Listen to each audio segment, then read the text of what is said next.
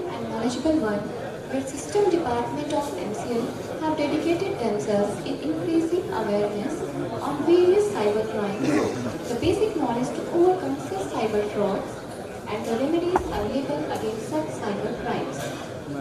Under this mission, the System Department has imparted several trainings on cyber crimes and cyber use, disseminated information through banners and posters from time to time, organized several competitions at different levels. The participants who are just entering the hall are requested to take their seats at the left of the hall.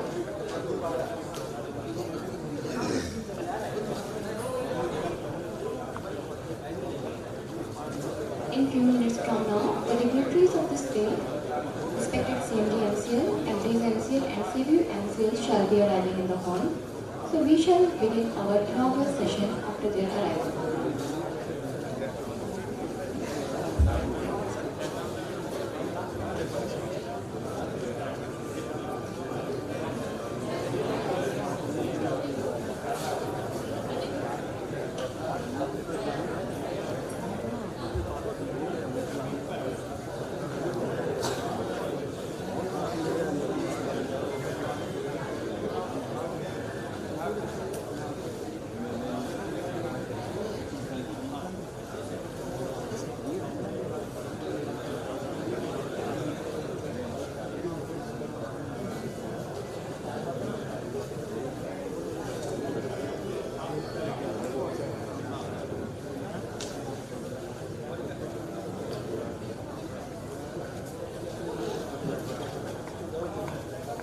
More and more participants are requested to kindly take the seats on the left side of the hall so that when the new entrants come, they can fill the seats of the right side. Please shift yourself to the left side of the hall.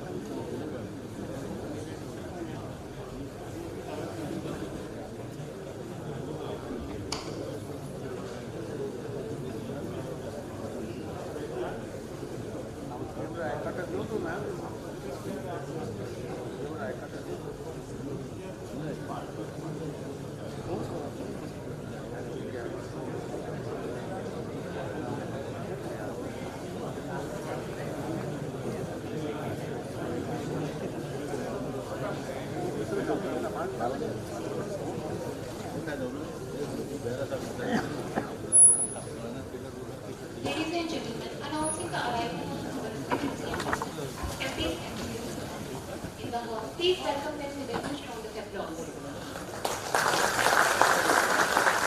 We also welcome KV MCL in the hall.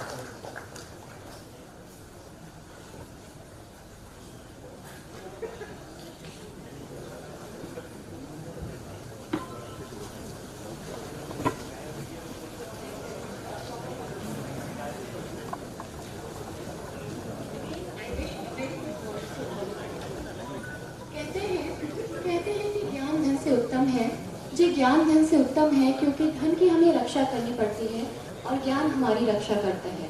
Ladies and gentleman, एक उम्मीद के साथ आज ये workshop cyber security and awareness cyber जागरूकता month अक्टूबर 23 के अंतर्गत MCL में आयोजित की गई है। इस अवसर पर मैं सुष्मिता सहाय, मैनेजर पर्सनल, आप सभी का दिल की गहराइयों से स्वागत करती हूँ और अभिनंदन करती हूँ। साइबर जागरूकता दिवस के संदर्भ में हमारे माननीय CMD sir, FDs and CBO sir के निरीक्षण में तरह तरह के प्रोग्राम किए गए हैं। साइबर अवेयरनेस को बढ़ाने में, लोगों में साइबर क्राइम्स को रोकने और साइबर सिक्योरिटी की जागरूकता बढ़ाने में बहुत सारे खूबसूरत प्रयास किए गए हैं।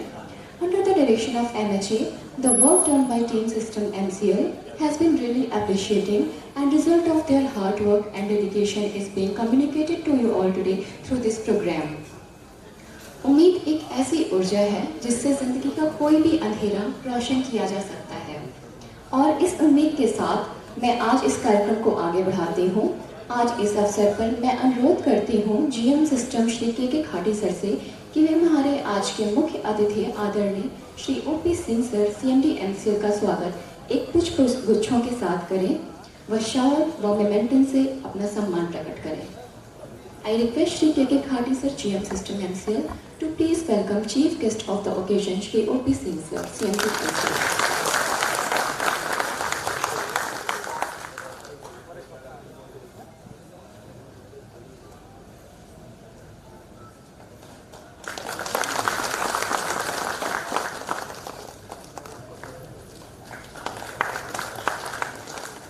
Thank you, sir.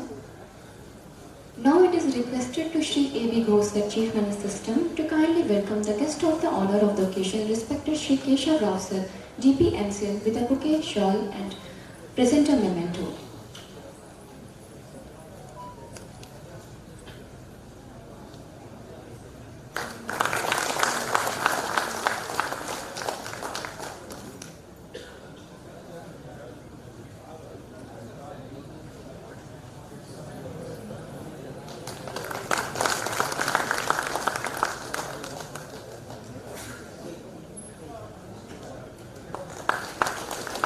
Thank you sir. पुनः अनुरोध है Shri A B Ghosh sir से कि वे हमारे आज के guest of honour Shri P K Patel sir CBO MCL का स्वागत पुष्पगुच्छों से करें और शॉल व मेमेंटो से सम्मानित करें। एक अत्यंत सुंदर स्वागत सीबीओ एमसीएल का।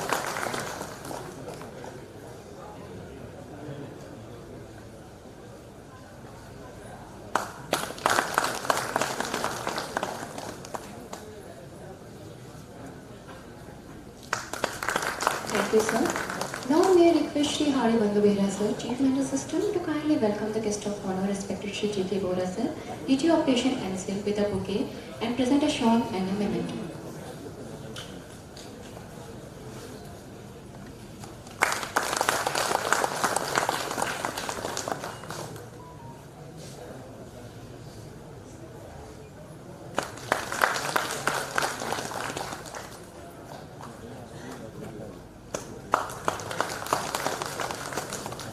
पुनः अनुरोध है श्री हाड़ी बंधु बेना सर से कि कृपया पुष्पगुच्छों, शॉल और मेमेंटो से स्वागत करिए guest of the honour, respected Shri A K Behura sir, DF MCL का।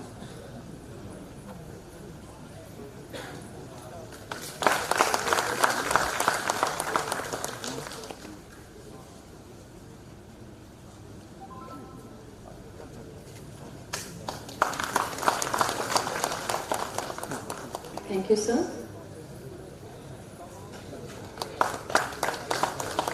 Thank you, sir. Now may I request Shri Hemant Singh, Senior Manager System, to kindly welcome Shri A.S. Bapat sir, DGPP MCL, with a bouquet, shawl and a memento. प्रेम पूर्ण स्वागत हमारे अतिथियों का।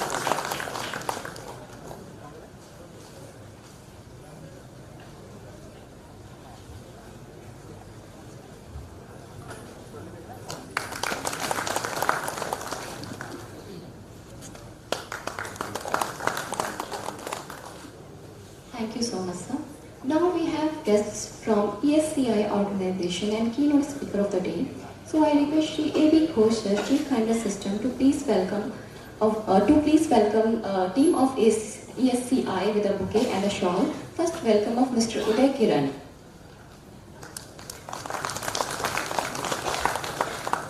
Now I request Shri Hari Bandhu Behra sir.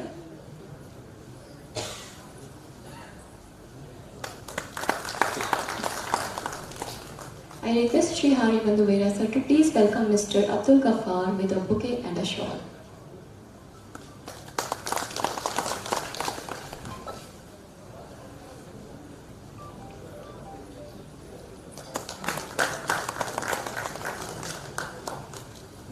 request Shri Hemant Singh sir to please welcome Shri Prashant Saxena with a bouquet and a shawl. एक बहुत सुंदर स्वागत हमारे अतिथियों का MCL में।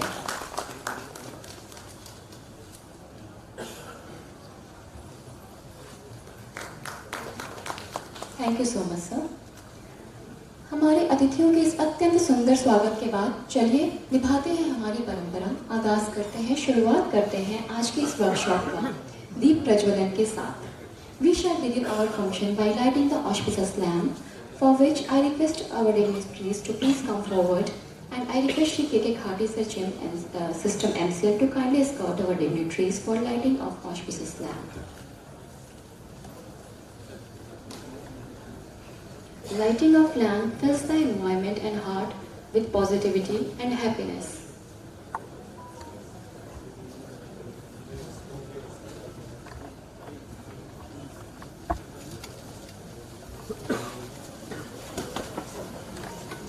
The environment is filled with new hopes, happiness, endless positivity, where this auspicious lamp is lit.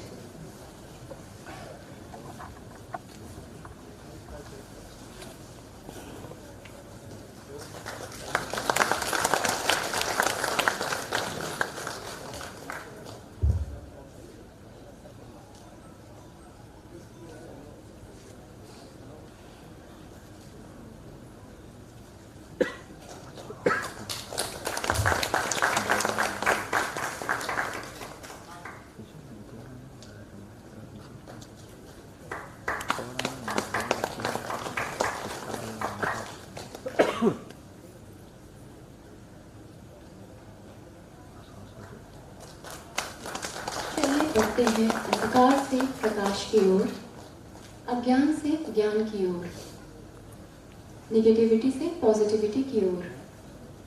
आज के इस कार्यक्रम को सफल बनाने में यह एक बहुत ही इम्पोर्टेंट प्रक्रिया है।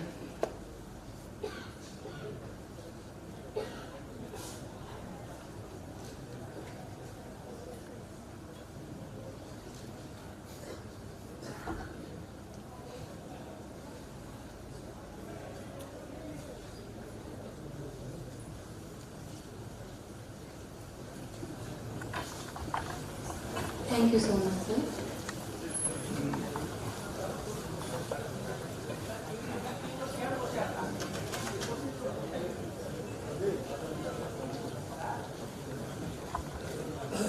Now, before further proceeding in the program, I request you all to kindly rise for the corporate song of CIL. System Department, please play the corporate song of CIL.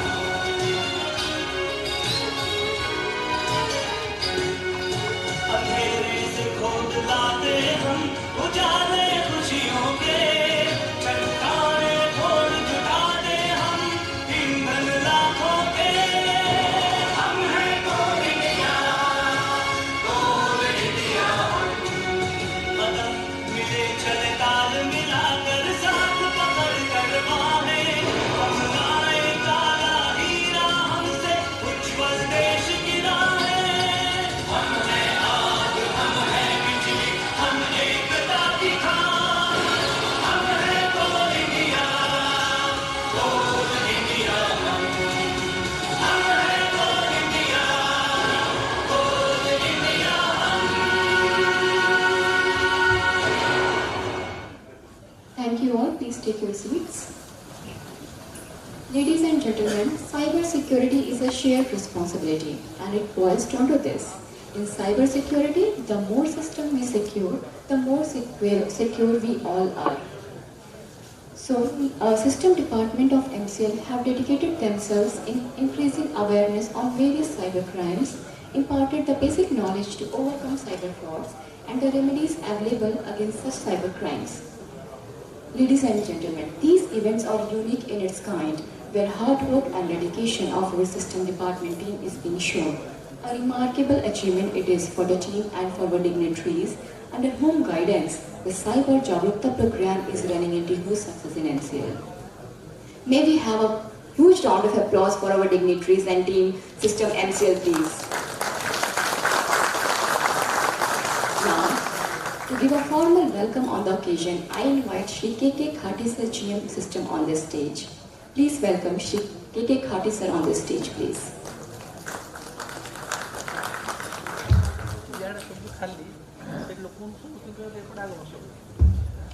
Namaskar. Good morning to everyone present here today. I extend a warm welcome to our distinguished guests, our respected CMD sir, DP sir, CDO sir, DF sir, CCOP sir, DF sir, DTPNP sir, all HOD, area GM, participants from headquarters and area, Sri Uday Kiran, Sri Prasant Saxena, Sri Kappar from Engineering Staff College, Hyderabad, esteemed seniors and esteemed colleagues. Today I have the privilege and honor to welcome you all to the Cyber Security Awareness Workshop, which is part of the Cyber Jagrookta month in October 2023. We are delighted to have guests from Engineering Staff College, Hyderabad, who will enlighten us on the critical significance and imperative need for cyber security. This workshop marks a significant event as we convene to discuss and raise awareness about a topic that affects our everyday life. In today's rapidly evolving technological landscape, cyber security is a paramount concern for organizations and individuals alike who engage with digital platforms. Cyber attacks are on the rise, and cyber criminals continually refine their tactics. Therefore, it is imperative that we become well-versed in the best practices, tools, and strategies necessary to safeguard our digital assets. With the growth of information technology in our organization, the focus on creating a secure computing environment and instilling trust and confidence in electronic transactions, software, services, devices, and networks has become one of our compelling priorities. Ensuring the protection of information infrastructure and preserving the confidentiality, integrity, and availability of information in cyberspace is the need of the hour. As per guidelines issued by Home Secretary Government of India, the Cyber Jagrookta Divas is to be observed on the first Wednesday of every month, commencing April 2022.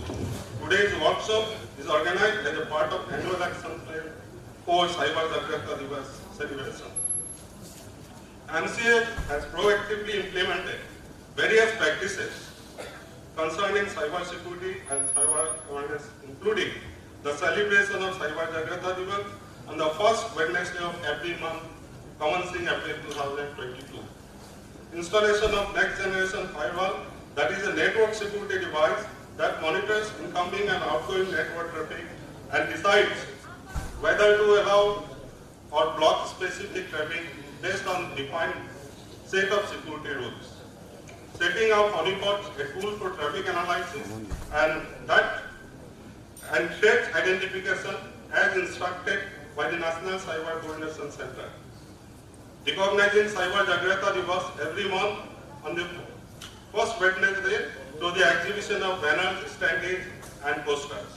Utilizing SMS and WhatsApp group for spreading information security and education and awareness, messages for cyber awareness, including quizzes related to cyber awareness. Online lectures through guest faculty on topics related to cyber security for nominated employees of MCL as part of the annual action plan for 2023-24. The release of those do's and don'ts handbook for every official task. Publishing pamphlet during National Cyber Security Awareness Month in October 2022. These are few activities which we are carrying out at MCL for cyber security awareness among our employees. Today's workshop aims to raise awareness about the importance of cyber security for organization and individual alike. We will delve into various aspects including online privacy, data protection, and the ever-present threats of identity theft.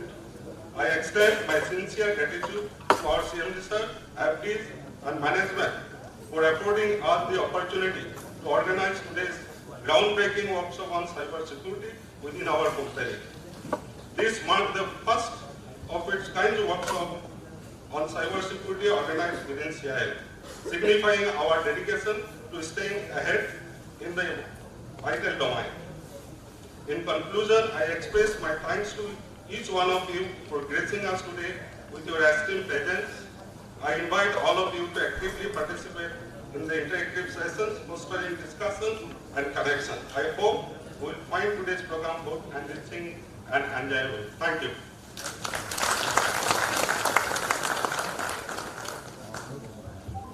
Thank you so much, sir, for your welcome remarks.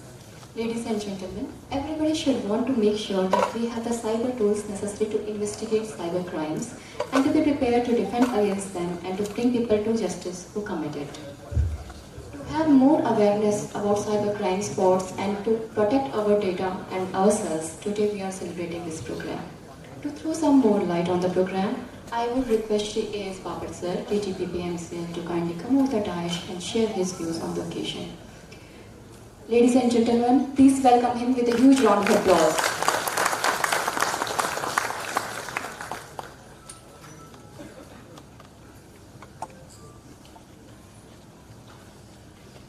नमस्कार, आदरणीय CMD साहब, DP साहब, DTOP साहब, CVO साहब, DF साहब, हमारे बाहर से आए हुए अतिथिगण तथा हॉल में उपस्थित सभी सम्माननीय सदस्य। ऑनलाइन ट्रांजैक्शंस और बाकी बहुत सारी एक्टिविटीज ऑनलाइन हमारे जीवन का एक अविभाज्य भाग बन गई है आज के ज़माने में। बहुत सारा डाटा, हमारा पर्सनल डाटा भी ऑनलाइन अवेलेबल रहता है। साइबर क्राइम जो जिसकी मात्रा बढ़ रही है, उसके सहारे बहुत लोग हमारा डाटा ले लेते हैं और हम कुछ उनके शिकार बनते जाते हैं। साइबर सिक्योरिटी उस चीज़ के लिए बहुत ज़रूरी है कि हम उससे कैसे बच सकें। सिस्टम डिपार्टमेंट ने जो आज ये वर्कशॉप अरेंज किया है, उसके लिए उनका बहुत बहुत हार्दिक अभिनंदन। और मैं आशा करता हूँ कि इस वर्कशॉप का यहाँ पर उपस्थित सभी को बहुत बहुत लाभ मिलेगा। धन्यवाद।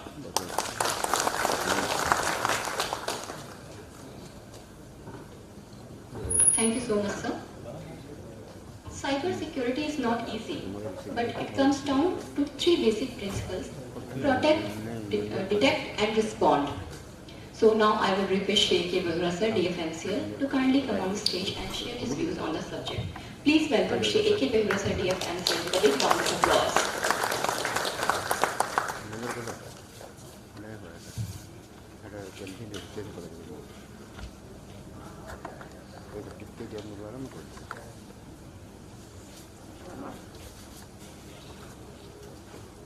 Good morning. Namaskar. Respected CMD sir, respected DP sir, CVO sir, DTOP sir, DTPP sir, and हमारे respected cyber expert यहाँ आए हुए हैं, all general managers of headquarter, HOD of headquarter, area general managers, and all participants present here. This is a important topic because nowadays we are more prone to this internet, and we are anyway interconnected with rest of the world through this mode of communication. This is giving rise to the so many difficulties such as data hacking, information hacking. So now in this era, it is very much important to have a better awareness and protection to this cyber crimes. So It's vital for safeguarding personal information and official data also. Everything is available on the whenever you use your mobile for any personal work also, this data is prone to the outside world. So we must all play our part in defending this kind of risk, which is going to be more severe in coming near future, because it is all invisible things. When we are clicking one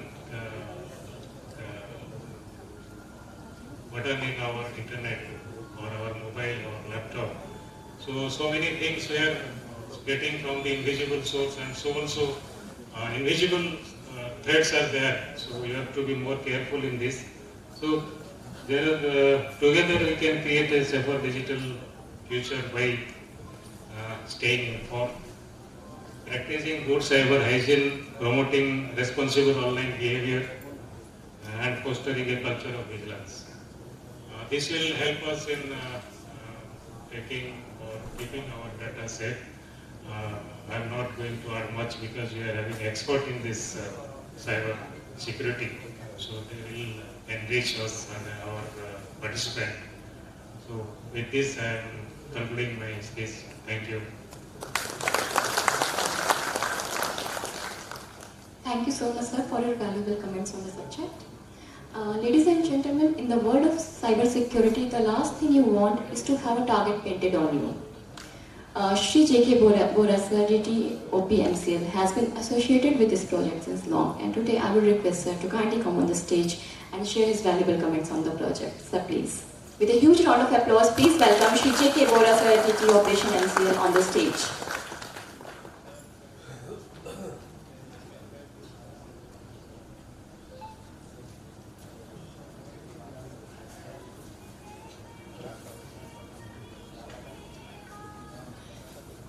Namaskar. Good morning, friends. Respected CMD MCL, Sri O.P. Singh Sahab, Director Personnel Sri Keshav Rao Sahab, CDO Sri Patel Sahab, Director Finance Sri Jagrookta Sahab, Director Technical PNP Sri Mapat Sahab, eminent speakers and professionals who have come long way from Hyderabad, all area HODs and everyone present here. Good morning once again. First of all, let me congratulate the Team System Department for arranging this program. In today's perspective, probably this is very, very important topic, which every one of us may become victim at some point of time. So we need to be, aware of this cyber crime and cyber security. And in that context, all I can say that this is a very, very important workshop which the System Department has organized, and I once again congratulate Team System Department.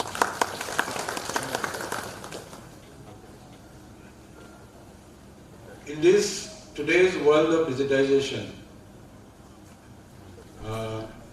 in fact, we do all our work through digital platform. In fact, right from paying your bills to opening account in the bank, or for that purpose, for anything, everything is done through e-platform.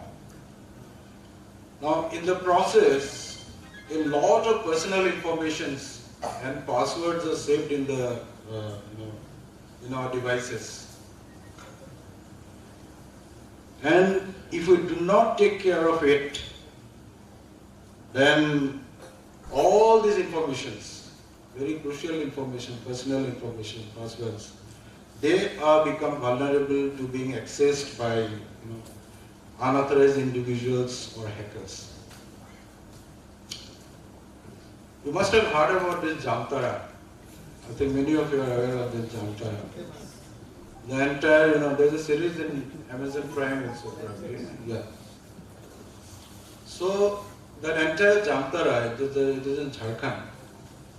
That entire area is famous for cybercrime in the financial different thing. Even the small kids, they know how to do fraud on the financial, how to do a financial attack. So, not only the financial attack, the cyber crime, the cyber security, if you are not aware of this situation, it may tarnish your reputation, it may tarnish the reputation of the company, or it may, ultimately lead to anything. I was just sharing some information today morning with our fellow directors that I just had gone through some statistics where it says that that in the age group of 16 to 20, these kids, they and also the housewives, they are so much vulnerable to this thing that the suicide rate has increased tremendously in the last couple of years. And most of them are because of the trolling in the social media. So every one of us, it is very, very imperative to ensure that whatever we do on the social, in the online platform, all informations are to be protected so that nobody can, enter into a private space. Now, as I said, it is very important and imperative on all of us to acknowledge the seriousness of this attack and prepare ourselves to protect from these attacks. Now, this cyber security, all I can say is the protection of our digital devices and data from such attacks. So this cyber security is the way to protect our digital devices and data from these attacks. Attacks like, identity theft, maybe attack through malwares, attack through your passwords. So the protection, basically we all know you must have a strong passwords and multi-factor authenticity to protect your data. Now we are very, very fortunate today that the eminent speakers and professionals from Hyderabad are with us. I am quite sure, very, very sure and confident also that all of us will be truly benefited from their experience and their work on this field, and definitely not only us but our family members should also be, this awareness should also flow to us, to our family members also. So in fact, I was requesting GM System some days back that after this workshop is over, let us do a workshop for all the, all our family members, maybe in our colonies, so that every one of us are protected from such attacks. So once again, my best wishes to the system department and to all of you, that once you go out of this room after the session, every one of us should be benefited from this workshop. Thank you very much, and once again, all the best. Thank you so much, sir, for sharing the information in so simplest form. Thank you so much. As I'm listening our leaders on the subject, I am getting assurance that there are ways to avoid any threats being imposed by cyber hackers.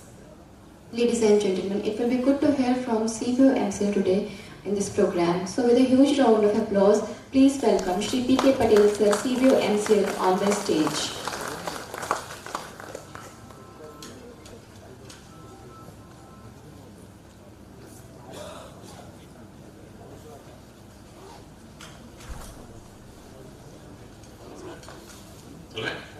Good morning, namaskar.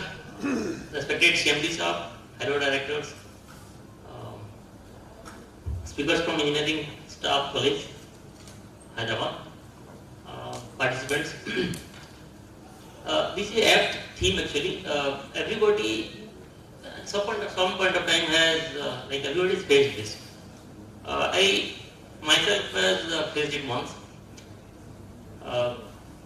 एक दिन में देखा मेरा mobile में message आ रहा है कि 70 rupees deducted, 8 rupees deducted ऐसा. And in a like span of 10 minutes, मेरे पास करीब 40 deductions were deducted like from my bank account. Totaling about 3,300 rupees something. I immediately blocked it and then I searched क्या हुआ. The ATM was active for international transactions. और international transactions होने से OTP मांगता नहीं. So then again I have to order a card again and then I blocked it. And I think now it comes with protection. Somebody has to, initially it was coming with like, it was inbuilt. Now it comes where you have to activate it. Second one is, for like last 6 months I have hardly used the ATMs, maybe a couple of times.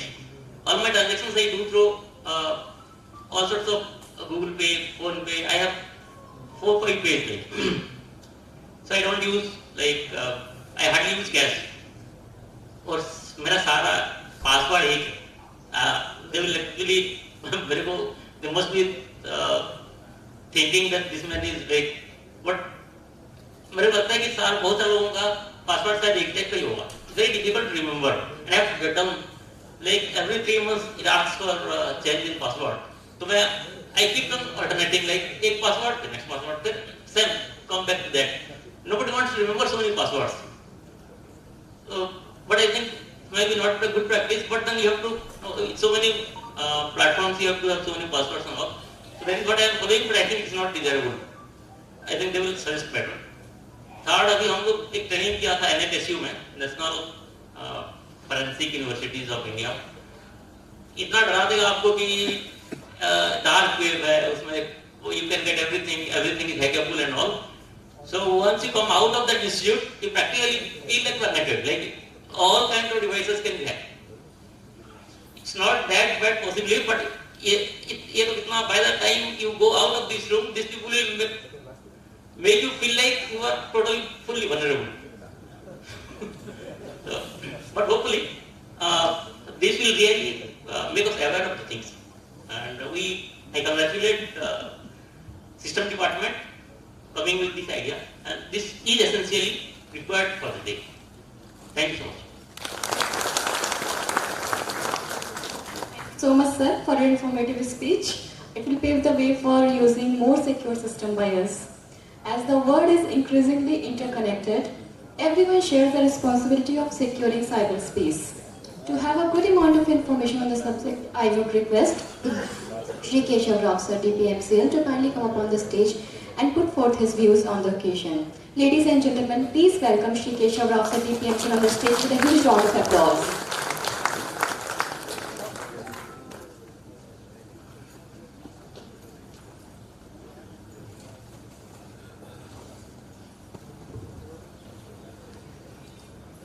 Good morning to all. Respected CMD MCL Shri Oct Singh sir, CBO MCL Shri Patel sir, my colleague directors Shri Bora sir, Jagrookta sir and Mapat sir, all the general managers, HODs and other officers present here, eminent speakers from ESCI. This is a very important topic. Today we have chosen to hold a workshop on. It's wonderful that we are trying to impart proper awareness program and education to our staff on such an important and vital topic. During my sitting time here, I was just browsing through the net. I found in the USA last year the total value of cyber frauds was to the tune of $10 billion. Corresponding figure in India was around $363 billion. 363 crore rupees. This shows the scale and size of extent of fraud that is really possible in the absence of adequate education, in the absence of adequate awareness.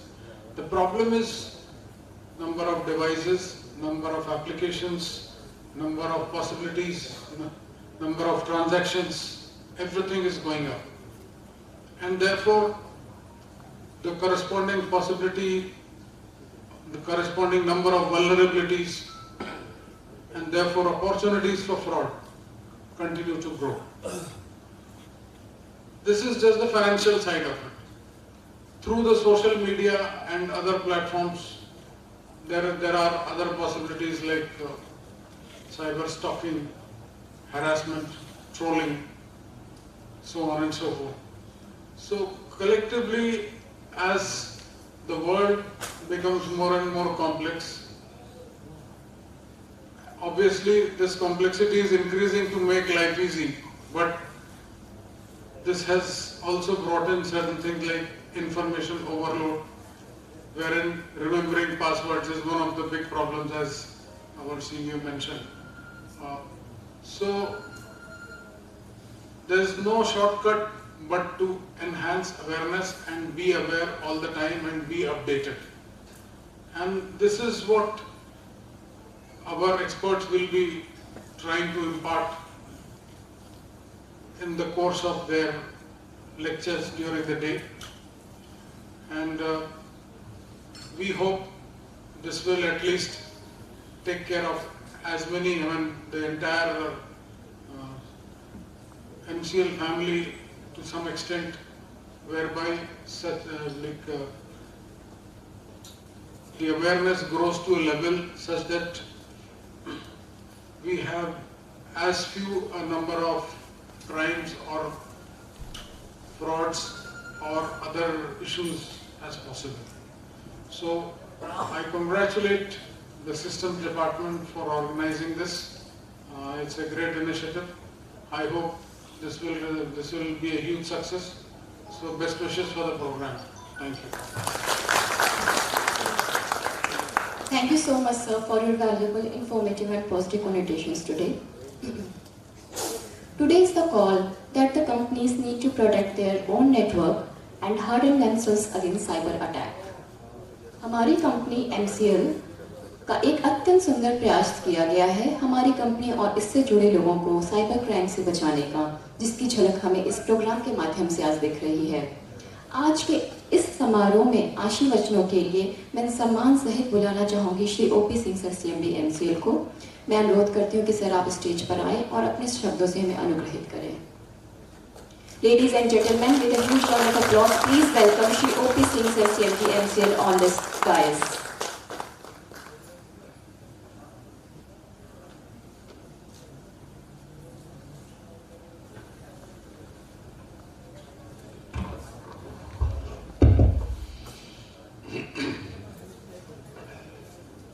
सभी को नमस्कार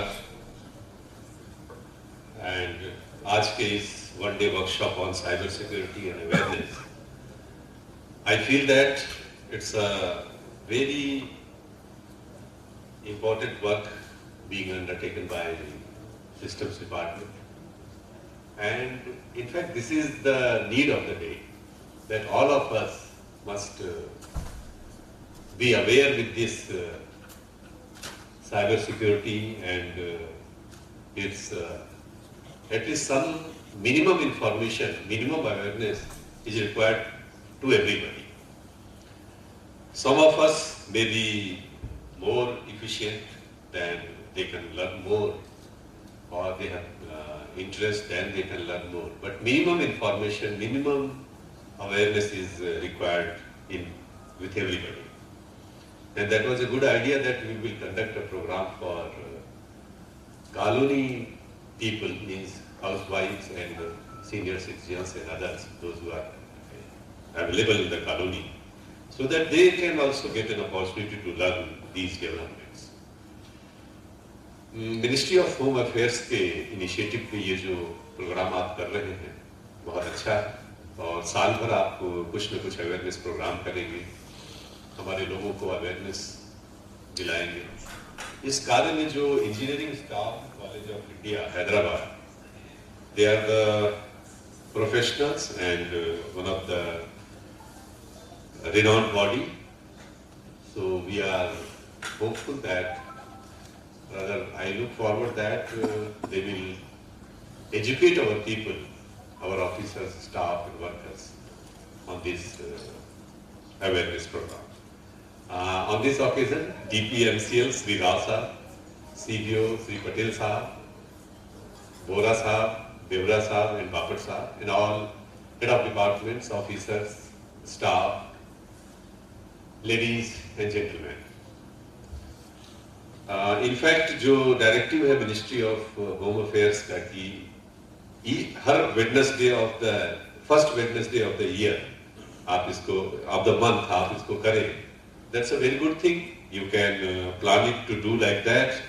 You may do it online also, and change the topics and see that what is actually needed by our people. For a common man, what information and awareness is required, let that be brought out, and if you educate on those topics, then probably it will be of more use. On this occasion, you are going to launch a souvenir also. The name is Movie Alert. मतलब मैं भी alert. Is it? Right. So that's a good initiative taken by you. And a lot of topics are getting covered in different sessions. So I'm hopeful that we all will be benefited out of this. I wish a very good time today in this workshop. All the best. Thank you very much.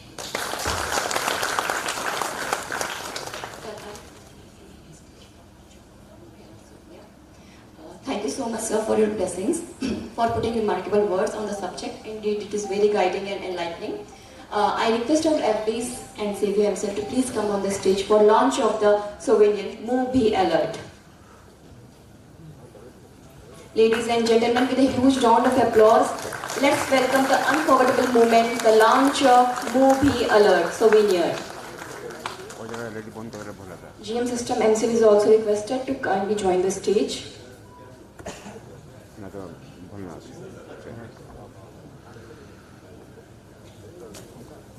A big round of applause, ladies and gentlemen, for this impressive and marvelous work of system team under the leadership of CMD MCL and guidance of FDs and CVO MCL.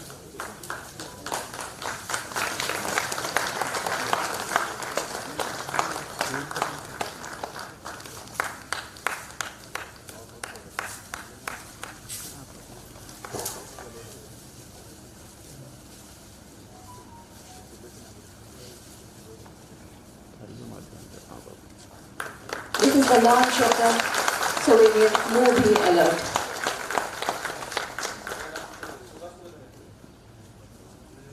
Thank you so much, sir. Now with this, we have come to the end of our inaugural session of this program, and we are moving towards the technical sessions of the day. MCL has done wonderful jobs in front of cybersecurity. It has done regular trainings and launched handbooks on the subjects previously. And today we have added one more feather towards creating more awareness on cybersecurity through this workshop, which is unique and first of its kind in MCL.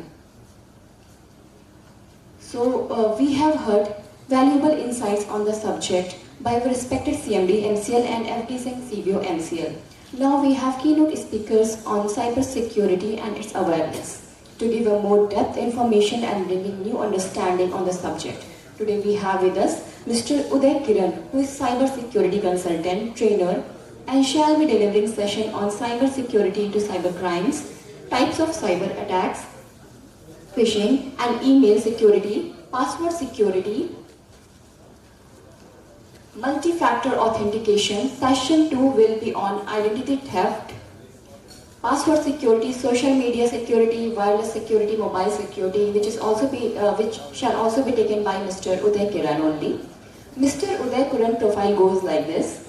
He is a MTech in Information and Computing System from BITS Planning and has various industry certifications like CCNP, CISSP, CEH.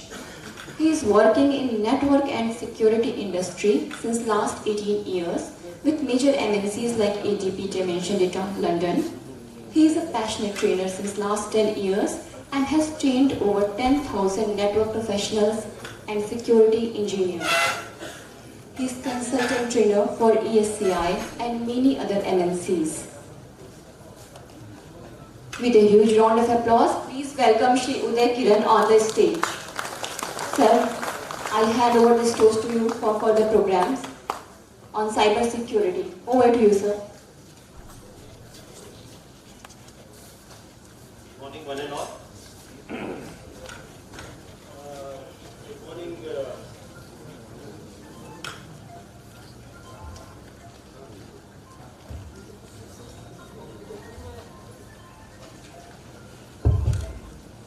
Good morning, one and all. And thank you, MCL, and thank you, Systems Department. And it is an honor for us, Engineering Staff College of India, to come over here and address the most important issue, cyber security here. And I would also like to thank you, all the dignitaries, CMD sir on the stage, and and for the knowledge which they have about the cyber security itself. It's very important, because see here, MCL is, if it is like a family, is what you believe. So the leadership of MCL is like the head of the families here. Now, the leadership actually thinks way beyond what we ever can imagine. So if they have thought that cyber security awareness is the need of the hour, and they have actually focused on the things which are important, like identity theft, the password security, phishing attacks, SMSing, wishing, everything. It's not like something which is a fictional movie or somewhere you see in OTT. It will happen to you today or tomorrow, maybe next minute also. And it is also important for most of the people who are using information either in a physical form or in a digital form. Now some of you may think, see, every day I will not sit in front of my computer. Every day I am not going to use my laptop. So why it is important for me? See here, information security is not only about digital data. These days, even if you move from that chair, there are systems which will be able to identify exactly up to 1 meter where exactly you are. Right? I hope most of you are having mobile phones right now with your hands. That itself is you are carrying your information with you and somebody else is tracking you. So 1990s was a very good time when India did not have this much of information blast. This is what I can say, but today you can't escape information. So this is like a two-ended sword, right? Two-sided sword. Obviously, you need to be very careful when you are using it. This can be used for productivity, or if you are misusing it, as most of the cyber criminals will do, this is going to be a very big problem here. So today, we will start our session. And we will start with one important thing, as I have told you already, that is mobile security. How many of you are actually using your smartphones? I hope most of you. Okay, very good. How many of you are not using smartphone, but you are using that brick phone? The one which does not have a camera? Is anybody there? Does not have a camera, no memory card, only one SIM card. Very good. You are the most secure employee of the MCL. Last month we have visited DRDO. You know what DRDO does, isn't it? They secure our country by making very good weapons. Now, they only allow employees with that particular phone into the organization. The moment you see any type of a signal, Bluetooth signal, Wi-Fi signal, that's it. So there is a breach in their organization. So that level of security they follow. And I hope MCL, in critical areas where information is important, you follow the same thing, sir. So I will start the technical session.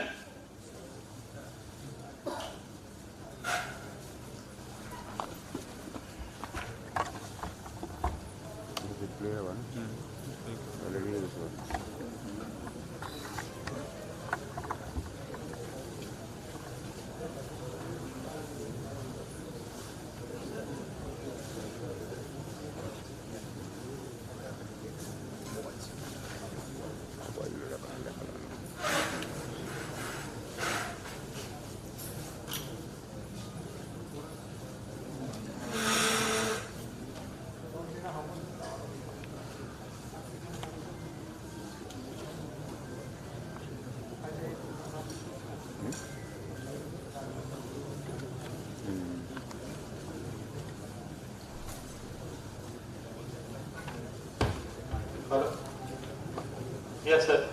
So, we will start with the most important topic of the hour. That is mobile security. First, we'll start with the basics. Then we'll go a little bit advanced and see all those things. Alright. So, in mobile phone, we'll keep it simple. Stick to the fundamentals as what everyone knows. I'm not going to bombard you with all the technical details and everything because this is cyber awareness. So, keep that in mind. So, first thing is, how do you protect your basic mobile phone? Using a passcode or a fingerprint or a biometric lock.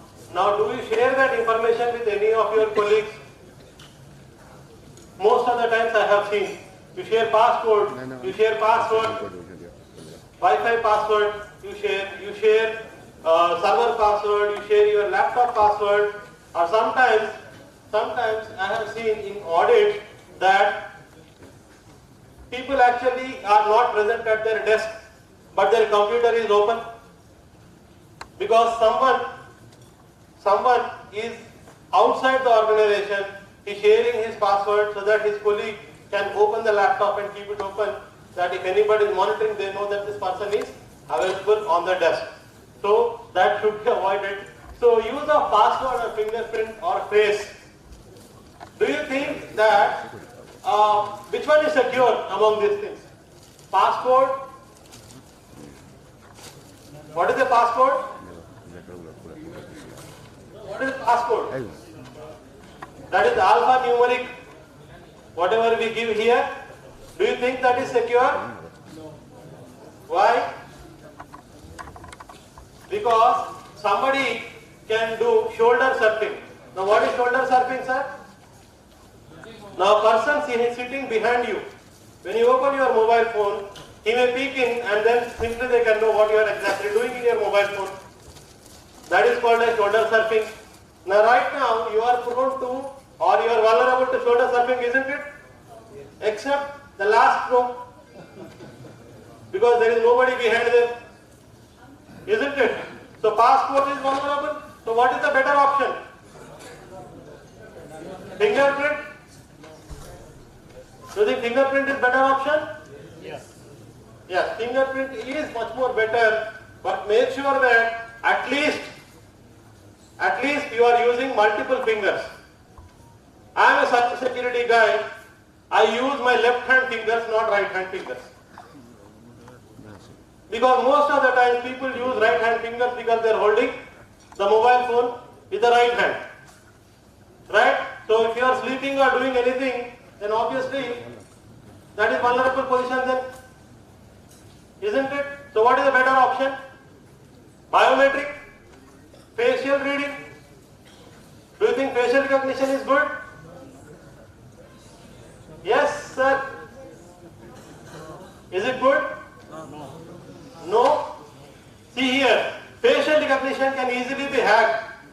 take a photograph of you, or if you are having your WhatsApp DP with me, I can take a printout, I can show it to the phone, automatically it will unlock.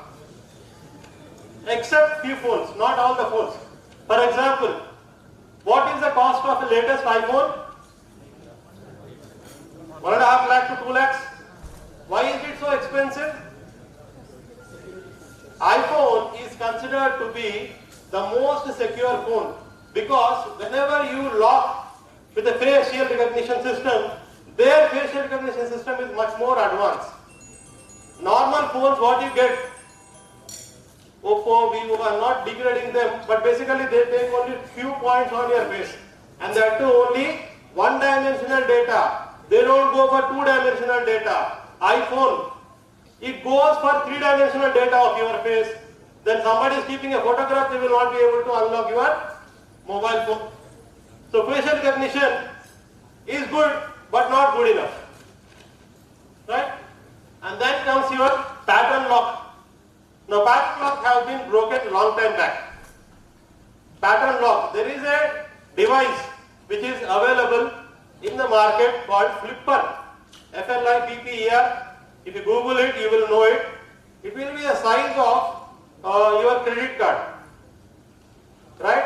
If you connect that to your mobile phone, automatically it will try all the patterns and it will unlock your mobile phone easily. It will try all the passcodes, it will be able to unlock your mobile phone. So mobile phone basic security will be your fingerprint. And make sure that your fingerprint, multiple fingerprints are there, and that too use left hand, which is normally not used. Second important point is, whenever we are using banking applications, one thing you have to be remembered, if you want to avoid cybercrime, always log out of the banking application. We don't do that. How many of you log out? In the mobile phone. Very good. If you don't log out, somebody can come and it is a 4-pin, usually it will be a 4-pin or 6-pin number, and that too, it will be your date of birth or your employee ID, which is easy to remember. Yes, sir? So, make sure that whenever we are using banking applications, make sure that that banking application will allow you to log out, and you have to log out always. What is the meaning of logging out? Log करके बंद करके छोड़ना नहीं है, log out. Log out means go to the settings and then properly log out. That is log out, not closing the application, not log out. So next time when you ask, then it is going to ask you again to enter your registered mobile number, and then it is going to send you OTP. That is the meaning of log out here. Then install antivirus on the mobile phone. How many of you have antivirus installed in the mobile phone? Few hands out of 100. 5, 6. Okay. Madam, what antivirus are we using on your mobile phone? Kaspersky. Very good. Kaspersky. Now, why do we need an antivirus on the mobile phone? Every day, you are part of some WhatsApp group, and somebody, your family member or your friend will be adding you in that group, and every day morning you will be getting a lot of messages, isn't it? Now, you happen to know more details and you click on a link. The moment you click on a link, it is going to take you for a tour, world tour. You don't know where it is. Understand? So, how do you protect yourself? Whether the link is good or bad, you don't know that. You are a normal person who is using that mobile phone. So let the expert do the job. Install mobile antivirus. You know how much it is going to cost you to install an antivirus? Less than 10 rupees per month. That cheap this mobile antivirus are. You buy antivirus for 1 year, it is going to cost you less than 10 rupees also. So my recommendation will be to go for McAfee. I hope most of you have heard about the McAfee name. Yeah, McAfee is very good. You pay 1,000 rupees, they are going to give you antivirus which will be working for more than 5 devices at the same time. That means you can share the same antivirus for your family members also. McAfee, MCAFEE. Quick Heal, I would not recommend Quick Heal. I will show you how to check if an antivirus is good or not good.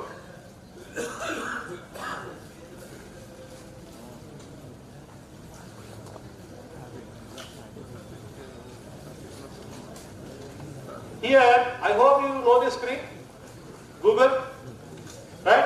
So in this one, there is one particular website you have to search for called AV Test.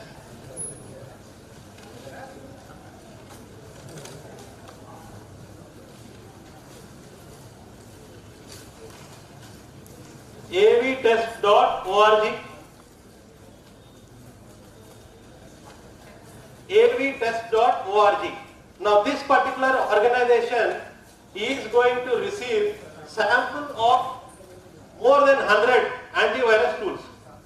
Now they are going to test this with the latest viruses, and then they are going to give a ranking on which one is the best for you to use.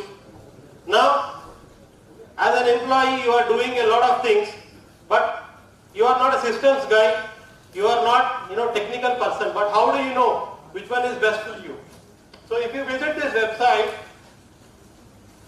if you are a home user, there will be a separate list of website antivirus for you. If you are a business user, you will get a separate list of antivirus. Now today, let's assume that you are a home user and you are using an Android mobile phone. You are using an Android mobile phone. So, the antivirus which is going to give you the best solution, this is the list here.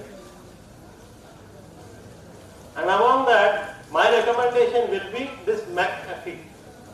I hope you are able to see that. McAfee Mobile Security. McAfee Mobile Security. Quick Heal did not send its own sample to the labs every time, because every time they send it fails. So my recommendation always would be to go for McAfee. McAfee will, once you install, see, most of the times we feel once we install this antivirus, it is going to slow down our mobile phone. This one is not going to do that. And most frequently used applications like WhatsApp, Facebook, it is not going to slow it down as well here. So please install. It is very important for you to have an antivirus in your mobile phone, and this is the website you go if you want to check on your own, avtest.org.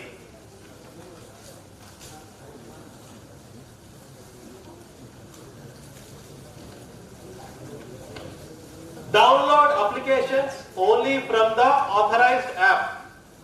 What is the meaning of authorized store? If you are using Android phone, sir, what is the authorized store? Play Store. Why it is authorized?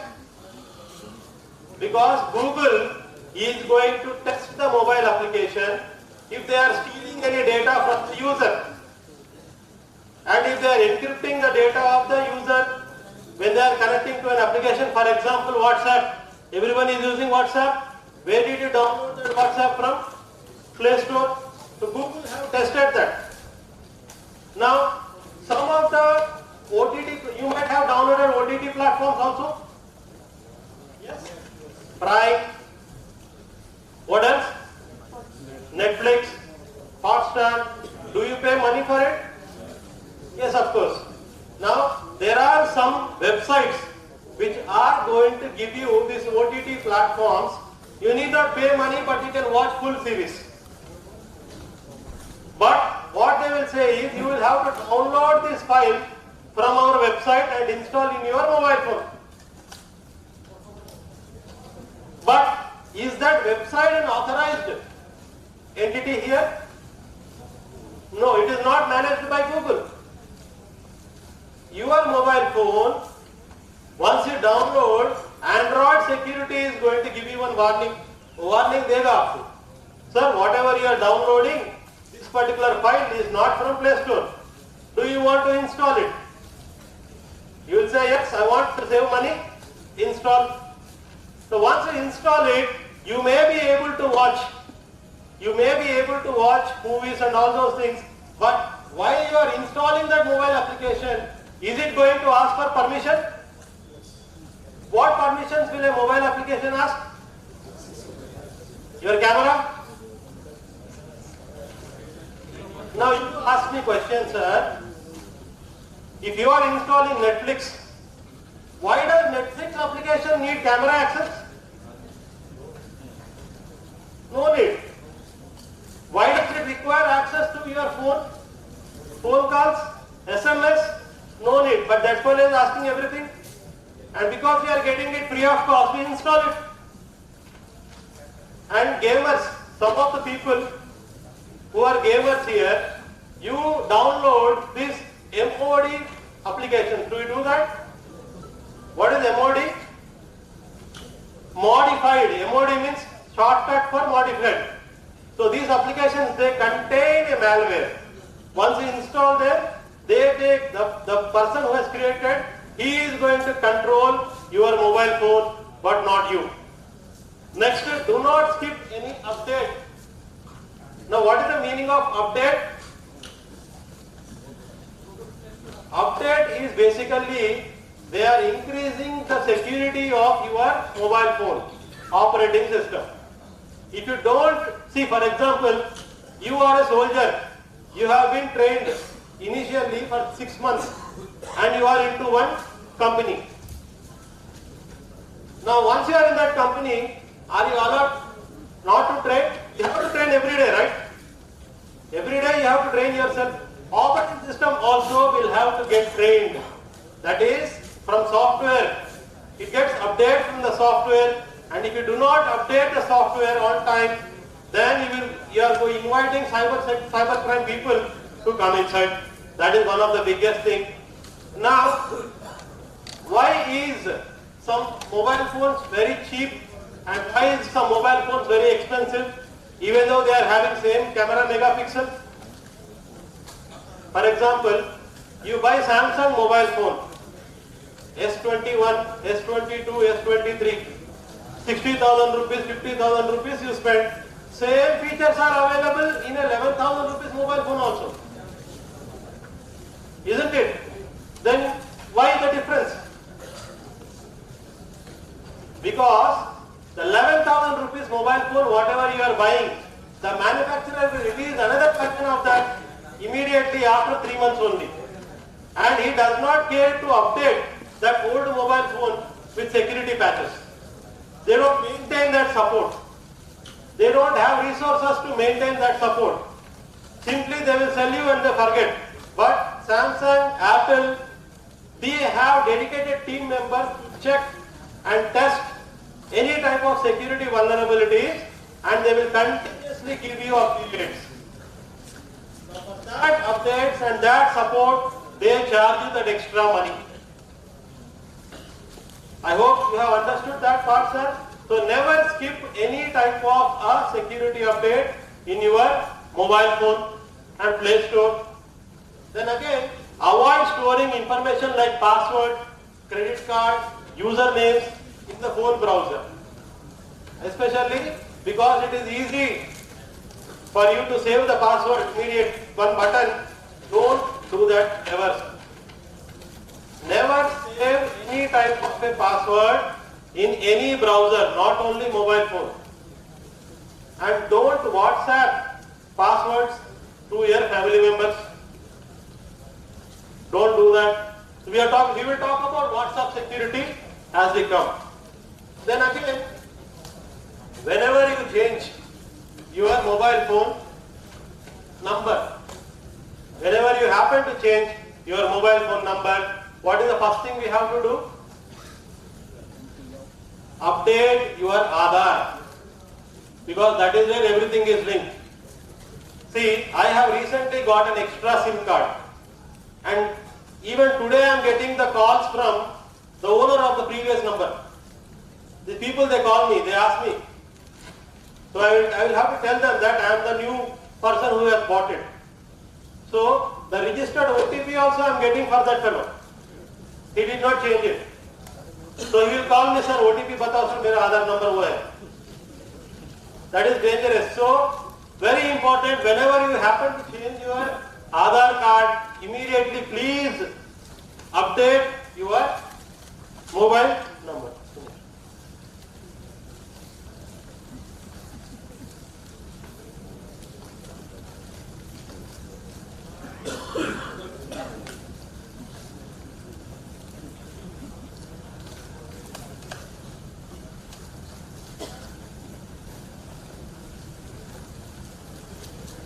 Okay, quickly, we will also see here how to check if your mobile phone is already hacked. Somebody has hacked your mobile phone, how do you know that? See, there was one application which was created by Israel Secret Service. You remember that? Pegasus. Right. Nobody knew that Pegasus was actually installed in their own mobile phone. But how to check today? Right now, if we want to verify, what are the signs we have to see? First thing is decrease in battery life. Even if you are not doing, if you keep your mobile phone there, battery is going down significantly, 10%, 15%. Mysterious pop-ups are coming, slower performance, high data usage. So these are all the signs where you will have to think that my mobile phone is hacked. But today, we will see, is my mobile phone genuine one or somebody has rigged it and sold it to me? Is my mobile phone, ये मेरा mobile phone मैंने दिया था, genuine है या किसी और ने इसको already लिख करके मुझे दिया है? How to check that? The government of India Telecommunication, they have initiated one service called Know Your Mobile Phone. Know Your Mobile Phone. Now every mobile phone will have one unique code. What is that? IMEI number, right? Now this IMEI number can be duplicated and there can be a same IMEI number on another phone. That is quite possible. How do you know if you have not been sold that, a duplicate one? So right now you do one exercise, small demo. I hope everyone can do SMS. Right. Will you SMS? Are you able to see here a number called 14422? And you will have to SMS your IMEI number. Do you know how to get your IMEI number? Open your keypad and type here. Open your keypad. Open your keypad, mobile phone. Dial pad star hash 06 hash star hash 06 hash and press on the dial button.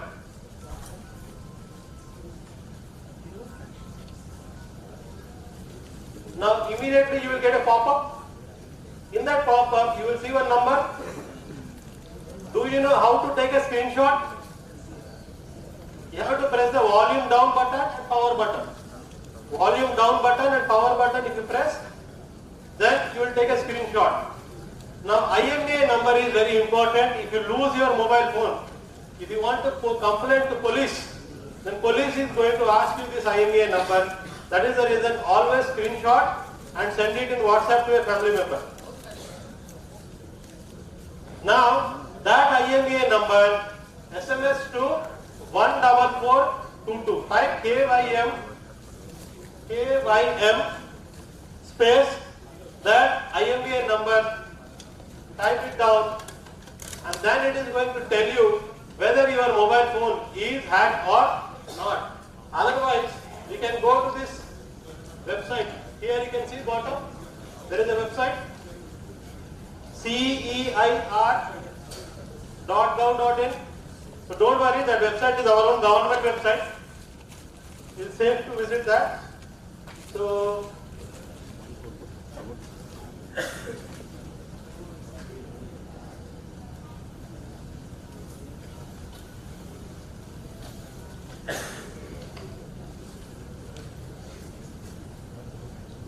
you can type here Google CEIR.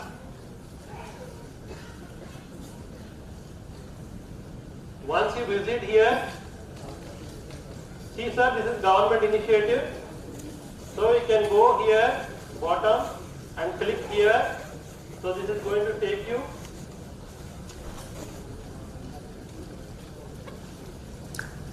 So here you will have to type the CAPTCHA. If you are doing it on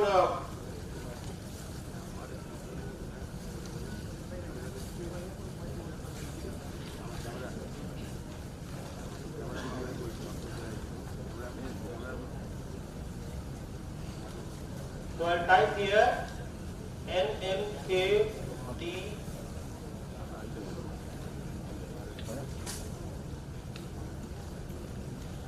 And I'll get mobile.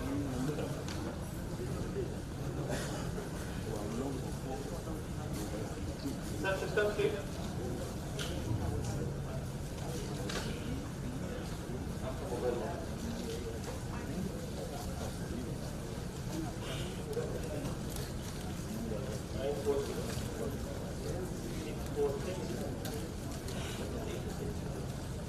Now you get an OTP.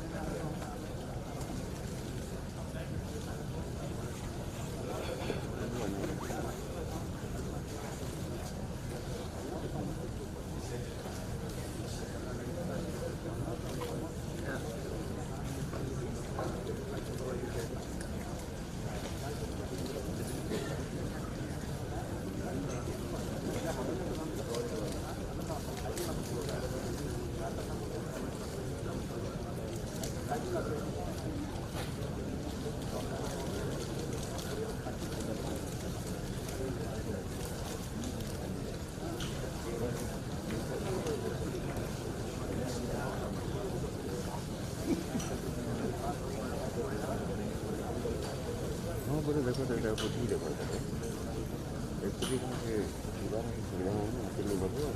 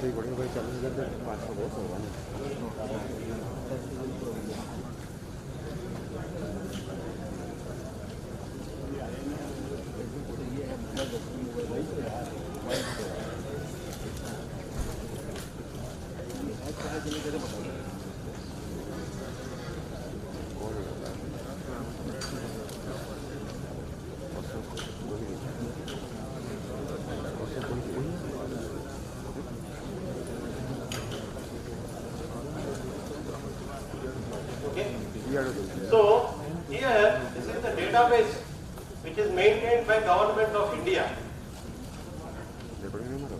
Now Once you enter your mobile phone, the OTP and the IMEI number in this website, it is going to tell you whether the status, if the status is storing as IMEI is invalid, that means somebody else has linked that mobile number to that IMEI already. Did you understand, sir?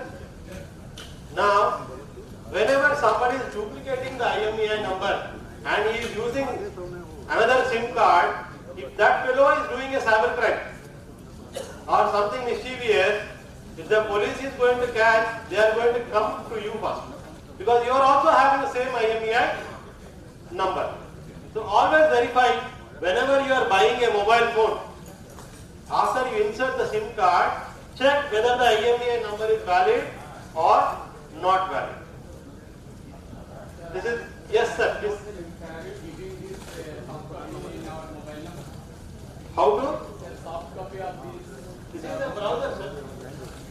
The browser में मैंने website open किया. Yes, yes. All the study material, whatever is displayed to you, I am going to share it to you, so that you will know what are the steps also, how to do that.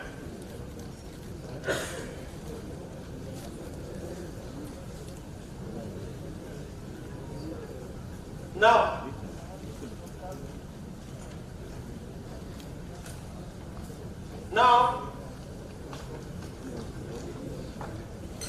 a hacker can hack your mobile phone and he can take your calls on your behalf. If somebody is calling you and you are not there to answer, maybe after 2 rings, automatically the call will be forwarded to the hacker's number. How to know if your mobile phone is also forwarding those calls to somebody? After 2 rings, the mobile call will be going to the other number. How to check? Simple. In your own mobile phone, any mobile phone, need not be smartphone, any mobile phone, open the keypad and if you dial this star hash 61 hash and dial it, then you will have one message saying MMI code. MMI code will come and then you are going to have this screen. If you are having this screen, call forwarding, not forwarded everything, you are good. If there is a number seen there, that means your mobile phone is activated with call forwarding and then your calls will be received by somebody else. After 2 rings and 3 rings, automatically it is going to forward to somebody else. Do you tell me, is it a good thing? Absolutely no. Isn't it?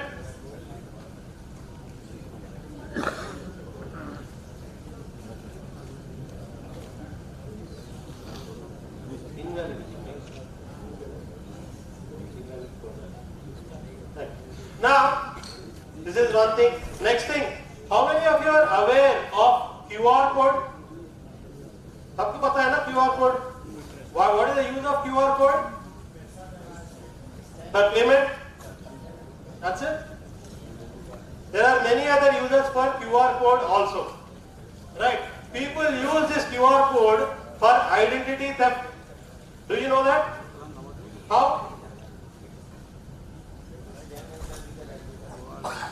The moment you scan the QR code, you will be presented with a link. And then, if you open that link and if you give your data can be stolen. What is the most important data do you have? Not to be stolen? Most sensitive data, your PAN card. Because I can use your PAN card and I can show it to a jewelry shop and I can make a cash purchase. So all that gold and jewelry will be on your name, correct? Yes, sir. So in this hall today, I have, with the cooperation of systems team, placed in a number of places a QR code. Did you see that? On the wall there is a QR code everywhere, outside, here.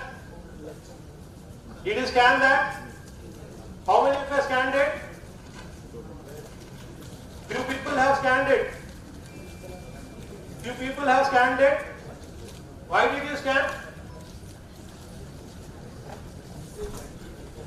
Did anybody of the systems team say that you are supposed to scan that? No. Why did you scan? Now once you scan there, you know what happens? I am a hacker. I will have that data. Do you want to see the data?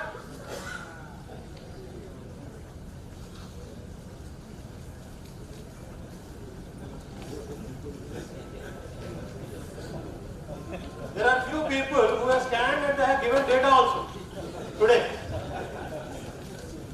You see, as a hacker, now I know your email address, I know your name, your surname, your mobile phone, your date of birth, your PAN card,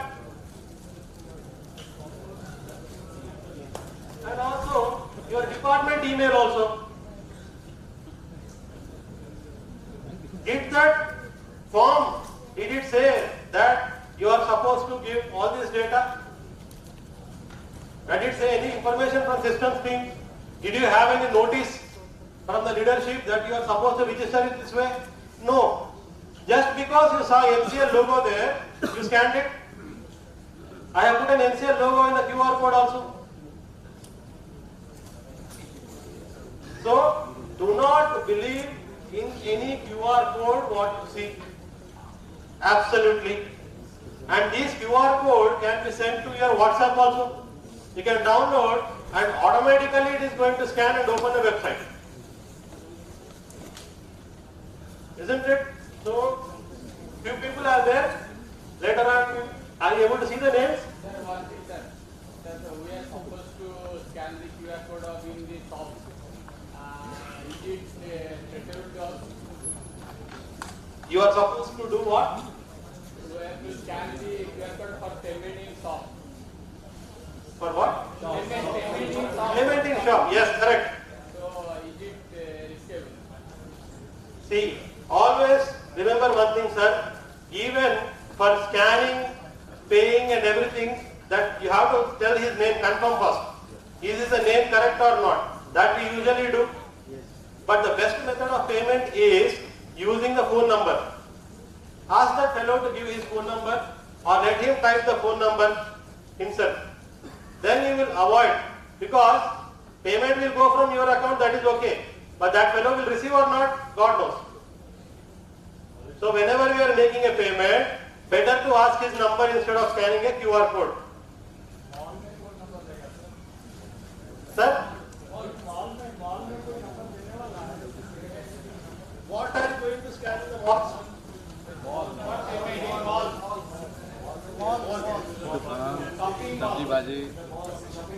Shopping malls, yes. Yeah, of course, you have to confirm first. Because money you will pay, you will get a receipt and you will go away. That fellow is receiving or not, who knows?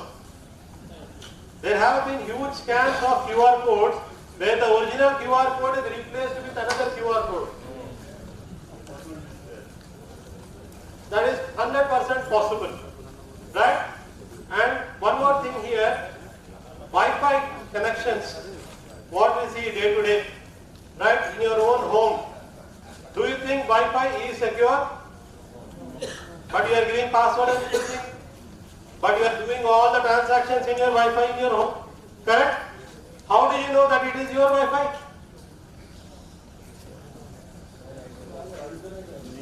Just because it has your name, Mr. Sharma's Wi-Fi, everybody can see your name. And I can also create a same Wi-Fi with your name. How will you know the difference?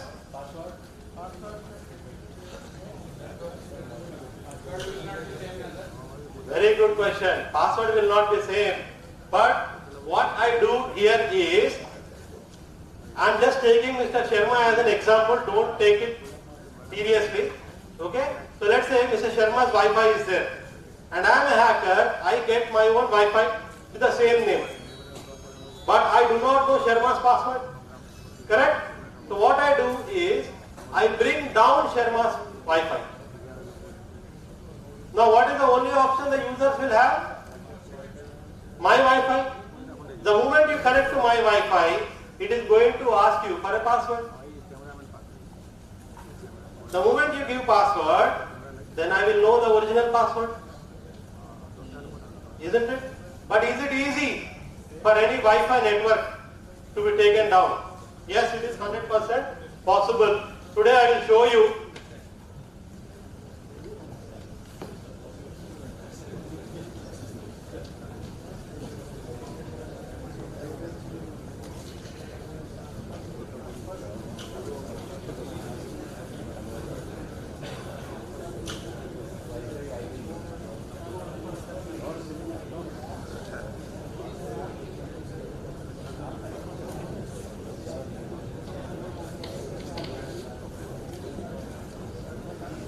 So, I have already taken permission of systems team, so I can hack it. So, like I am a legal doctor now. Right. Now, here in this hall, there are two Wi-Fi networks. One is FTTH BSNL. Can you see that in your mobile phone? Are you all connected? Just check. What is the password? अगर आप connected है तो पता होगा password आपका?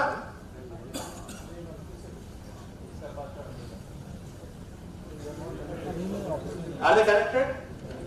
Okay, they don't know. See, the password I will tell you. 1 2 3 4 5 6 7 8. That is the password for FTTH BSNL. Are you able to connect? Just check. I hope most of you know how to connect to Wi-Fi, right? Yeah, 1 2 3 4 5 6 7 8. That is not at all a good password to keep. But yeah, anyway, demo purpose. Are you connected, sir? Sir, you are connected? No. If the password is already shared, don't share anything. Yeah, already shared password है वो. Wrong password. नहीं, मैंने attack start ही नहीं किया. Connected है? Is there anybody who is connected? No. अब कौन सा वाईफाई दिख रहा है वो बताइए इसमें. Which one are you able to see? Railtel? Railtel is there? Now please connect. The password is, I'll type the password here. अच्छा कोई एक भी कनेक्टिंग नहीं है. अच्छा आपका है.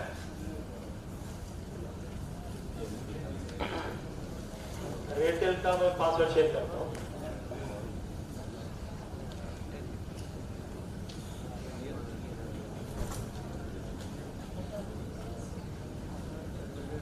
ये एयरटेल का. This is the password for Airtel instance. Are you able to connect to Airtel network? Any network? Just tell me if you are connected.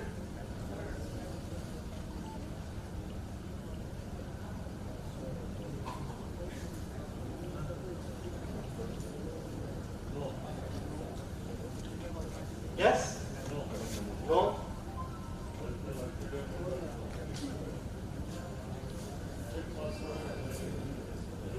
Password correct नहीं हुआ.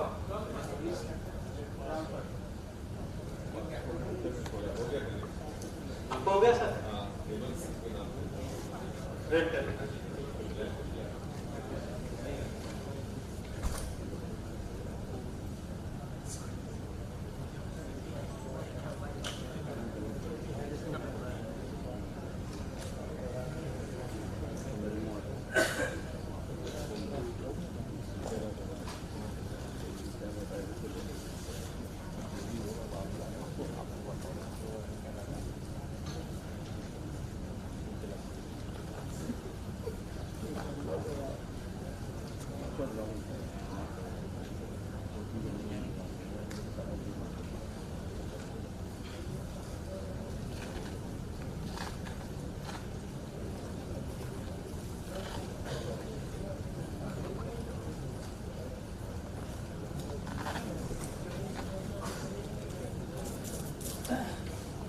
Now check if you are still connected.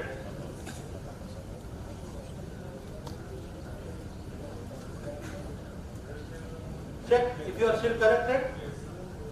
What is your iPhone? IPhone बाकी sir आपका connected है. Now I have launched an attack right now. If you try to connect also, if you know your password also, you will not be able to connect.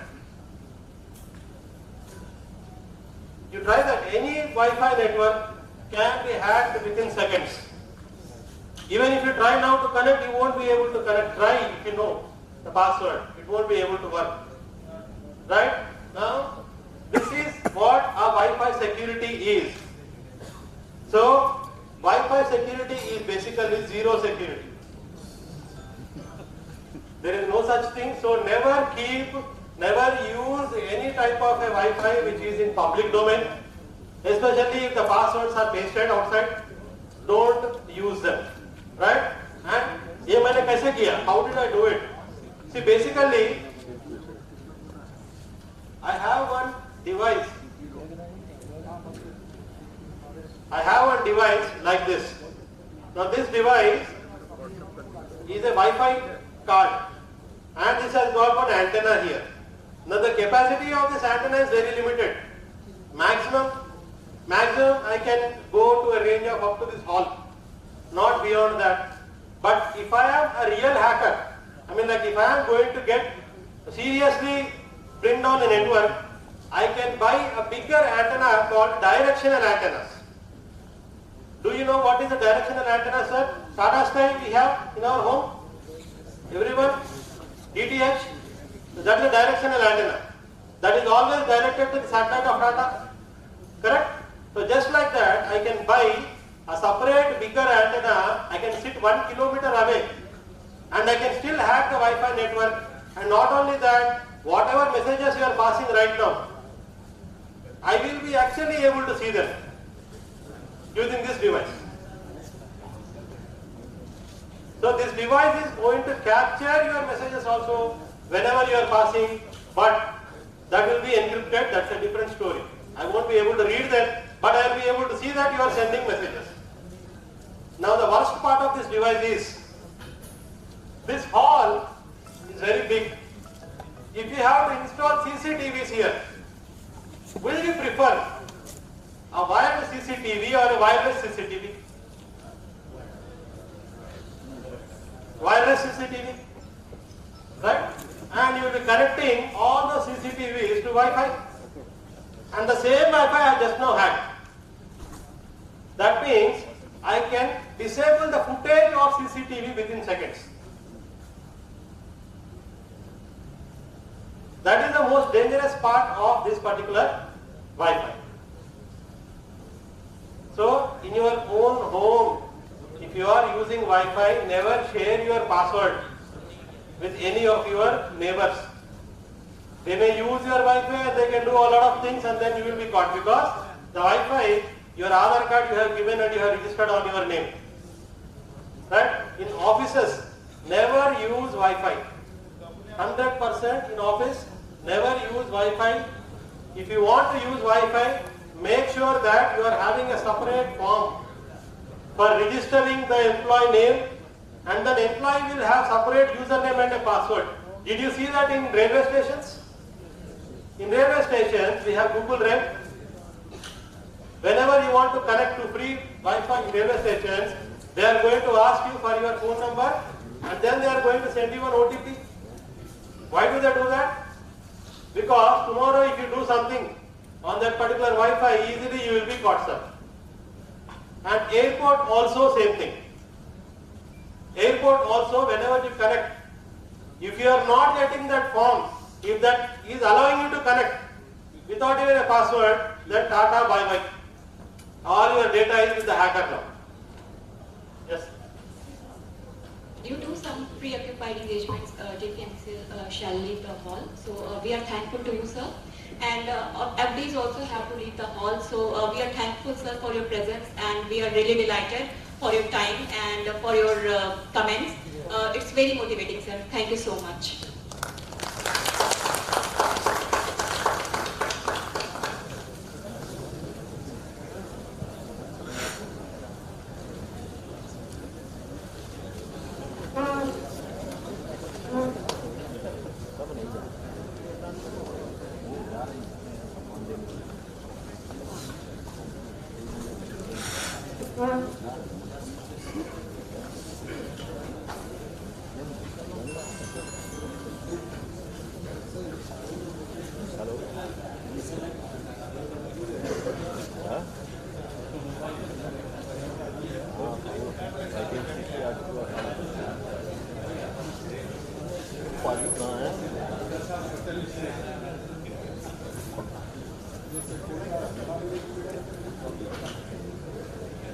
Okay.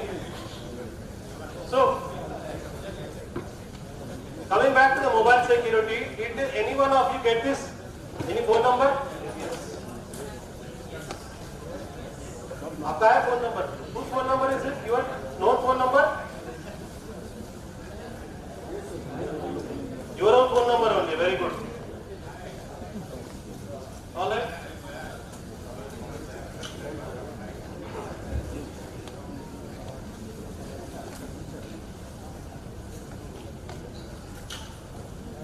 Sometimes when we are in a train traveling, or when we are in a bus, sir, or we are in a location where there is no proper cell phone tower, if somebody is trying to reach us, what do they get?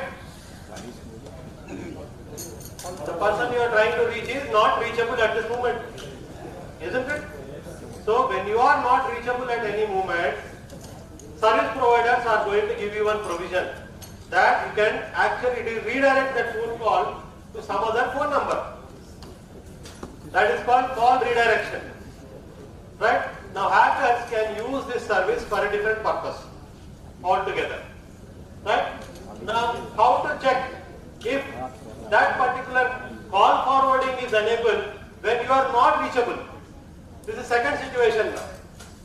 The situation is when you are not reachable and the call is getting forwarded to some other phone number. So how to check that? That is the code. Open your keypad. I hope you know the exercise. *#62# and press dial.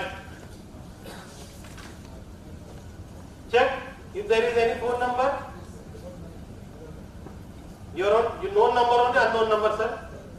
Known number. Very good. Anybody?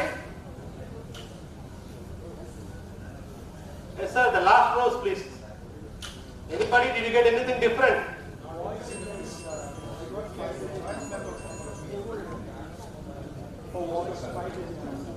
That is your mailbox. 5-digit number what? Do you know that number? 5-digit. Okay, fine. That could be given which service provider? Airtel. Yeah, you can remove it if you don't want. Actually, it has to be empty. Show you. How to remove? I'll show you if there is a number.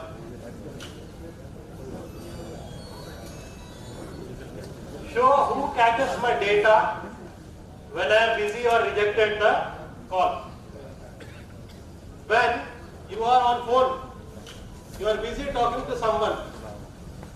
If at that time somebody is going to call you, what is the message they are going to get? This person is busy. If you are busy, if other person is calling, the call can go to another number also. That facility is also there. Busy हो, कोई और call कर रहा है, instead of getting that call is busy, that call may land in another number also. That is quite possible. So, how to check that? So here, *#67#. If you see this, everything is like this, it's all good. Safe.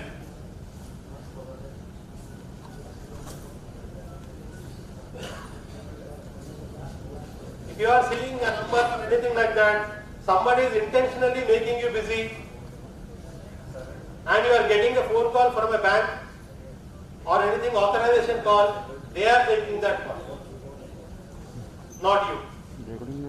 Understand that? Very dangerous. Sir? Which one, sir?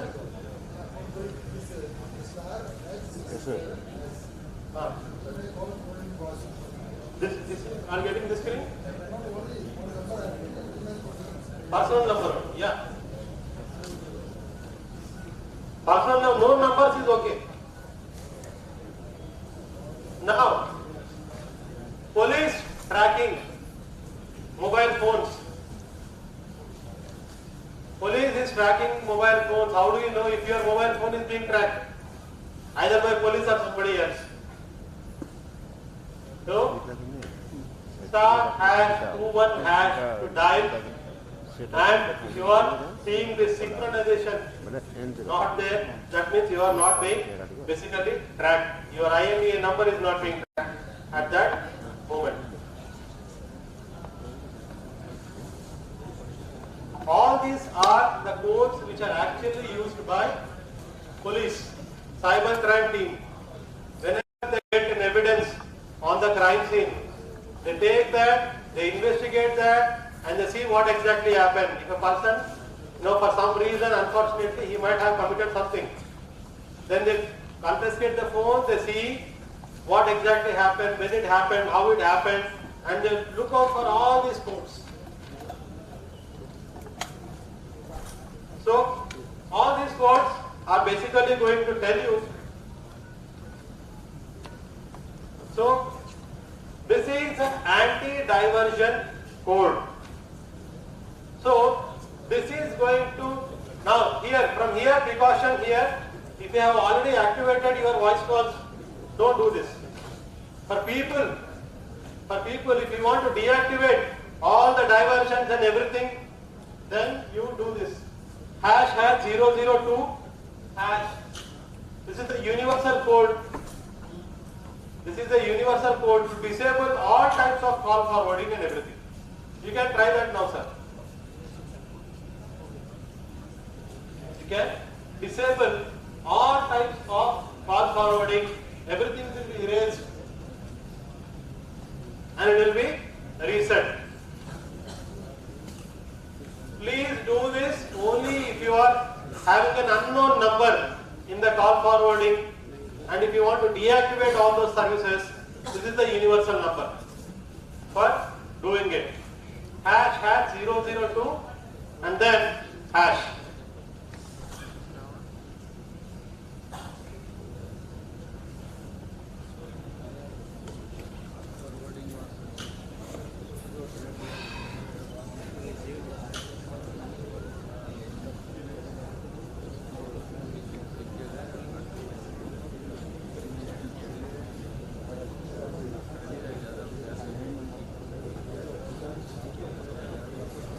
We will see some more.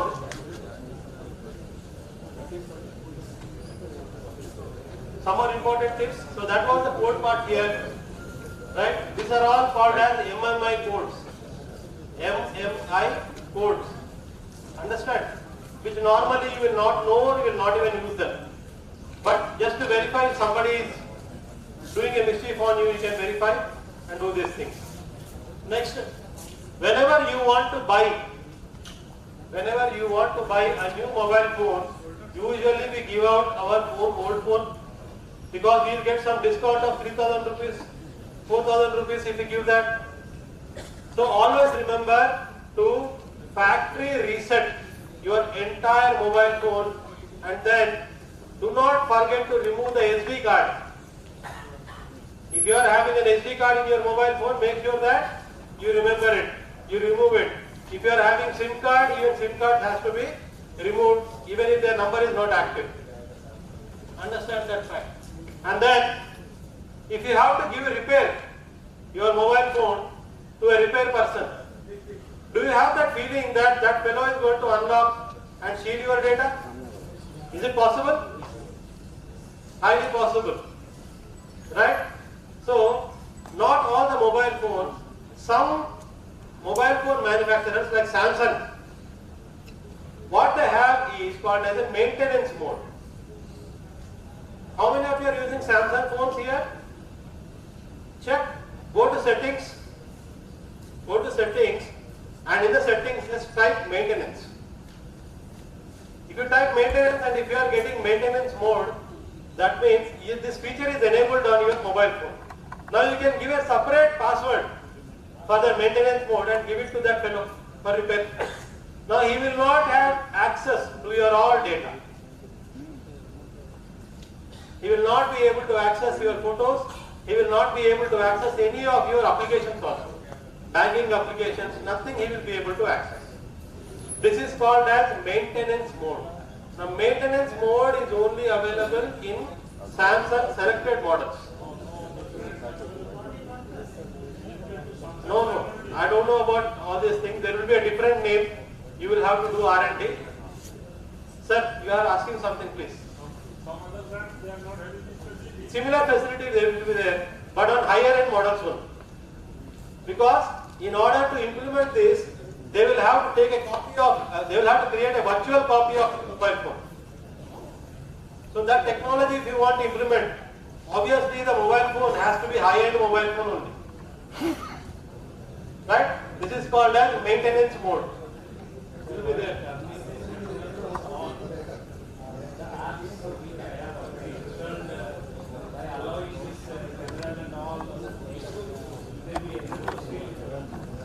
No, once you enable maintenance mode, the mobile will restart.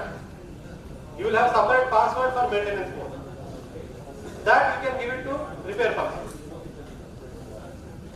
That he will repair and give it back to you. He will not know your original password. He will not have access to your any of your banking applications. So that way you are safe. So beware of again mobile phishing. Now what is phishing?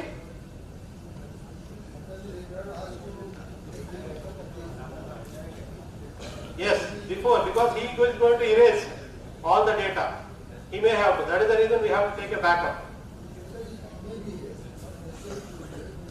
Maybe erase.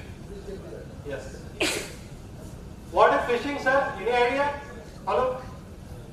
Phishing? क्या होता है phishing? हाँ, मैंने वहां वही किया. ठीक है, वहां पे मैंने क्या किया? आपका लोगो यूज किया बस. A few of people have fallen to it. Isn't it? And in the link also it never told MCL. कुछ और ही आया था आपने फिर चलो भाई होगा कुछ तो. Right? That is called phishing. Now, do you know email phishing?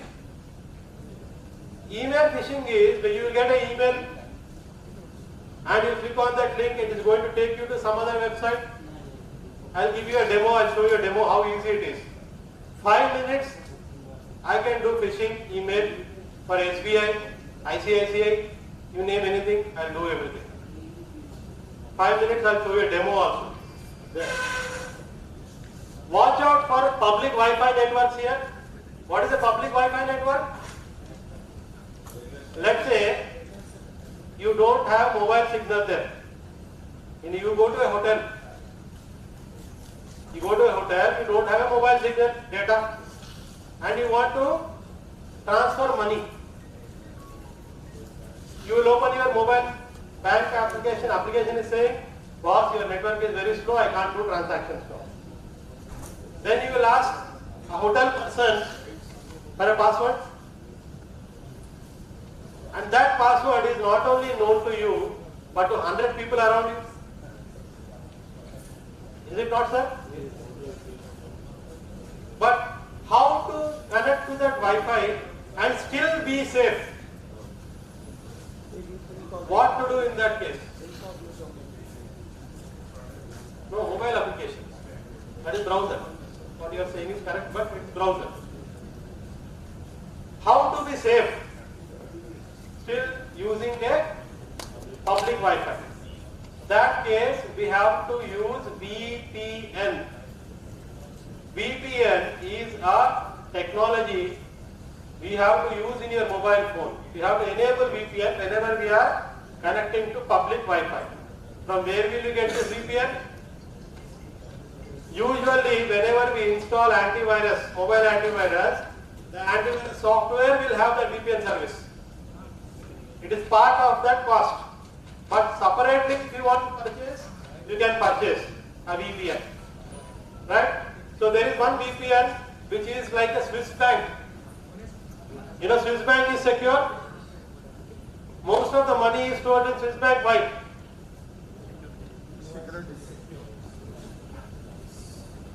Do you tell all your secrets to some person in your life?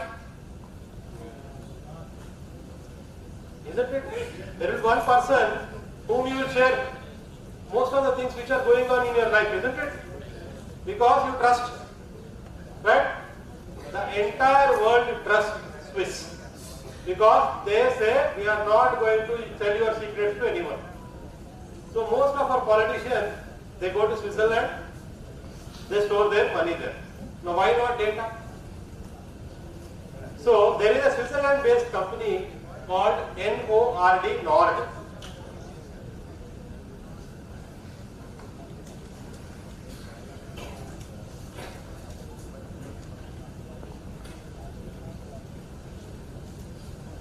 See here, Nord VPN.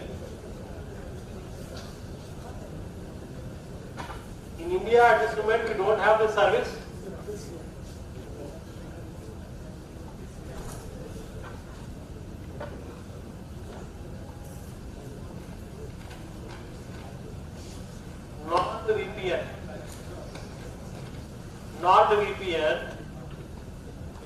Nord VPN, what it is going to do, basically what is VPN going to do? Before sending any type of data from your mobile phone, it is going to encrypt the data and then it is going to send it to the server. Before sending any data to the server, VPN is going to encrypt the data and send. So, Nord VPN is going to do the same thing here. So, whenever you are using a public Wi-Fi network, make sure that first you enable the VPN and then you use this data transmissions and everything. I hope that is clear. And how much is it going to cost you?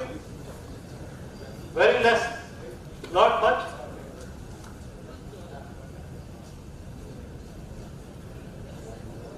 A basic one,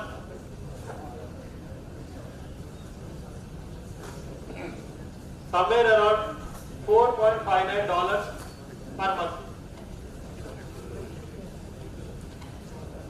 कितना हो सकता है calculate कर सकते हैं dollar के हिसाब से ₹400 और something like that.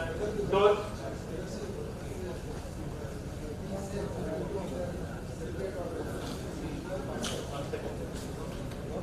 sir, extra mic.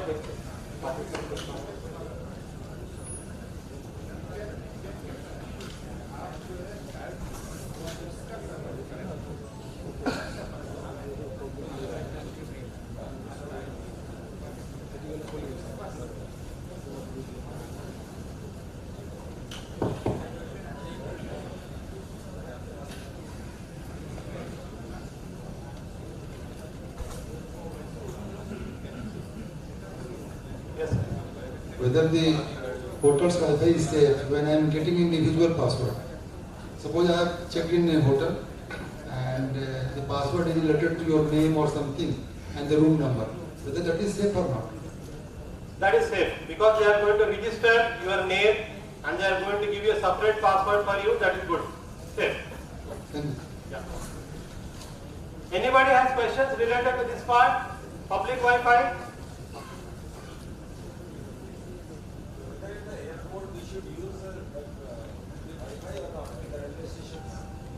See, any Wi-Fi, if it is asking you to register your name and then it is going to give you a separate password for you, they are safe significantly. But still, again, even after doing that, use a VPN and then connect to mobile, banking applications and all those things.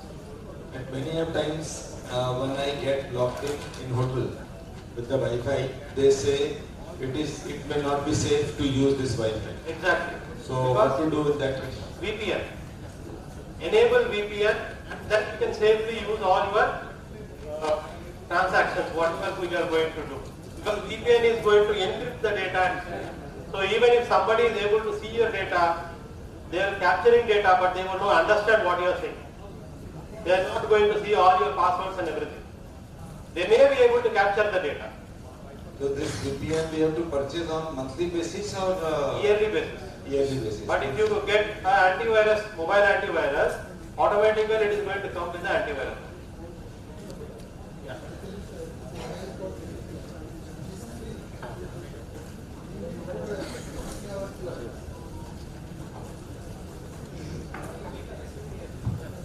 We have been provided with VPN in our mobile number to access our e-office in emergency through my mobile. But normally we access it through a desktop or the laptop. But for the mobile we are given one VPN application. You switch it on and then you can access our e-office. Whether this VPN is free or something else. That is not free because that's an official VPN you have been using, right? That is maintained by your own office system. That is only for that particular application. It can be used for other purpose also. That is only for official purpose. Okay, thank you. Any questions on VPN, mobile? This side? Anybody? Right.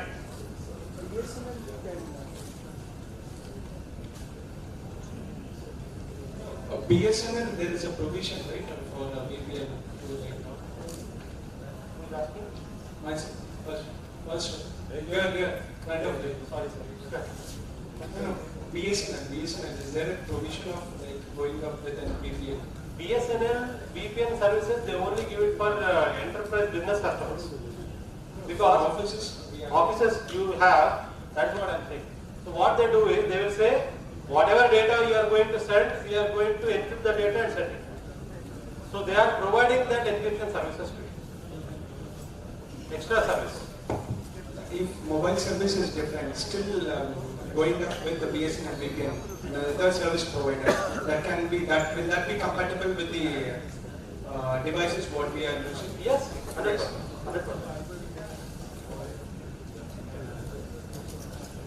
So, what are the best practices for mobile security, sir?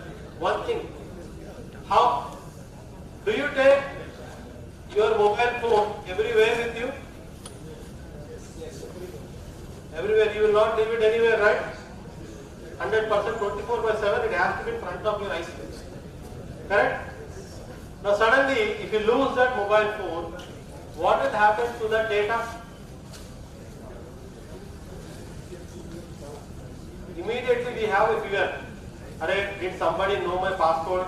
They might have opened it. They might have seen the data. They might be stealing my data. All these things will come up in our brain. So I'll tell you what to do in case of a lost mobile phone. But that is the reaction you are going to do, isn't it? But what is the preventive action we are going to take? This is called as disaster management. Now, I hope most of you who are working in this field of manufacturing, you know what is disaster management? Coal management itself is one risky field. Because you are playing with nature here.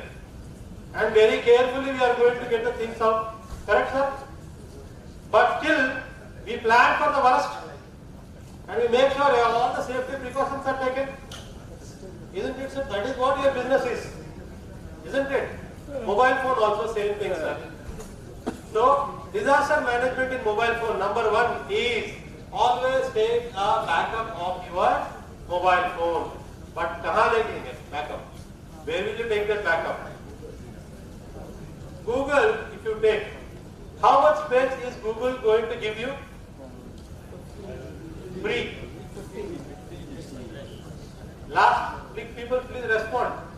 Only the front bench toppers are responding here. Last bench. 15 GB. Correct? If you want to increase that, how much are you supposed to pay? 130 rupees per month.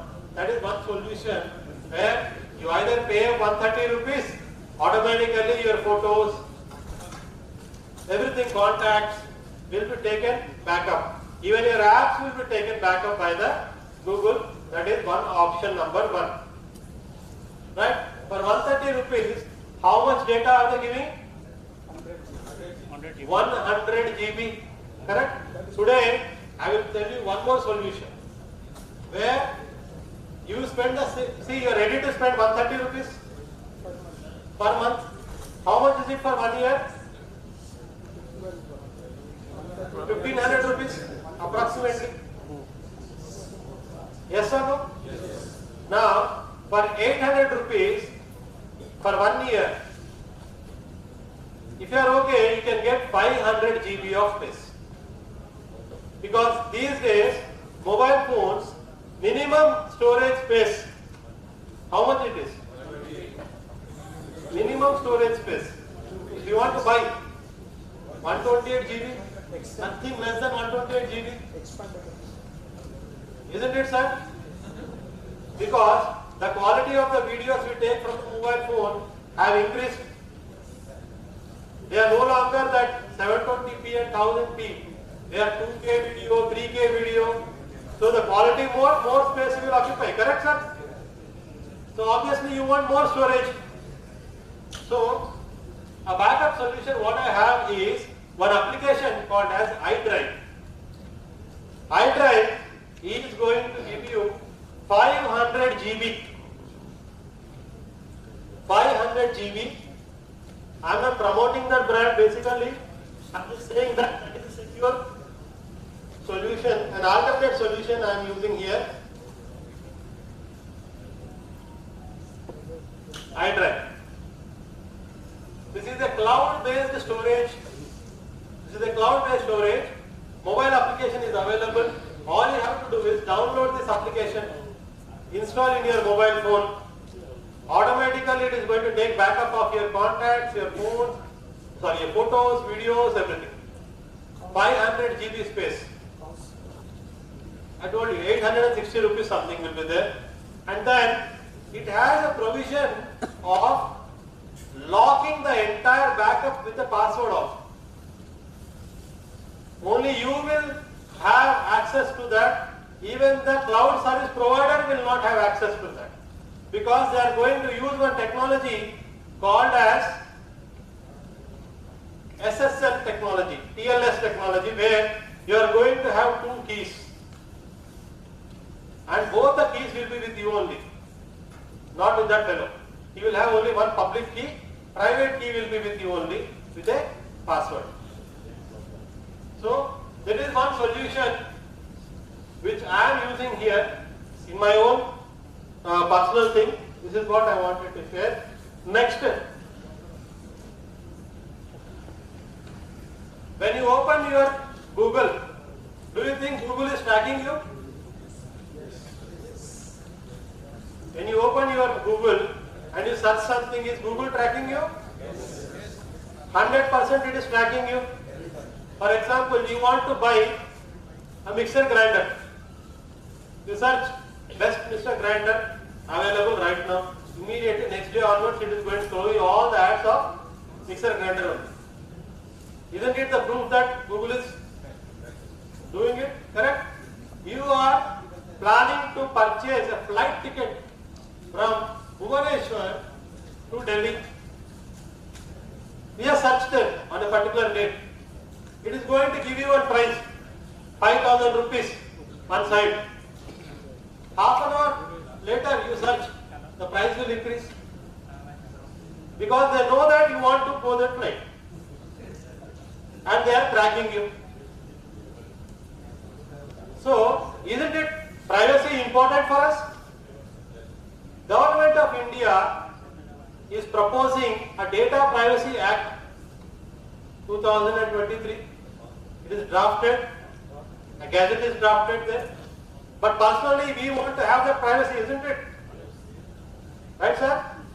So, there is one application which is used universally by most of the hackers. This is DuckDuckGo. The name of the browser is DuckDuckGo. Free of cost, no charge, nothing. This DuckDuckGo is like a search engine, like Google. But the best part of DuckDuckGo is it is not going to remember what you are doing there next time when you come. DuckDuckGo, whatever you are searching, it is going to give you the results, but it is not going to remember what you have done. It is not going to let anybody track you also. Absolutely. Why? This is an open source software, sir. It's like an activist. This does not belong to any company like Microsoft. For example, Google is collecting all the information about you and then it is going to sell it to someone. Right? And a so and so person who is working in this MCL in this location, he is frequently going to this shop and is frequently buying the item. Or this person is going to the restaurant frequently. So this information it is going to spread it to everyone, and that is where when you open your YouTube you are going to go to those ads. Do you think all the ads which are coming in YouTube are random? Whatever ad you are getting, you will not get. Remember that. DuckDuckGo is not going to do that business because it is not a corporate organization. It is not selling to ads and everything. Right? So it is like a VPN. Now, how many, randomly if I ask someone here to stand up and show his mobile phone and ask him one question, how many applications are installed in your mobile phone? Specific answer. Anybody?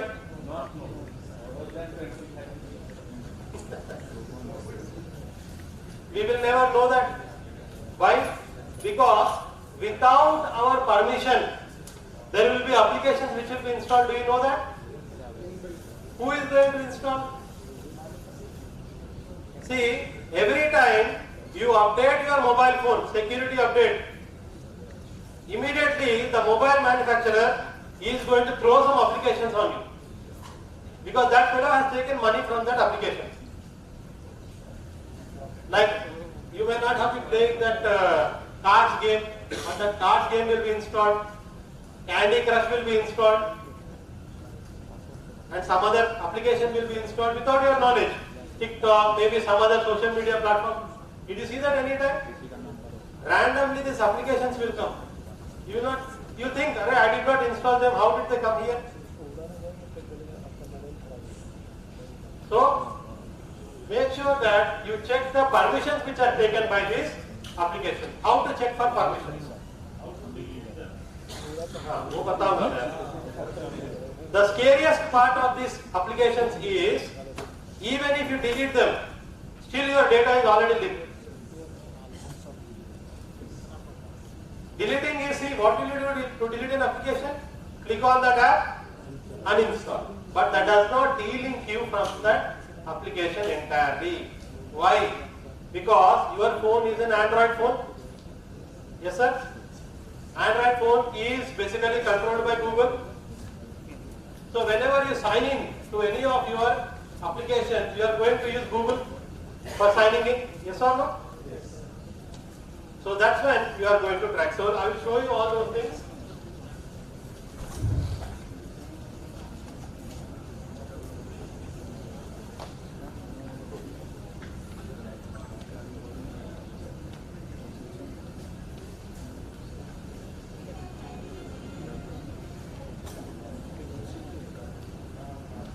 VPN service providers can actually know what you are asking. He will be encrypting it.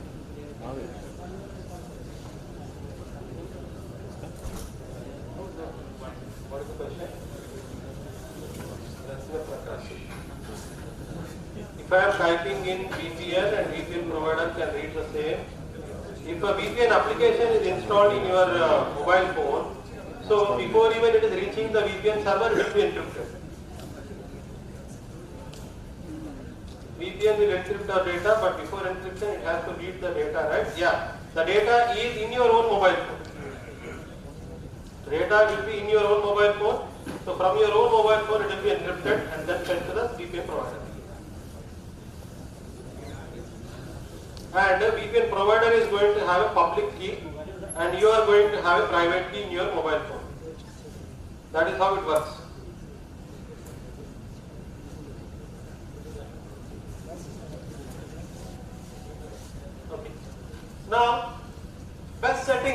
in your mobile phone.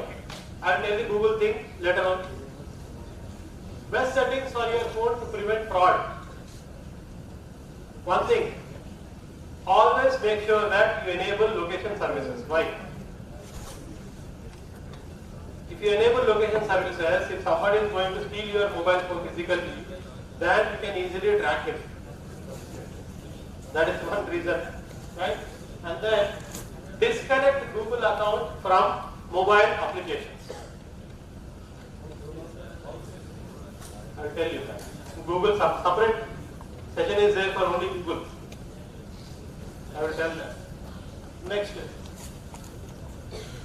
enable Find My Phone on Google account. So if you are using Google account, there is a provision called Find My Phone. You have to enable it, but default it is disabled. You have to enable it in your mobile phone. Find My Mobile Phone. And then two most important settings. If you are not using Wi-Fi, always disable that Wi-Fi tab. You know what will happen? Whenever you are enabling it, your mobile phone does not know whether it is at home or office.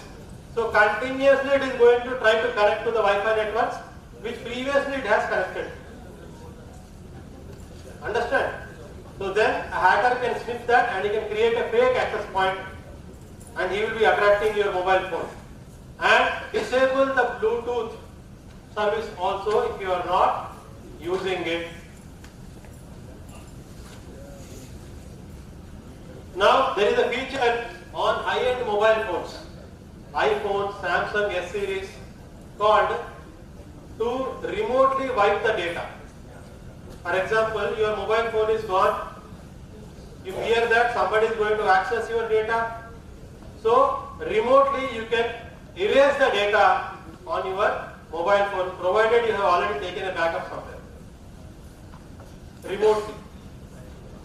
And then backup phone into the cloud. That is iDrive or something like that. So these are the some important things you have to remember. And few more settings here, mobile security here. Most of the times phishing happens because of ads. See, for example, Google News, if you open, we have a frequent habit of reading the news, right? We click on a link and we read the news. But why is that whoever is giving you that news, like Times is there, Times provider is there, why will he give you free? He is going to earn some money by showing you some ads, right? Isn't it? But ads are really dangerous. So how to avoid this? So I have a solution for that. Right now, most of the mobile phones have this feature. Go to settings, everyone. And in the settings, some of you might be already aware of this setting. So go to settings and type there private DNS. PRIVAT, private DNS, search. Private DNS. Private DNS. The reason why I am not showing you on my mobile phone is most of the settings will be different for every one of you. So you should do some hands-on on your own. Private DNS नहीं रहेगा private DNS. Apple पे नहीं है, Android पे रहता है. Now, what are the three settings you are seeing? Off, auto, and then specify. Click on specify, please. First you enable private DNS and click on specify.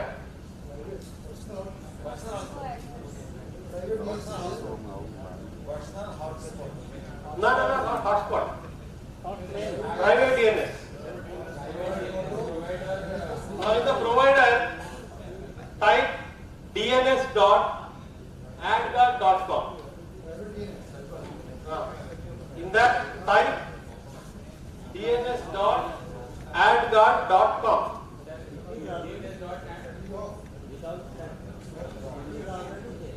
Already there, very good.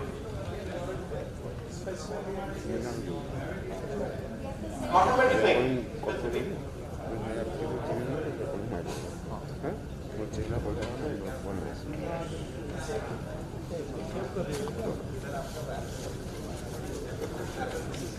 private DNS provider. Select private DNS provider.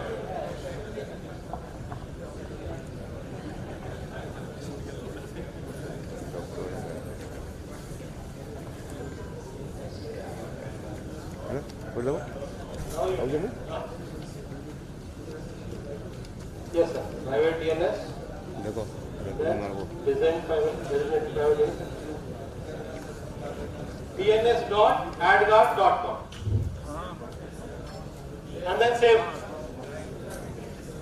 Now, when you go to news again and read the news, you will not see ads from now. Try. Save sir, please. Settings.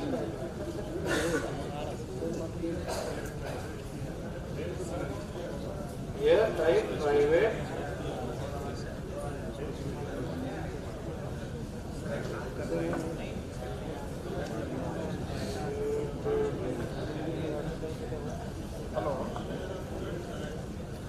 थोड़ा time लगेगा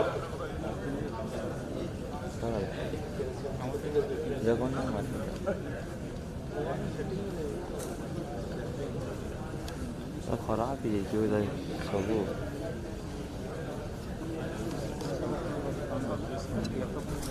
wherever there are ads, you will not see ads.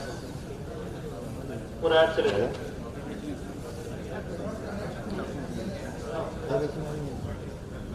Now this ad. Go to any news article now.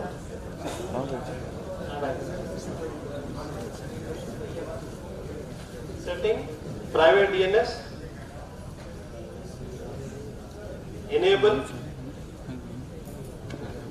ad. Search करना पड़ेगा sir.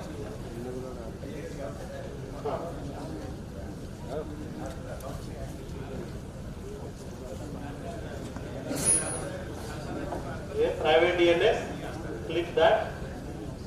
Then इसका क्या करना चाहिए? Provider. And in this provider you will have to type that dns.adguard.com.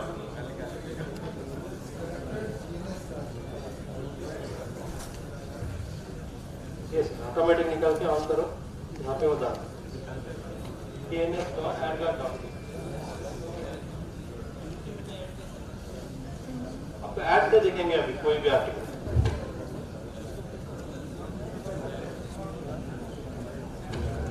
Now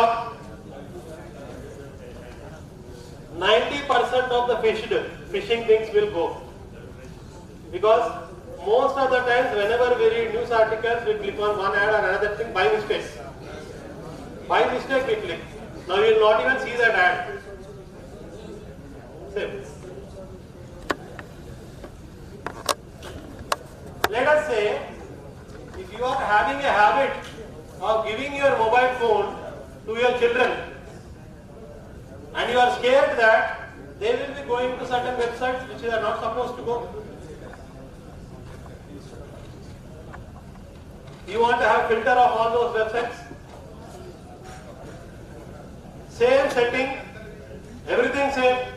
Instead of typing dns.adguard.com, you will have to type family.adguard-dns.com. So all these pornography websites and everything will be automatically blocked.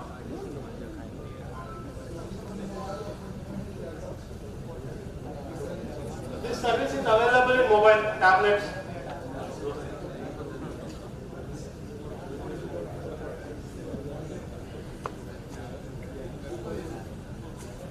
So in this way you will be mostly safe. You will never see ad now. कुछ भी news article पढ़ो आप नहीं दिखेगा आपको ad.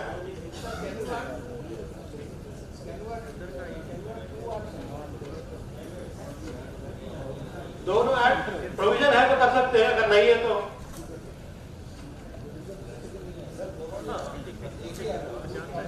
एक ही आएगा. वही बोल रहा हूँ मैं, अगर आप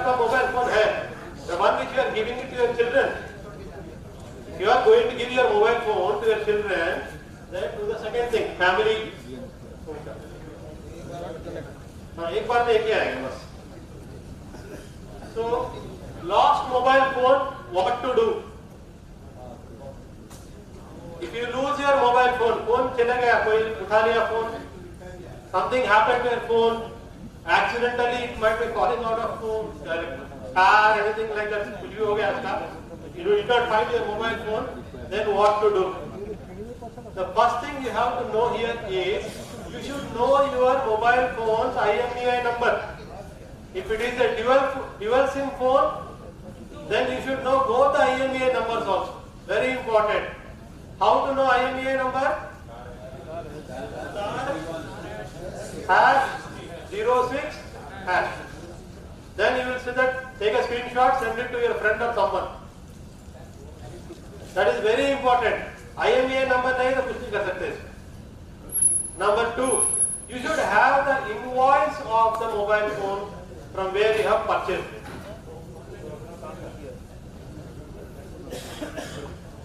So second hand grey market, if you have purchased by paying cash, forget about the phone. Invoice is important. You have to prove to the authorities that the phone belongs to you. That is number 2. Number 3, you have to show Aadhaar card. Aadhaar card is important. So these are the 3 things. Next, what to do? Immediately give a complaint to the police. Immediately give a complaint to the police that you have lost your mobile phone, and police is going to ask you the same questions. What is the invoice and where is the IMEI number? First question they will ask, where did you lost your phone? Yeah, that police questions are different. But basically these are the 2 questions they will ask. Avoid to register any complaint. 3 things. Next, there is a website maintained by Government of India, Department of Telecommunications. This website is maintained here. Okay, so this website, if you log in, this is called as CEIR. CEIR. This is a service provided by Government of India, where you can block your mobile phone so that the authorities will track where it is. So in this one also, if you block the mobile phone, here it is going to ask you all the same data whatever I have given to you. It is going to ask you IMEI number, your invoice copy you have to scan and upload, police complaint copy you have to upload, police complaint copy, and you have given a complaint, police will acknowledgement, right? Some kind of an acknowledgement police, and then they are going to block that particular mobile phone, and once you get an acknowledgement, you can even check the status of where exactly your mobile phone is. So here basically we have one big doubt. The local police is going to do the job or not, we don't know. So let's keep this, have some central authority also monitor them. Yes. They have recovered mobile phones also using this technology. This is in India. Central government has. So I am happy to promote it. CEIR.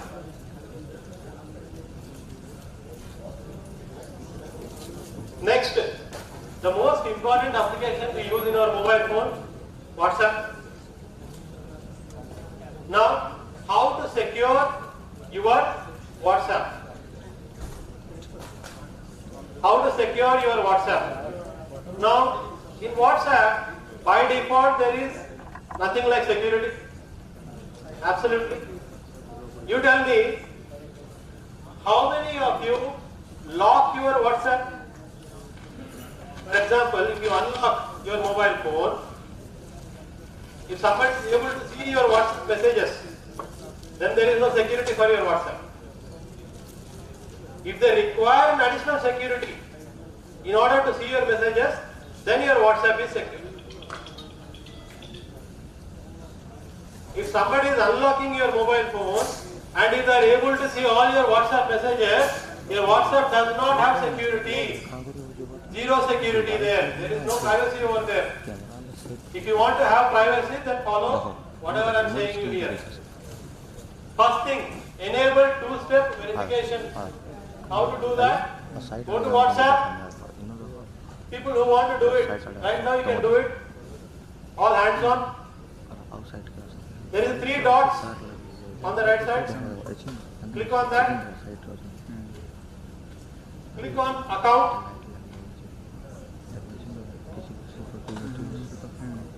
And then two-step verification will be there.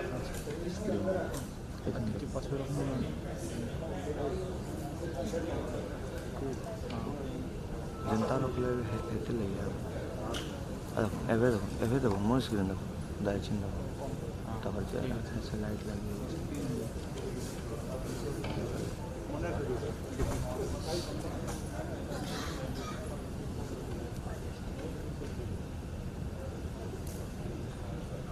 settings, account, and in the account you will see security notifications, two-step verification. Click on two-step verification and then click on change PIN. Now it is going to ask you for a 6-digit PIN.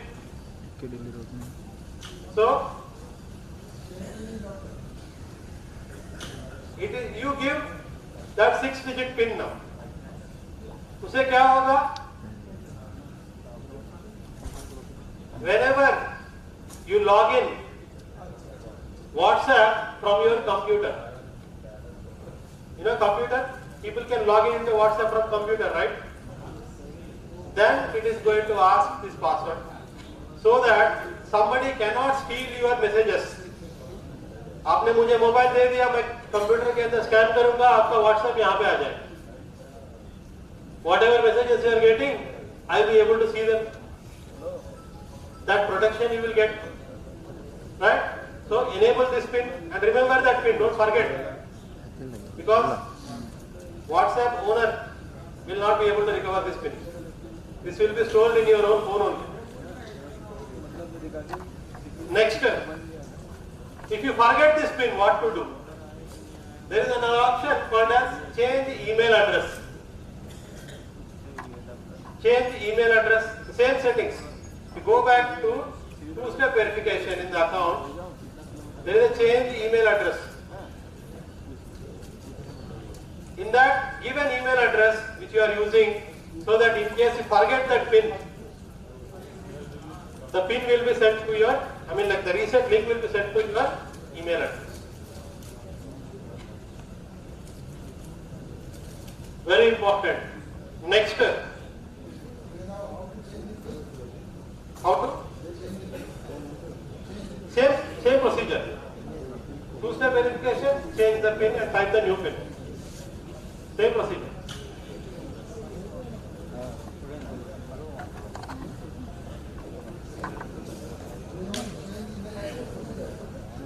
Email address is going to help you to recover PIN in case you forget. तो first वाला जो है already है, इसको ऊपर बदलना है आपको, कर सकते हैं. हाँ.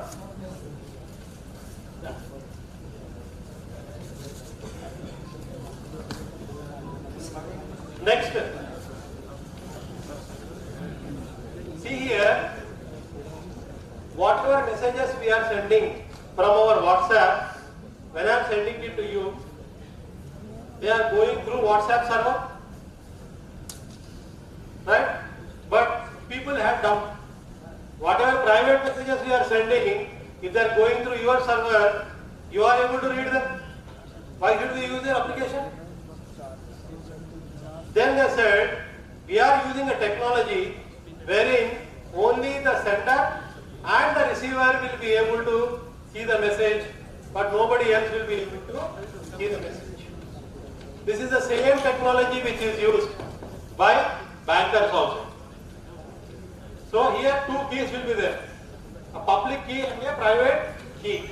Whenever you open a message, whenever you open a WhatsApp and you want to send a message, you will select one person. You will select one person name. Immediately the moment you select, from that person phone, there will be a public key which will be coming and landing in your mobile. So whatever messages we are sending here, these messages will be encrypted with his public key, so that only he can know what you are sending, he or she. And the same thing happens if somebody is sending you a message. So these keys will be stored in the server. And a private key will be stored in individual mobile phones. See, every time, did you not see a message security change? There is a security change. You see those messages? Because whenever the WhatsApp server is going to change your key pair, they are going to give that message. That is one thing. So, लेने देने में तो security है, but in case I change my mobile phone, I get to buy new mobile phone, I install WhatsApp, what will happen to old messages? You are still able to see the messages, right? How? They are in the backup. Backup कहाँ पे है? On the Google. Google is going to keep a copy of your WhatsApp backup. But the problem is, the backup, whatever messages are there, Google can read them. Google will be able to read all your WhatsApp messages which you have taken backup. How to prevent that? So, enable encryption end to end. So, even your backup also will be encrypted, so nobody will be able to see your messages which are backup. But next time when you are restoring in the new mobile phone, then it is going to ask for a password. Remember that. So open your WhatsApp, encrypted password. Go to settings. There is an option called as chats. Do you see an option called chats? Everyone? Go there. And then there is an option called chat backup. नीचे रहेगा. थोड़ा scroll करो ऊपर. Chat backup. Click on that. Now there is an option called end-to-end encryption. Do you see that? This is off, on.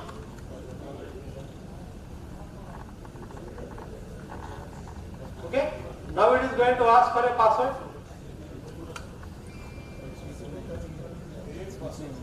Create password. Remember here, अगर आपने ये password भूल गए तो चैट भूल जाओ. बैकअप भूल जाओ बस. अगर आपको ये सिक्योरिटी फीचर चाहिए, if you want a security feature, only go ahead from here. नहीं बाबा मुझे पासवर्ड उतना याद नहीं रहता तो छोड़ दो. यहीं पे पीछे आ जाओ. Backward from here itself. Is this clear? This password, it will ask you when you are restoring it again in your new device. But the advantage is, nobody will be able to see your chat data except you. This password will hold good for this particular backup or every time this password will... Every time, from now onwards, every time from today onwards, every time it takes a backup, it is going to encrypt. Not the previous one. This same password will continue for every backup. That microphone is there. So the same password will work for every backup. From now on, henceforth, correct. How to change this password? Same procedure. Same procedure. Start backup. End-to-end backup. Click. Now change password. There is an option change password. Every backup will have a different password or what? No, unless you change it. Create a password you can remember. Now these things are simple. I think most of you already know this. Most of you already know this, right? See, this is for your privacy basically. How to hide your last seen and online status? Not from everyone. Only few people you want to hide it. See, how do I know if you are right now using your mobile phone or not? I'll simply open WhatsApp and I'll see your contact will be showing online. Then I will know that you are using actively your mobile phone. Most of the managers do it. Sorry. So, here, go to settings. 3 dots, go to settings, and in the settings, go to privacy. First option in the privacy is last seen and online. Last seen and online. Now you will have multiple options here. Do you want everyone to know that you are online? Or do you want only your contacts to know? Or you can select here My Contacts Except. My Contacts Except. There is an option called Except.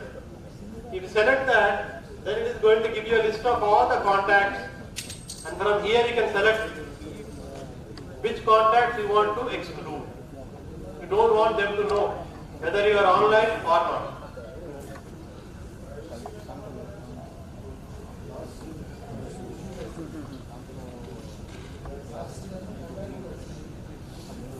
Online, first option रहेगा privacy के अंदर.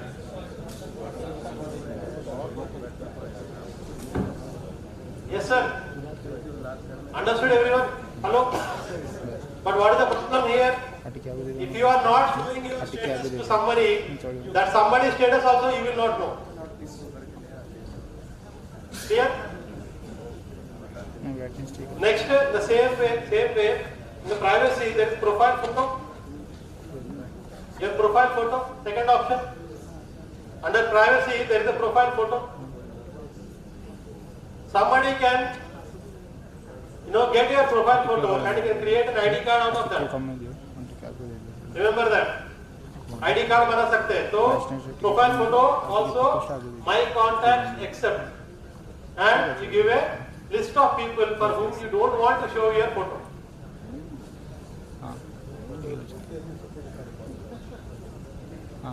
Profile photo except. Identity theft नहीं होगा इससे. आपका profile photo उठा के I can create one Facebook account with your own name and I can send to your contacts requesting. This happened to many times to me only. Fake accounts. And your about status also. Your about status. आप कुछ लिखते हो message, so that also we can control in the privacy here. And some of you will be interested to show your status. For example, in our home there is a family function, so we have taken some photos and we put that photos usually in the status so that everyone will be able to see. But they are private photos, right? You want to make sure that the status messages are also seen by only the people who you know. So even that you can control here in the privacy setting of the status. These things we use every day. That is the reason I have put up in this session.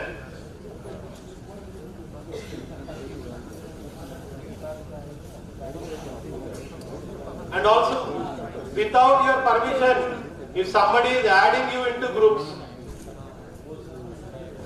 so same privacy, there is an option called groups. the same privacy setting, there is an option called groups. If you go to groups, you can select the people who can add you into groups.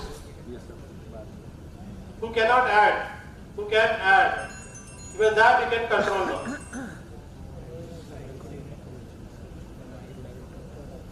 So unnecessarily you will not be added into some random groups.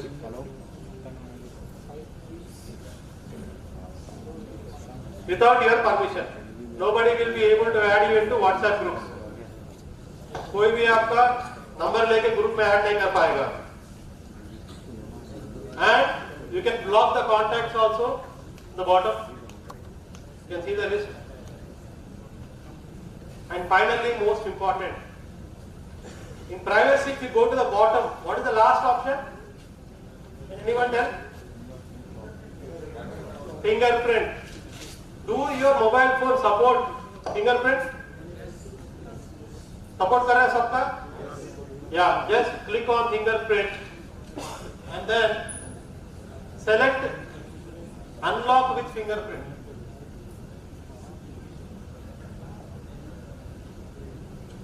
And then immediately, okay, now it is going to ask you for your fingerprint. Give your fingerprint. So from now onwards, what happens is, after this setting, if I unlock WhatsApp, it is going to ask me for fingerprint. So nobody, even if they unlock my phone, they won't be able to see my WhatsApp messages. Fingerprint. Then do this only if you have that option and only if you want to do it. This is all part of identity theft in mobile phone.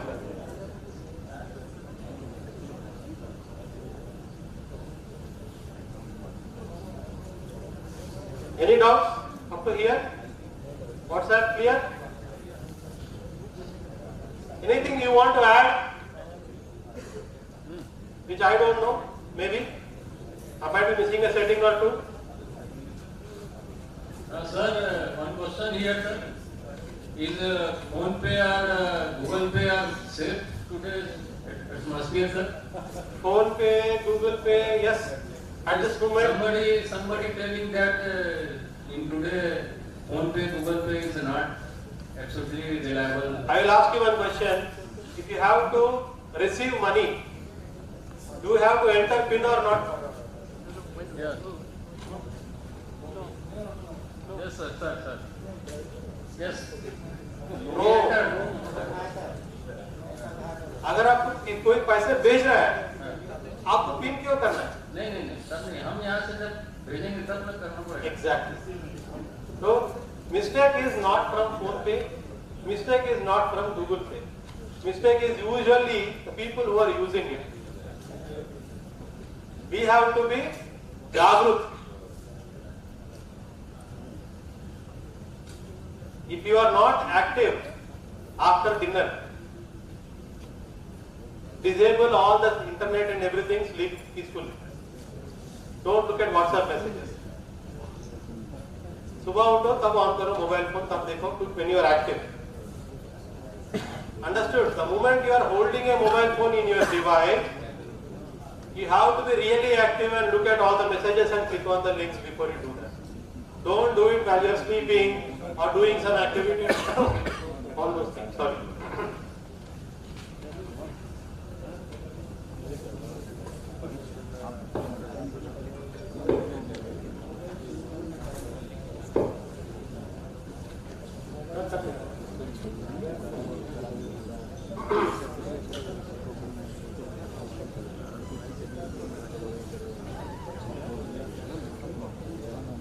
So, mobile security point of view, any questions?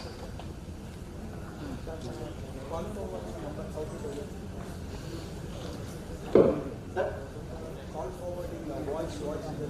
I told you, right? Disable. Good. I'll show you here.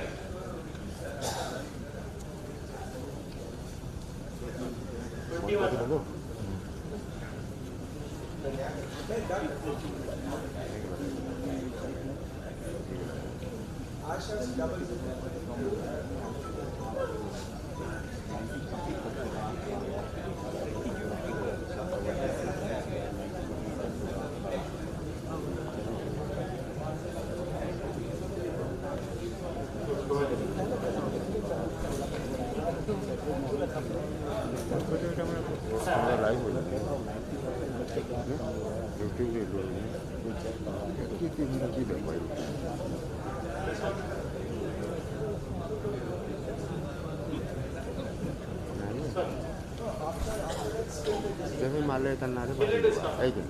Then service provider will have service provider. Your service provider, you have to ask him.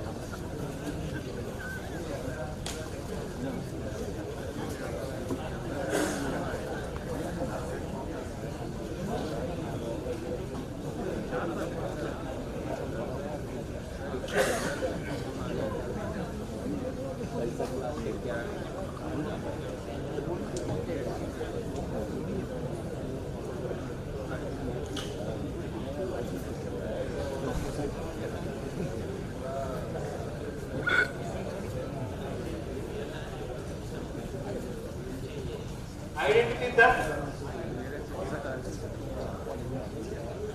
So what is identity theft? Stealing identity of a person without his permission. That is the definition of what an identity theft is. So ID card, changing the photograph. I have an ID card, this does not have photograph though, but if you are having an official identity card with all your same details but just change the photograph, so that becomes ID theft. And ID theft is also WhatsApp, profile photo, stealing, creating a new account, same photograph. Everyone will think it is, your relatives will think that it is same person. So one day I received a message from one of my old students in WhatsApp, not in WhatsApp, in Instagram. In Instagram I have received a message, sir, how are you? They said, I am fine. It's been a long time since I spoke to that person. So he said, I am in an urgent requirement, emergency. I need money. Then I thought, okay, fine. So immediately I had doubt because he does not call me with my name. He usually calls with sir only.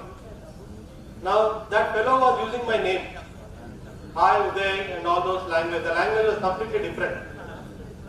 Then I asked him, how much do you want? He said, sir, immediately I want 5,000 rupees. Then I asked him, how should I send you? Then he said, to my GPay, sir. Then I don't know your GPay number. Then I know that he is going to give that. He gave me the GPay number and he said, sir, immediately transfer this to this. And I said, my Google Pay is not working. Can you please provide me your bank account number details? Now, if that fellow is genuine fellow, he had to give his bank account details with his own name and everything. Yes, sir? That fellow said, no, I cannot give you. Then I said, okay, fine. I'll test my GPay is working or not. Please transfer me 500 rupees. Then I will pay you this 5,000 rupees I tell. That fellow immediately transferred me 500 rupees. Then I said, Tata bye bye.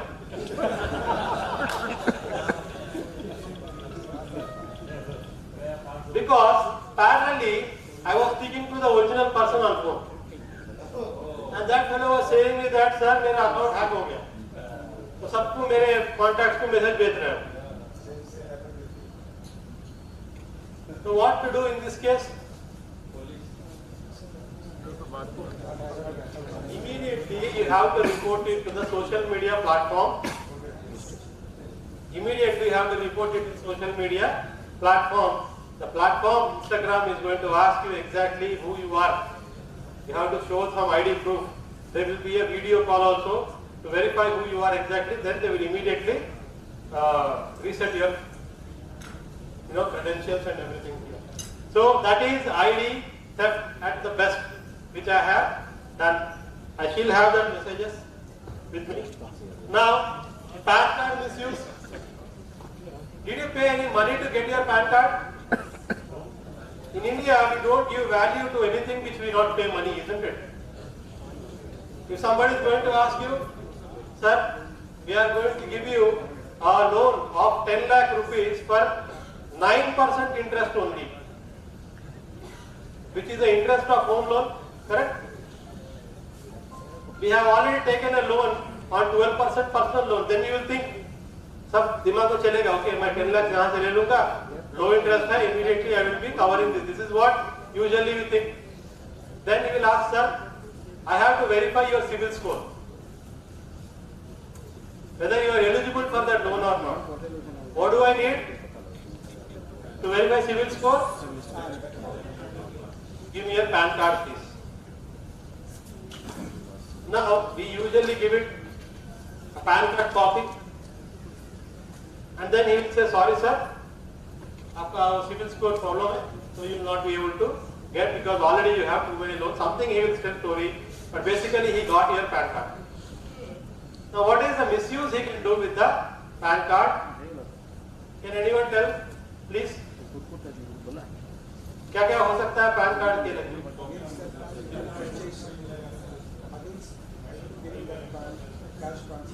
Yes, so that we will see. Aadhaar card misuse we will see. Email, Instagram, Facebook, those things we will see here. Now, ID theft example I am giving it to you here. Fake medicine. During COVID time, there was one particular medicine, not paracetamol, not Dolo sir. So life-saving medicine कुछ था निकाले थे. I can spell that. Thank you. तो उसका copies बना के fake भेजे. अब पता है? There were a lot of duplicate copies of that same medicine because people were desperate. No vaccine. A dear member of family is there. Do something and pay some money and get it. And at one point in second wave, I still remember, oxygen cylinders were so expensive. Isn't it? We have to pay about 25,000 rupees to get one cylinder. So cyber criminals, they take these things into their advantage, and that's when they start their business here. Now, both the things here, you might have seen this, right? Prosin, age-old tablet we use here. So, a duplicate copy of Prosin is available in the market. The only people who have forensic mind will be able to understand the difference here. If you touch that wrapper, the wrapper quality will be different and the print quality will be different, everything here. An example of ID theft here. Now, how do we collect PAN cards? A PAN card, let's say there is a celebrity, Ajay Devgan or Amir Khan or some Bollywood star is there. How do we know their PAN card? They will not give me. But these people, they are going to file income tax. Yes or no, sir? Yeah. Now, they will have some firm which they are proprietor of. Right? Now, GST portal. Did you anytime visit GST portal? Yes. In GST portal, we can search for a GST number. Once we get a GST number for a proprietorship about here, usually this is how it is going to look like. The first 2 digits will be the state code. The next number will be the actual PAN code of that person. And then the rest will be a different code here. Now, the point here is, in India, if you register on the GST portal, you can actually get anybody's PAN card number. Now, once you get a PAN card number, what will we do? PAN card scans do. Applying for credit card or loans using your PAN card. There is something called as CIBIL. पता है आपको CIBIL? What is the maximum score in CIBIL? 700. Anybody? 700. 900. 700 तो अच्छा रहता, सबका रहता हो 700. 800 or 900? 900. As far as I remember, it is 900, isn't it? When will the score decrease? If you apply for loan, if you apply for a loan frequently, automatically it is going to decrease your score, correct? Let's say you are in need of money. You go to a bank, you apply. That fellow is not giving you. You go to another bank, you apply. You go to another bank, you apply. Now within 14 days, within 2 weeks, you applied for 5 or 6 banks. Then automatically your CIBIL score will come down. There is a rule in CIBIL. Within 2 weeks maximum, if you are applying for too many banks, automatically it is going to come down. How do they know? Because the people who are giving these loans, they actually apply it on your behalf using your own PAN card. Even credit card can be applied. Even credit card can be applied. During COVID time, banks wanted to increase their business. How do you open a bank account, sir? What do you need to open a bank account? Aadhaar card, PAN card,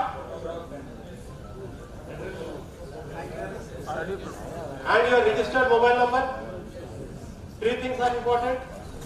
During COVID, you cannot actually go to the bank.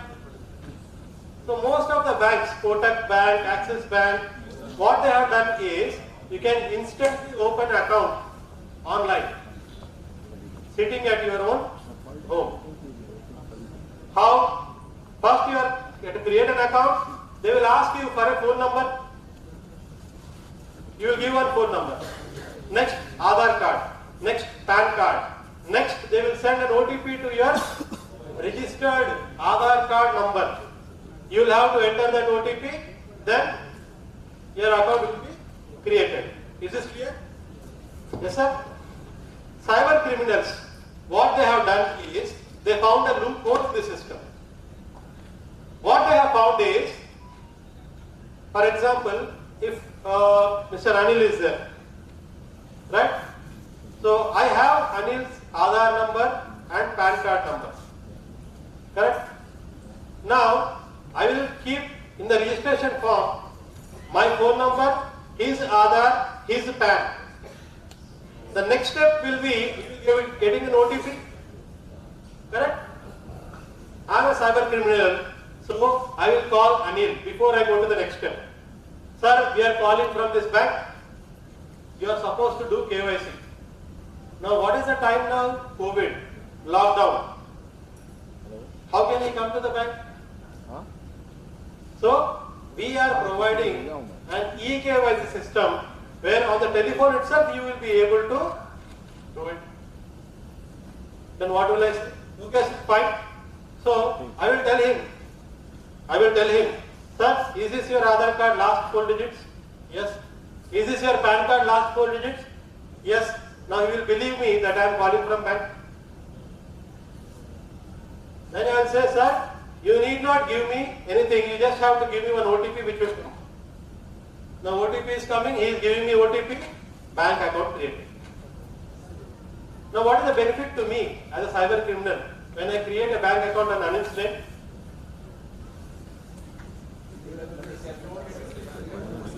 whatever scam money is there, I will route it through his account. So like that, Anil's account. What? KYC? No, because your Aadhaar card will have your biometric authentication. Yes or no?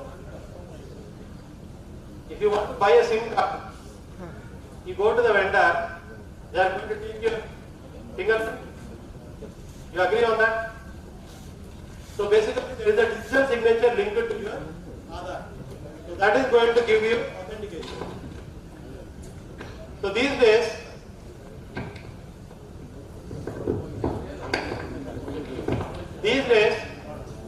we have authentication done in that way. So what is the problem here? This is where cyber criminals were doing. Later on, police understood this scam. Why is this money going from one account to another account? And if I catch the people, they do not have an idea that they have an account in that bank. So then they understood that there is a loophole in the system. What is a loophole? What is a loophole? KYC is not loophole. The loophole in the system is the mobile number which I am giving here first time. The mobile number should be the same number which is used for Aadhaar card. If it is different, then anybody can create. That was the problem. So these days, this scam is no longer working. Why? Because banks are doing. You have to use the same mobile number which you have used for Aadhaar card. Other than that, if you are giving me any other number, it won't work. Additionally, if you are doing from home, opening an account, there will be a video KYC. There is one more step. Physically, you will verify whether it is you or somebody else. The video KYC also they have added here. So, Aadhaar, PAN, very important. Second case is illegal jewelry purchase. Without showing a PAN card, how much jewelry can I purchase in India?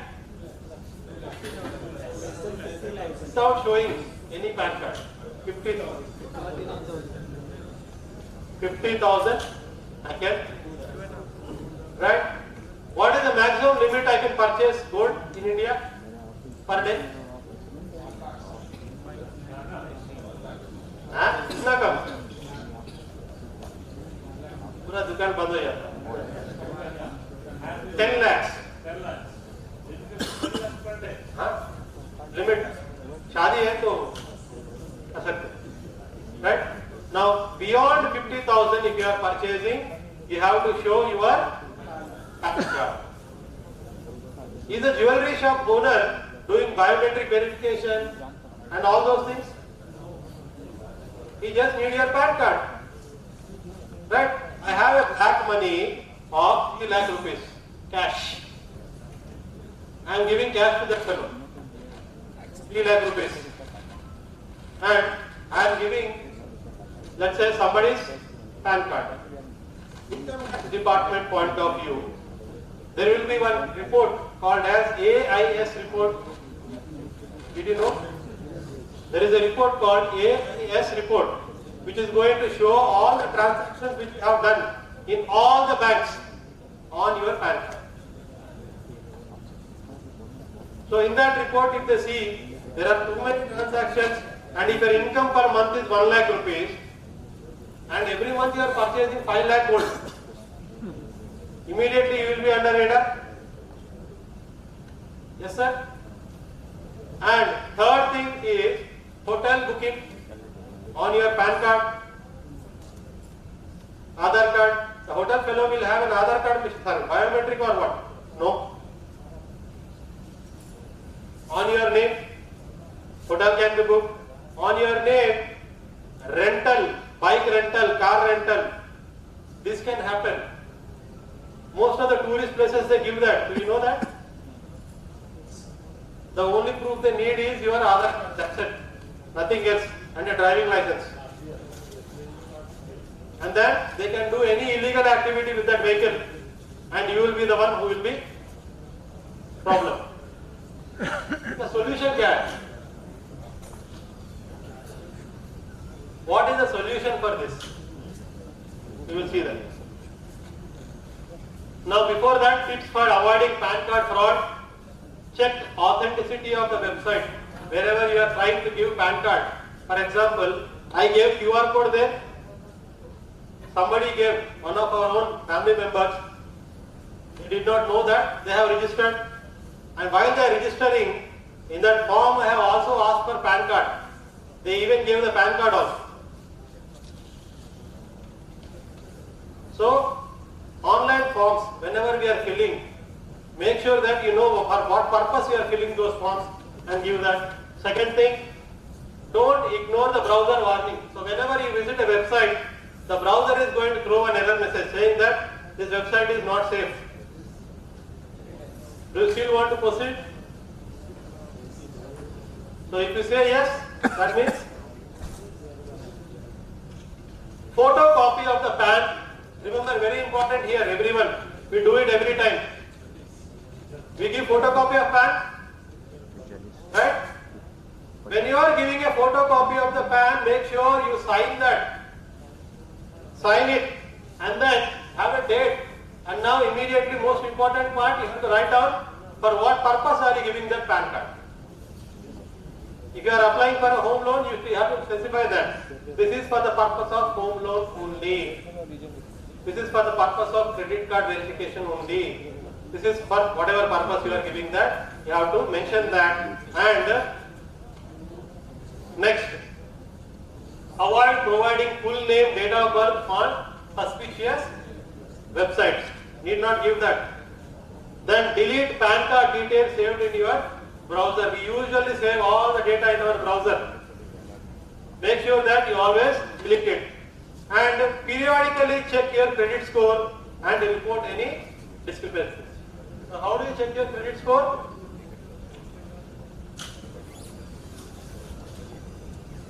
There is an application called CIBIL. Play Store, if you go, there is an application called CIBIL. CIBIL. CIBIL, CIBIL. Blue color icon will be there. CIBIL. And then, if you open that application, so you have to register in that application with the PAN card, Aadhaar card details. Then this is going to tell you exactly, very important, this is going to tell you if somebody has used your PAN card. Somebody applied for a loan on your name. All this data it is going to tell you in the CIBIL. So, yeah, this one, CIBIL.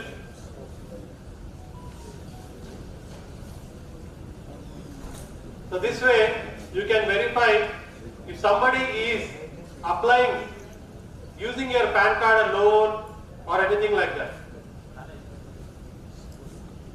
Have you purchased property from a person? How do you know if the property is under mortgage? You know what is a mortgage, sir? Already that seller has taken a loan on that property and that fellow is trying to sell it to you.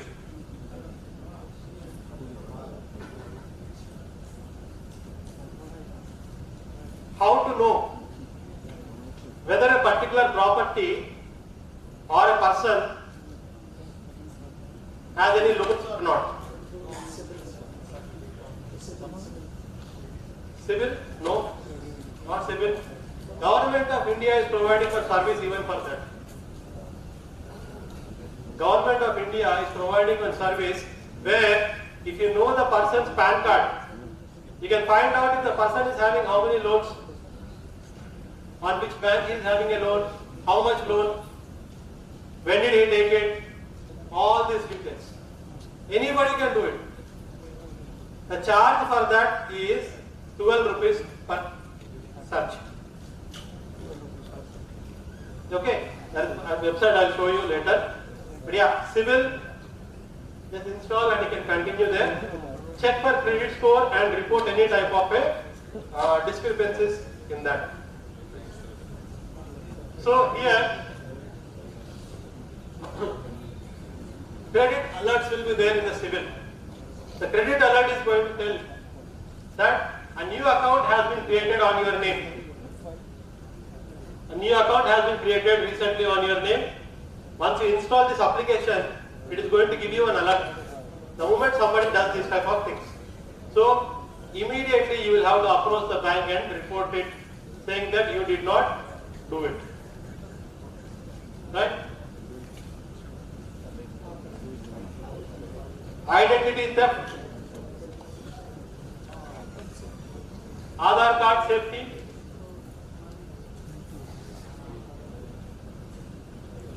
Aadhaar card, again we did not pay any money to it, we got free, so we can give it to anyone. That is not what you are supposed to do here. So we go to these places most of the times, right? Take a photocopy of our Aadhaar card, or else we give our Aadhaar card copy to the loan third party person who is not even a bank employee. Most of the loan providers who approach us, they are not bank officials, remember here. They are third party people. They are third party people. When you are giving them your data, you do not know what exactly they are going to do with that particular data here. So never go and take in the Xerox shop your PAN card. Don't give it to that fellow and say that अभी मैं T P के आता हूँ तो निकाल के लग, because there is too much line there. Always have some secure way of taking your own photocopies. Invest in a scanner and printing device.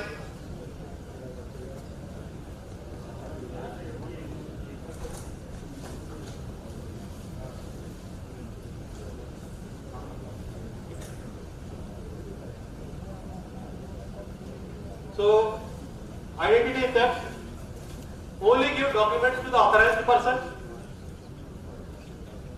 of the bank, and then whenever you are giving, the bank person is supposed to give you an acknowledgement that he has taken so many documents from you. That is important here. And don't trust 100% any third party or a DSA of a bank here. And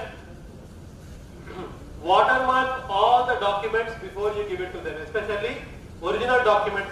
Property papers are there. Your original property papers are there. You take a photograph in some scanning app and you share it as a PDF to somebody whom you want to buy. But add a watermark before you share it. Some watermark so that they cannot duplicate it. Again here, very important. Sale deed copy. All these are cyber crimes which are already been done. You change the name and they will serve you.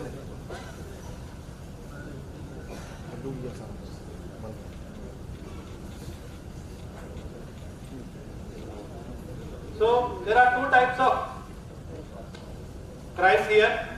One is credit score and credit event and a non-credit event. A non-credit one is when somebody is opening a bank account. A non-credit is when somebody is taking a SIM card on your name. This does not happen now, but yeah. And check your credit reports every 6 months. So this is going to prevent any type of a loan fraud here. And then social media. Everyone is going to use social media, Instagram, and most of the times we... Excuse me, sir. Excuse me, sir. Here, sir.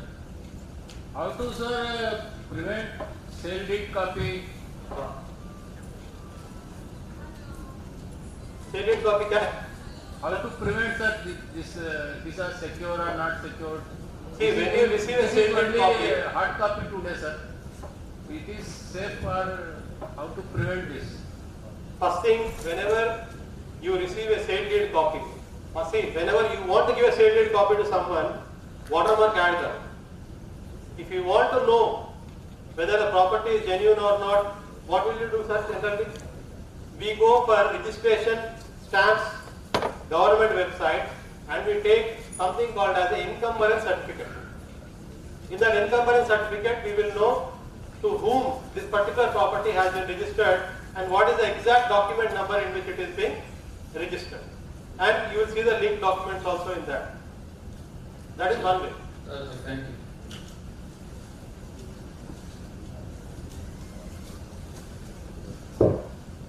So don't give, see here, social media, I will tell you one email tip here.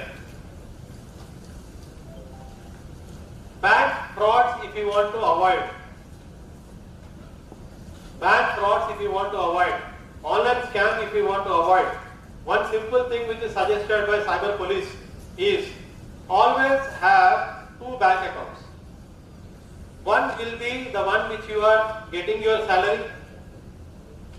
Now the one which you are getting salary, don't use it for purchases or anything like that. Create a second bank account. Now let us say you want to purchase something online shopping. You want to do. So you know the amount you want to purchase. So transfer that money into the second account and then make a purchase.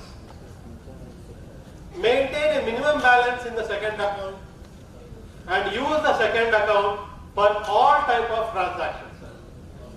Never use the first account.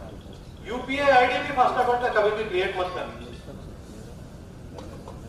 Do not link your UPI ID to the main bank account. Have a separate bank account, create a UPI account and link it to this. Even if some bada scam will happen also, you will not lose much money there.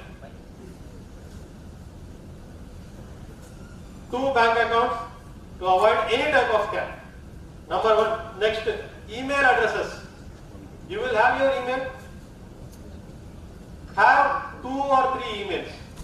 One email, use it for your banking purpose only. How to create? For example, udaykiran.bank@gmail.com. I am going to create one account. So I am going to use exclusively that account for all my banking alerts and everything. udaykiran.social. I will use it for Facebook, Instagram or whatever it is. So create multiple emails and segregate those emails separately so that if your email gets hacked, nothing will happen to your bank account and all your main transactions. That, remember. Next, how to know if your ID is already stolen? कैसे पता चलेगा आपको? आपका already गया, ID सब गया आपका. How to know that? Is somebody else using and all those things? Open a browser in your mobile phone. Browser open कीजिए सर mobile phone पे.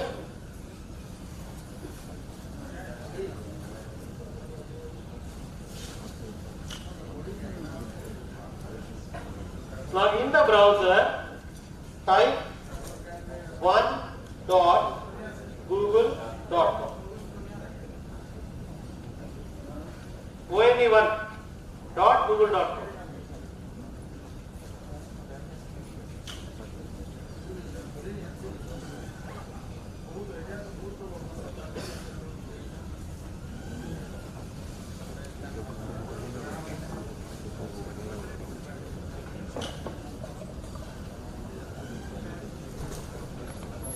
This screen you got? Yes? Now this screen you will see one option called dark web report. Dark web report. Click on that dark web report.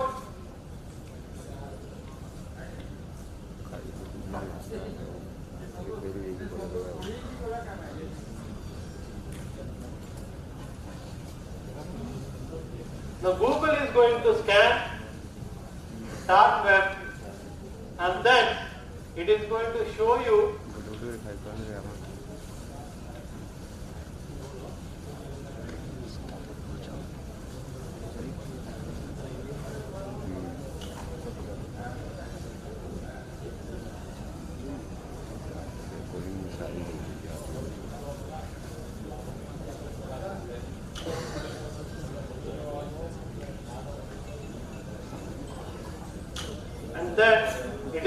show you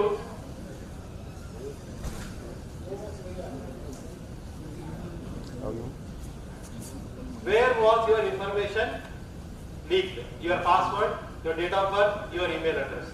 Is it showing? No?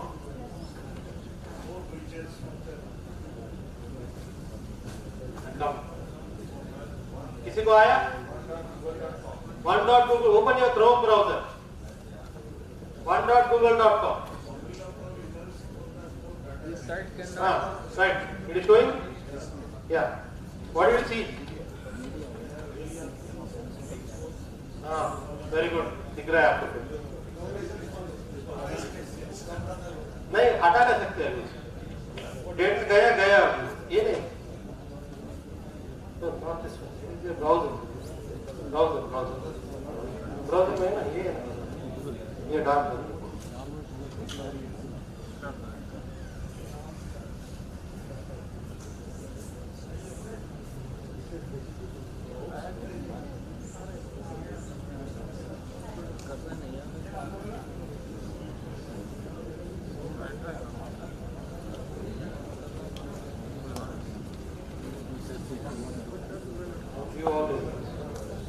Now in this one it is going to show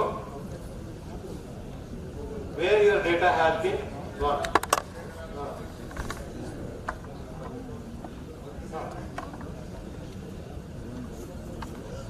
अभी मैं अभी बताता हूँ. गया कुछ नहीं कर सकता.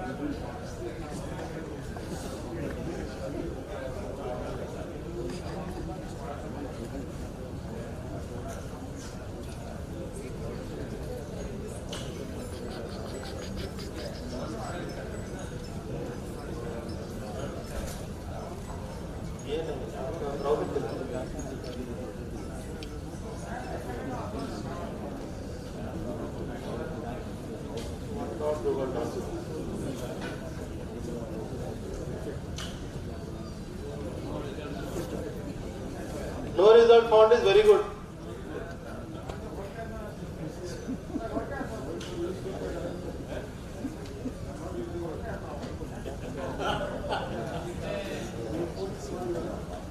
दूसरा ब्राउज़र में चेक करें. Right, see here.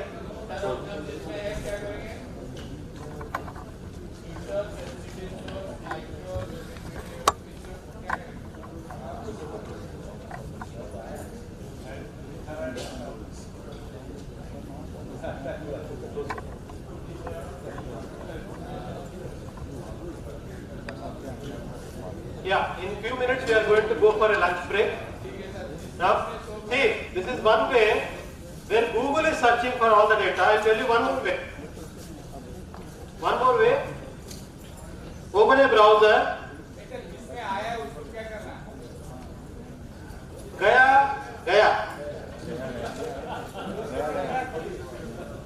See, when you are installing an application, you have used your Google account to sign in? Yes or no? Google was asking you, do you want to share this information? Your name, phone number and email? You said hello? Fine. Your risk. Hello. Now the third person, he did not maintain the server data properly. Somebody stole from him. Without that mandatory yes, so delete we cannot proceed. We cannot proceed further. That is the reason I told you to have more than one email address. And don't give your real name and also. Okay. Last one before we break for a lunch break.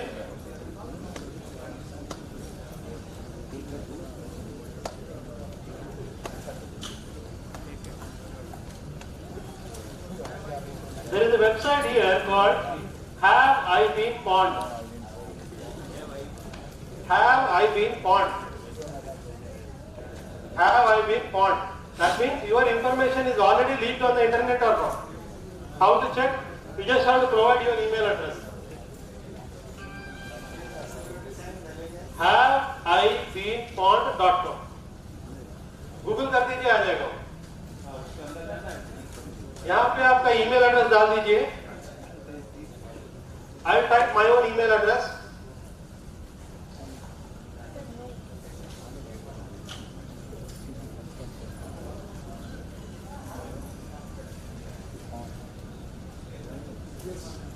And if I am getting a red like this, that means already my data is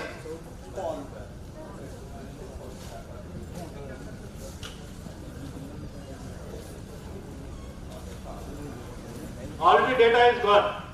कहाँ पे गया? देखिए यहाँ पे all these places, big basket. I might have used big basket. What is the big basket service used for? Online delivery of items which you get in our home. No phone is very good. What is the information we give for big basket? We give our home address. अभी home address सबको पता चल गया आपका, कहाँ पे रहते हो आप, आपने क्या ऑर्डर किया, everything is known. Because whose problem is this? The problem is with these people who are maintaining the database.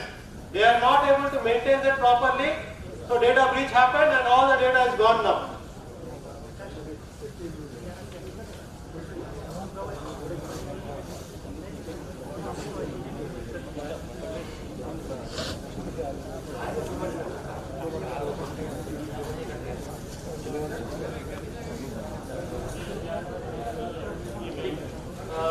That is one thing. And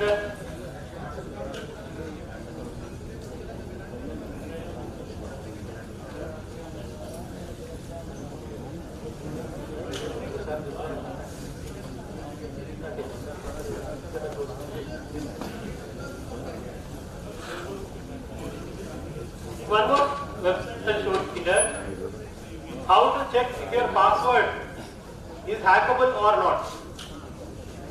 Go to a website called Password Monster. Password Monster.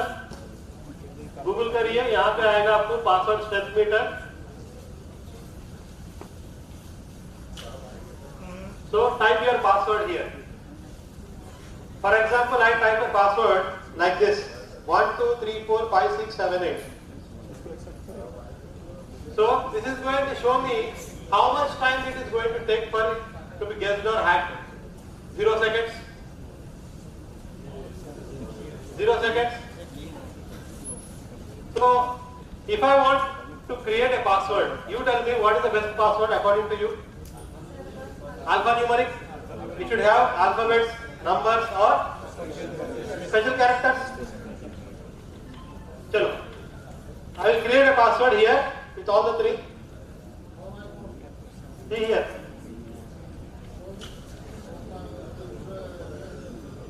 I'll show you the password also here.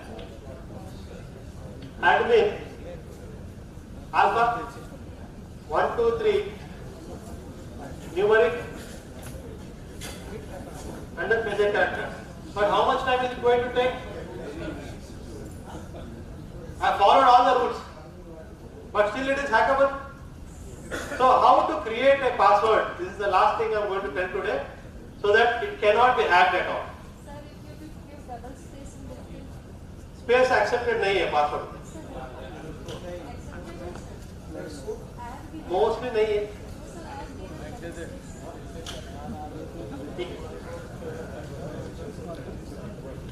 Now, how to provide or how to remember a password even if it is a longer password?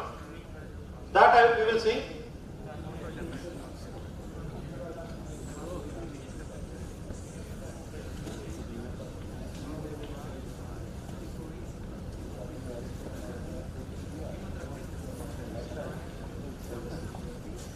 Is this password good password or bad? Now how to create a strong password, I will tell you here. You have to use something called as passphrase, not a password. I mean passphrase क्या है? Passphrase is a sentence. For example, this is the month of October is a sentence, correct? Now I am going to create a password out of it. कैसा? See here. This capital T is the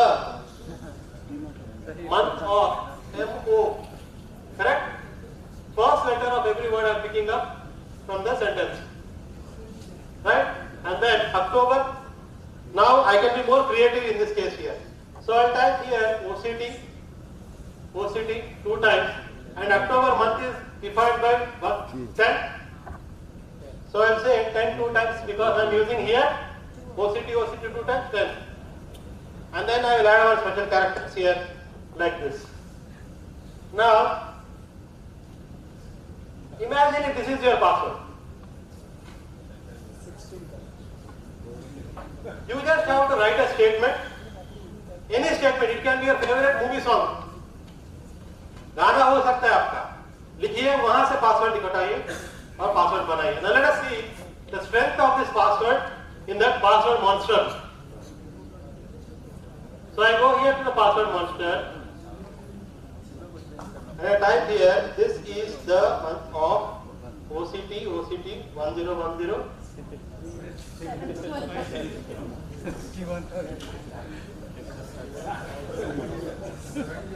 Right? This is how hackers create passwords. This is how security engineers will create the passwords. Passwords should be easy to remember, but also it should be complex enough so that other party should not be able to understand what we are typing. So the best password is not to use a password. That is to use a passphrase. Don't tell the word called password. You have to say passphrase. Phrase बनाइए, sentence बनाइए, उससे password बनाइए. Remember that sentence. Okay, सारे यहाँ से अच्छा.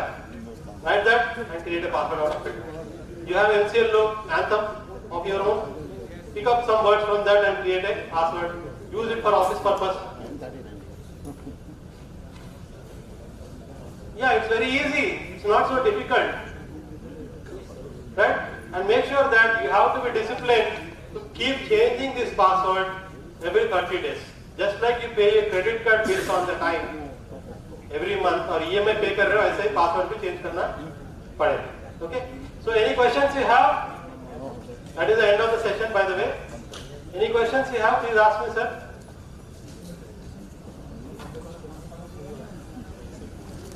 No questions? Okay. Thank you everyone, and I hope the session was useful. And thank you.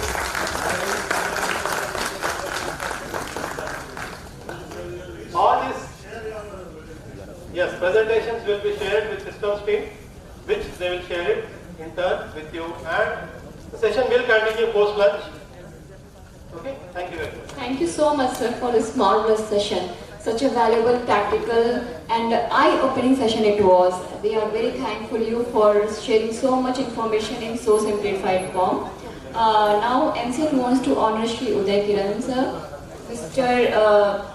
Abdul Ghafarji and Engineer Prashant Saxena. So I invite them on the stage, sir, please. I also request GM System Shri Kitty Khati sir to please come on the stage and honor this team with a token of appreciation, please.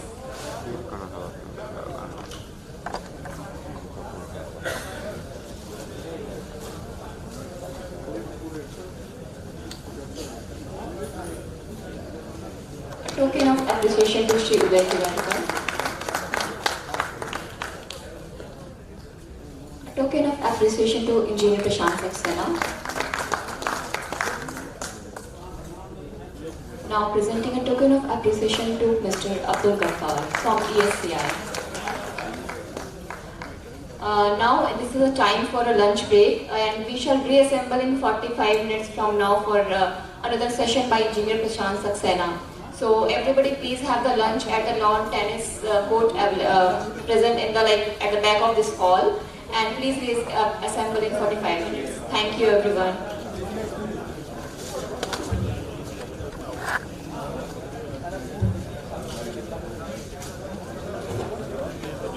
पूरा फिर मिल जाएगा. ये down करना down हवा चलो चलो वसुंधरा राधे गंगा गंदा हो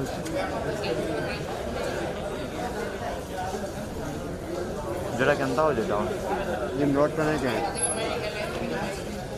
माइक के थोड़ी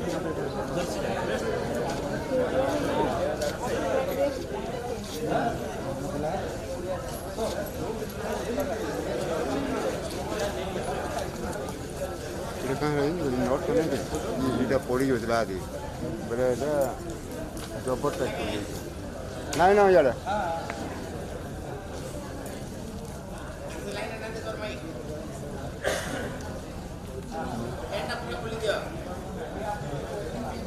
अरे छंदले है कैमरा बाहर कर जो हो। तो ये जो वीडियो था ये बिल्कुल छोटा सा वीडियो था, बट मैं ये जानता हूँ कि ये it can be an eye opener for all of you, because ये चीजें हम कर रहे हैं, हम डेली लाइफ में ये मिस्टेक्स करते हैं, अपनी चीजें फेसबुक पे, सोशल इंस्टाग्राम पे इसको अपलोड करते हैं। अभी एक दिन पहले का ये फोटो है, मैं रियल लाइफ एग्जांपल्स के संग बात करूंगा, ज्यादा थ्योरेटिकली बात नहीं करूंगा। ये किसी ने डाला जयपुर प्रॉपर्टी मार्केट, मेरे फेसबुक पर आ रहा था, तो मैंने इसका स्क्रीनशॉट लेके मैंने कहा अपन ट्रेनिंग में डिस्कस करते हैं। तो ये अपने आप को एक सीआईएसएफ का कमांडेंट बताते हैं। किसी को पता है इस फ्रॉड के बारे में, ये कैसे फ्रॉड होता है? मैं बताता हूँ आप लोगों को, हो सकता है किसी को पता हो तो वेरी गुड। ये अपने आप को एक सीआईएसएफ का एजेंट बताते हैं and then he is posting कि मेरे पास ये सारा सामान है, ठीक है, ये एसी सैमसंग कंपनी का 1.5 टन का 12,000 में एसी दे रहा है, ठीक है, तो ऐसे डिस्काउंटेड प्राइस करके ये आप लोगों को दिखाता है। अब ये अपन चाहे तो एक डेमो कर सकते हैं, इनको कॉल भी लगा सकते हैं, ठीक है। तो पॉइंट ये है कि ये लोग आपको इस तरीके से फेक एड्स देते हैं और जब आप इनसे बात करेंगे तो they will act as a CISF person कि सर मेरी तो इस आसाम एयरपोर्ट पे ड्यूटी थी और अब मेरा ट्रांसफर हो गया बैंगलोर, तो मैं इतना सामान लेके नहीं जा पाऊंगा, तो मैं ये सामान सेल कर और आपके विश्वास के लिए मैं आपको सारे वो आईडी कार्ड दे देता हूँ। तो जैसे सर ने बताया कि आईडी कार्ड सबके कॉपी होते हैं, तो वो कहाँ जाते हैं? इन जैसे जो ये जो फ्रॉडस्टर होते हैं इनके पास चल जाते हैं। ये सारी डिटेल आपको भेजेगा व्हाट्सएप पे, वो सारे डॉक्यूमेंट्स होंगे, उसमें उसका आईडी कार्ड भी होगा, फोटो भी होगी और सब आईडी कार्ड पे सेम फोटो, सामान की भी फोटो भेजेगा। और पता है आपसे क्या कहेगा? वो कहेगा कि सर मैं आपके ये घर पे डिलीवर करा दूंगा। अगर आप कह दोगे नहीं मैं आसाम में हूँ, मैं लेने आ रहा हूँ, तो फोन काट दे। वो कहेगा कि मैं आपके घर पर डिलीवर करा दूंगा, बुकिंग का चार्ज 3200 रुपए, कोरियर बुकिंग का चार्ज 3200 रुपए, आप बस 3200 रुपए पे कर दो, बाकी सीओडी कर देंगे जब घर पे सामान आए। तो ना तो सामान आएगा कभी और ना आपको 3200 मिलेंगे। तो पॉइंट ये है कि इट इज साइबर क्राइम और साइबर फ्रॉड। मैं पूछता रहूंगा आप लोगों से बार बार कि ये साइबर क्राइम है या साइबर फ्रॉड है? फ्रॉड है। अगर आप इस चीज को लेकर पुलिस में जाओगे तो आपको लगता है पुलिस कंप्लेंट लिखेगी? बताइए, वो प्राथमिकी दर्ज कर सकती है, एफआईआर दर्ज नहीं कर सकती, क्योंकि वो 420 आपके संग फ्रॉड 420 हुई है, वो भी फ्रॉड ही है, वो फ्रॉड ही तो कहलाता है, क्राइम नहीं। तो क्राइम और फ्रॉड के बीच में क्या डिफरेंस है उस पर अपन लगातार बात करते रहेंगे। और लास्ट में आईटी एक्ट 2008 अमेंडमेंट क्या कहता है, हमको क्या पावर देता है कि हम किस तरीके से लॉ की परव्यू में आके चीजों को चला सकते हैं। थोड़ा सा आपको स्टार्ट करने से पहले सेशन को, ये एक बहुत बेसिक कंसेप्ट है डार्क वेब का, तो मैंने सोचा ये आपके साथ शेयर करूं। पहले मेरा प्लान नहीं था इसको रखने का, बट अभी जैसे बैठे बैठे एकदम से आया कि क्योंकि डार्क वेब की काफी बात हो रही थी पीछे, तो एक बार चर्चा करें कि डार्क वेब क्या है। तो कितने जने जानते हैं what is a dark web, और कितने जने उस डार्क वेब में गए हैं? What is dark web? Idea sir आपके सिस्टम टीम से बताइए सर। हम लोग देखते हैं अभी जैसे गूगल है या फेसबुक है, एक्स जो लोग ब्राउज करते हैं, दैट इज सरफेस वेब जी। और ठीक है, जैसे आप लोग कंपनी में जैसे फॉर एग्जांपल आप यहां हम लोग फुल लाइन यूज कर रहे हैं, तो कंपनी लेवल वो डीप वेब होता है जी। And the web that we as a normal people हम लोग एक्सेस नहीं कर सकते, तो फॉर एग्जांपल जी इसके थ्रू से हम लोग जा सकते हैं, that is called deep web. बिल्कुल सही, बिल्कुल सही सही। देखिए कि जो इंटरनेट हम लोग एक्सेस करते हैं, हम लोग कहते हैं ये अथाह सागर है वेबसाइटों का। कोई बता सकता है कितनी वेबसाइटें होंगी दुनिया में?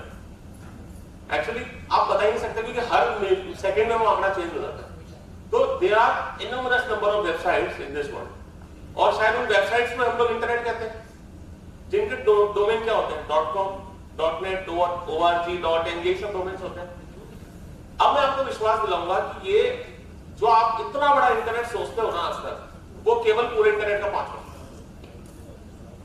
पूरे इंटरनेट का 5% है, जिसको हम लोग सोचते हैं कि ये इतना बड़ा इंटरनेट है, इतनी बड़ी दुनिया है, इतने वेबसाइट्स कनेक्टेड है, इतना जीमेल, ये सब केवल 5% है।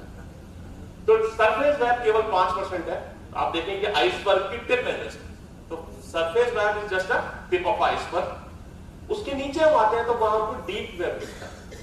डीप वेब क्या होता है? सपोज कीजिए आपका कोल इंडिया लिमिटेड है, उसका इंटरनल नेटवर्क आप लोगों ने कोई बना रखा है। आप लोग अगर SAP है तो इंटरनल अगर चलता है वो चीज, पब्लिकली एक्सेस नहीं हो पाता, तो हम उसको डीप वेब कह देते हैं। ये लगभग 80 से 90% होता है। तो आप ये देखें कि 80 से 90% डीप वेब है, 5% आपका हो गया सरफेस वेब, और बचा हुआ जो 5-10% है, 7%, वो कहलाता है सर आपका डार्क वेब। अब डार्क वेब क्या बना है? डार्क वेब वो है जिसपे ना तो गवर्नमेंट का रेगुलेशन है, ना किसी भी इन्वेस्टिगेशन एजेंसी का कोई रेगुलेशन है। हाँ, जा उस पर कोई भी सकता है। जैसे आप इंटरनेट खोलते हो, कैसे खोलते हो? ब्राउजर, क्रोम ब्राउजर से या मोजिला से, कैसे भी करते हो। इसी तरीके से डार्क वेब में भी जाने के लिए स्पेशली एक ब्राउजर्स बनाए जाते हैं जिसको कहा जाता है Tor browser. It is not recommended to download Tor browser and go to the dark web. फिलहाल इंडिया में डार्क वेब को एक्सेस करना क्राइम नहीं, ठीक है। 5 कंट्रियां हैं, चाइना उसमें से एक है, जहां पे डार्क वेब को एक्सेस करना भी क्राइम है। इंडिया में अभी ये क्राइम की कैटेगरी में है। तो अगर आप एजुकेशन पर्पज से, नॉलेज पर्पज से उस डार्क वेब को देखना चाहते हैं तो डेफिनेटली उस पर जाया जा सकता है। अच्छा, डार्क वेब की खासियत क्या है? आपने देखा था, उदय सर ने दिखाया था google.1.com थी, 1.google.com। उस पर आपने देखा कि जो आपका डेटा था वो डार्क वेब पे लीक हुआ था। देखा था आप लोगों ने क्या क्या डेटा लीक हुआ था? ईमेल थे, पासवर्ड्स थे, डेट ऑफ बर्थ थी। तो बेसिकली क्या होता है कि सपोज कीजिए बिग बास्केट थी, बिग बास्केट को किसी ने हैक करा। अब हैक करके और उतने लोगों का डेटा लेके, उनकी बर्थ डेट लेके, वो उनको बर्थडे विश तो करेगा नहीं भाई, क्या करेगा उसका डेटा लेके? बर्थडे विश तो करेगा नहीं। तो डेफिनेटली उससे कुछ कमर्शियल उसका एक मोटिव होगा, उसको चाहता होगा उसको यूज करे, तो वो क्या करेगा? सबको बेचना चाहेगा। अब अगर वो अपनी वेबसाइट बना ले कि चोरी का डेटा.com, तो इमीडिएटली उसको पकड़ लिया जाएगा। तो वो क्या करेगा? अपने आप को वो सामान बेचने के लिए। या सपोज कीजिए किसी को गन्स बेचनी है, ठीक है, किसी को गन बेचनी है या ड्रग्स बेचने हैं, तो वो क्या करेगा? कोई सरफेस वेब पे तो जाएगा नहीं, क्योंकि surface web is a detectable web. आपको वहां डिटेक्ट करा जा सकता है, आपको ट्रेस किया जा सकता है, आपके जो भी ट्रैक्स होते हैं एक इस आईपी से उस आईपी, उसको ट्रैक करा जा सकता है। बट डार्क वेब में वो चीजें पॉसिबल नहीं है, क्योंकि उसकी जब कनेक्टिविटी है वो पॉइंट टू पॉइंट होती है इंटरनल वीपीएन के थ्रू। अपन उस पर नहीं जाएंगे टेक्नोलॉजी के ऊपर। मैं आपको बताना चाह रहा हूं कि वो जो सारा डेटा होता है ना, वो आपका इस डार्क वेब पे आके फॉर सेल होता है। अच्छा, अगर आप उन वेबसाइट्स को देखेंगे ना, जैसे आपने देखा होगा अभी कितने जनों का डेटा कॉम्प्रोमाइज मिला था डार्क वेब पे आप लोगों ने, तो उसमें से अगर आप सर्च करेंगे ना उस कंपनी को, तो डेफिनेटली उस पे अटैक हुआ होगा कोई। आप गूगल करिएगा, जैसे बिग बास्केट है तो अभी 2019 में उस पर अटैक हुआ था। अभी सन 2021 के अंदर माननीय नरेंद्र मोदी जी की जो पर्सनल वेबसाइट थी जिसमें वो डोनर्स का डेटा रखते थे, उस पर अटैक हो गया था। एयर इंडिया की वेबसाइट में 2021 में अटैक हुआ था। तो कहीं ना कहीं जब ये चीजें होती हैं तो उसका कारण यही है कि आपका डेटा चोरी करके और डार्क वेब पे बेचना है। तो डार्क वेब का मैंने आपको थोड़ा सा इंट्रोडक्शन दिया, तो अब मैं आपको डार्क वेब में थोड़ा सा ले जाना भी चाहूंगा। तो आप लोग देखना चाहेंगे डार्क वेब होता कैसा है, क्या है डार्क वेब। तो एक टॉर ब्राउजर के थ्रू मैं चाहूंगा आपको डार्क वेब दिखाऊंगा थोड़ा।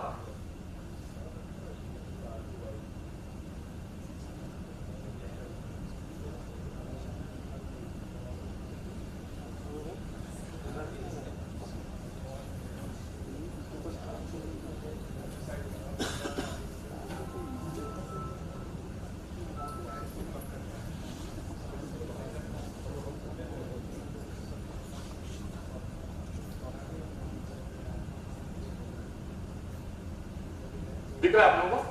शायद छोटा दिख रहा होगा थोड़ा।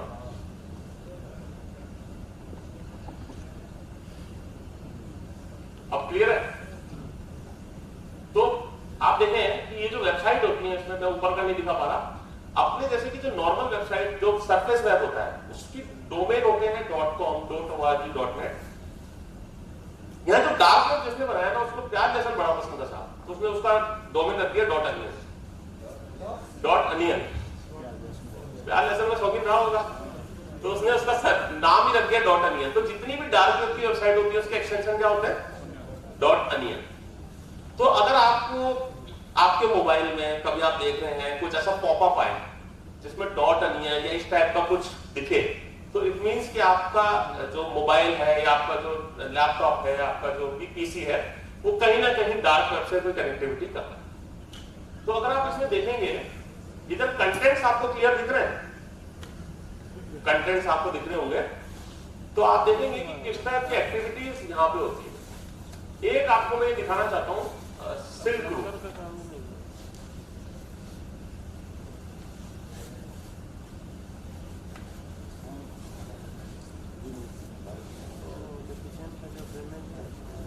दिख रहा है आप लोगों को? स्क्रीन दिख रही है क्या? थोड़ा कम दिख रहा होगा।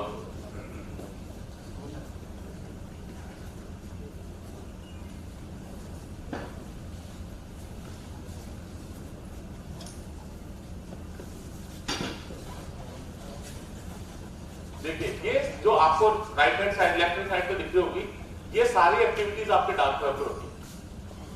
मैं थोड़ा सा और आपको दिखाना चाहूंगा। देखिए, ड्रग्स जितनी भी होती हैं, हशीश, ये सब चीजें आपको डार्क वेब पर अवेलेबल होती हैं। अल्कोहल, स्टेरॉइड्स, सीवीवीएन कार्ड्स, जो फ्रॉड्स होते हैं सीवीवीएन कार्ड्स के, वो जो डेटा होता है, अभी सपोज कीजिए आपका क्रेडिट कार्ड का डेटा चोरी हो गया, तो वो जो व्यक्ति होगा ना, उसका काम नहीं है, उसका काम केवल चोरी करना है। जो मेलवेयर है आपके सिस्टम में आया, आपके मोबाइल में किसी एप्लीकेशन के थ्रू, उसका काम है केवल चोरी करना। वो कभी भी खुद नहीं करेगा, वो क्या करेगा सर, यहाँ आके बेचेगा। तो यहाँ दिख रहा होगा आपको सीवीवीएन कार्ड्स। तो अगर आप यहाँ जाएंगे तो यहाँ आपको बकायदा कार्ड नंबर, सीवीवी, वो सब मिलेगा, उसको पेमेंट करना पड़ेगा आपको। और पेमेंट की करेंसी क्या चलती है डार्क वेब में? बिटकॉइन। बिल्कुल, बीटीसी इज दी करेंसी।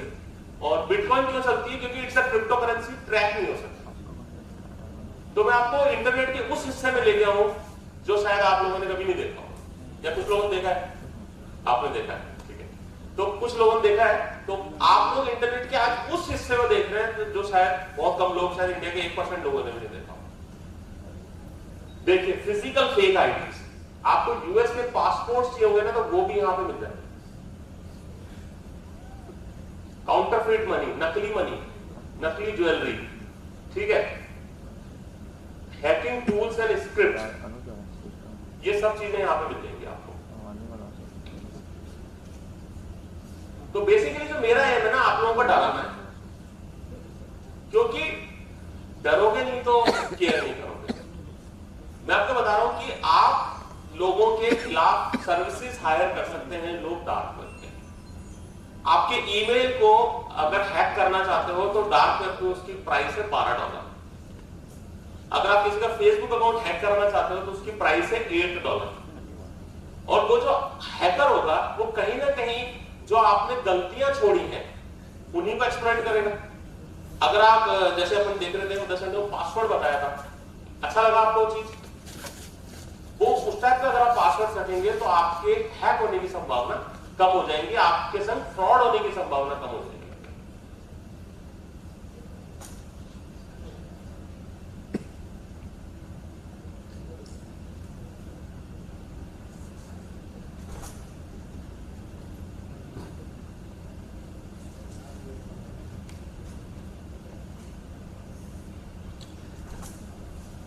ये देखिए, यहां पर कमर्शियल सर्विसेज देखेंगे डार्क वेब पे, गन्स मार्केट, मतलब जितनी भी आपकी लीगल एक्टिविटीज है वो सब आपकी डार्क वेब पे होती है। बट एक रिक्वेस्ट है कि इसको कभी भी एक्सेस मत कीजिएगा, क्योंकि विदाउट अगर आप प्रॉपर प्रॉक्सी और उसके थ्रू इसमें एंटर करते हैं तो संभावना होती है कि मैलवेयर आपके सिस्टम्स पर आ जाए, है ना। तो it's recommended, it's just for educational purpose. क्योंकि रिकॉर्डिंग हो रहा है तो मेरा डिस्क्लेमर देना आप लोगों को जरूरी है, ठीक है। चलिए वापस आ जाते हैं अपनी जगह।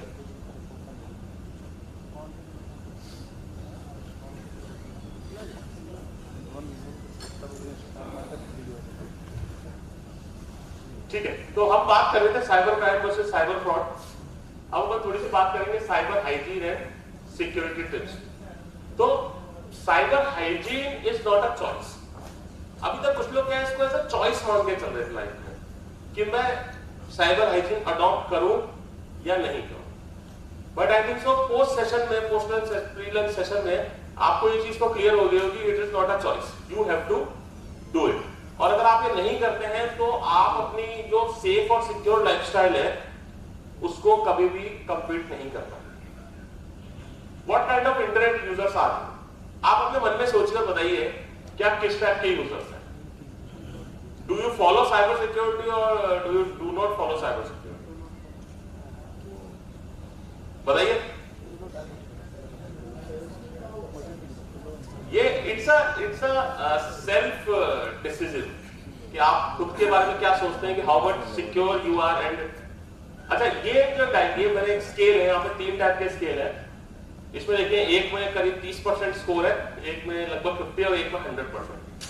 तो when we talk about cyber security, when we talk about cyber crimes, cyber frauds, तो जब तक आप 100% सिक्योर नहीं होंगे ना, तब तक आप ये नहीं कह सकते कि मेरे से फ्रॉड नहीं हो सकता या मेरे से कोई साइबर क्राइम नहीं हो सकता। देखिए, साइबर क्राइम के बारे में मैंने आपसे बात करी कि साइबर फ्रॉड में तो आपका इन्वॉल्वमेंट होना जरूरी ही जरूरी है। साइबर फ्रॉड आपके इन्वॉल्वमेंट के बिना नहीं हो सकता, बट साइबर क्राइम आपके इन्वॉल्वमेंट के बिना भी हो सकता। तो अपन उसको देखेंगे कि एंड पॉइंट्स पे देखेंगे। मोबाइल्स पे तो क्या है कि पहले हम लोग काफी चीजें देख पाते थे, बट अब जो एंड्रॉइड 10 वर्जन आया है उसके बाद उसका खुद का इंटरनल सिक्योरिटी इतना अच्छा हो गया है कि अपन जब तक उसको रूट नहीं करेंगे फोन को, तब तक हम उसके इंटरनल जो कनेक्शन है टीसीपी आईपी के उसको एक्सेस नहीं कर सकते। तो इसलिए वो चीज तो आपको नहीं दिखा पाएंगे, बट एंड पॉइंट लेवल पे, सिस्टम लेवल पे किस तरीके से हम सिक्योर रह सकते हैं उस पर जरूर हम बात करेंगे। Always remember there is someone on the other side of the screen. आप ये सोच रहे हैं कि मैं काम कर रहा हूं, मैं अभी लॉगिन कर रहा हूं, मैं नेट बैंकिंग को एक्सेस कर रहा हूं, बहुत सारी सर्विसेज हम लोग एक्सेस करते हैं, बट पॉइंट ये है कि कितना हम उस चीज को मानते हैं कि कोई हमको देख नहीं रहा होगा। एक कहावत है दुनिया में कि हमारे जो भी कर्म होते हैं ना, हमको और भगवान को पता होता है, बट इंटरनेट में है कि हमको और हैकर को पता होता है। क्योंकि आपको नहीं पता कि आपके सिस्टम में कोई अटैकर, कोई हैकर बैठा है नहीं बैठा है। अगर आपने सुना हो तो एक टेररिज्म में टर्म होता है स्लीपर सेल, सुना है किसी ने? स्लीपर सेल, स्लीपर सेल क्या करता है, कोई बताएगा? वो कॉमन आदमी जैसा रहता है और बैठा रहता है। अपन पिक्चरों में देखते हैं कि वो 20-20 साल, 25-25 साल, इवन पूरी जिंदगी निकाल देते हैं लोग। रॉ के एजेंट्स होते हैं बाहर कंट्रीज में, आईएसआई के एजेंट्स होते हैं, इंडिया में पकड़े जाते हैं कि साहब ये तो 82 इयर्स का था और पिछले 50 साल से भारत में रहता है। तो बेसिकली उनका काम क्या होता है, they are not going to harm you, but they will collect the critical data from your system and transfer to its masters. तो हमेशा यह देखिए कि आप अगर फुल सिक्योरिटी नहीं रख रहे हैं सिस्टम में, तो कहीं ना कहीं आप कॉम्प्रोमाइज की तरफ जा रहे हैं। Be careful with your online social life. मैंने आपके साथ डिस्कस करा कि फेसबुक, सोशल मीडिया, ट्विटर, इन पे आप लोगों को विशेष ध्यान रखना है। ये गलती हम बहुत ज्यादा करते हैं। कितने लोगों को लगता है गलती करते हैं?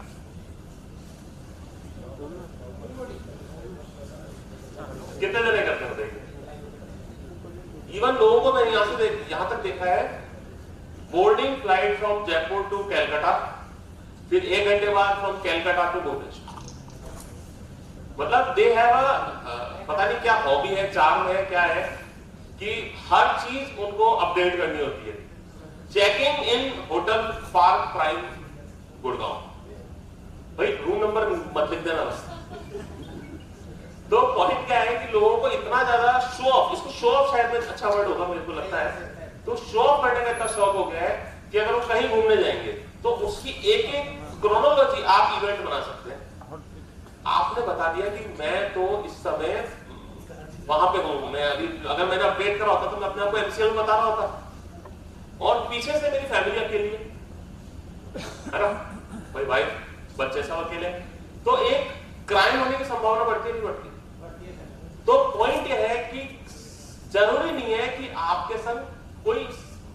पोटेंशियल फ्रॉड ही साइबर क्राइम का पार्ट हो सकता है। एडिशनल जैसे सपोज कीजिए कोई दुर्घटना हो जाए तो वो भी तो आपके इन्हीं जो आपके एक्ट्स थे उसका रिपरकेशन है ना, उसी से रिलेटेड चीज है।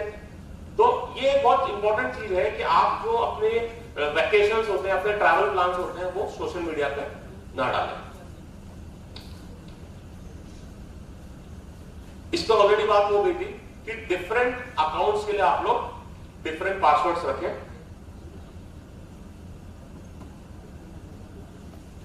डेटा प्रोटेक्शन के लिए बहुत इंपॉर्टेंट चीज है कि use security tools, firewall, antivirus software to protect your critical data and privacy.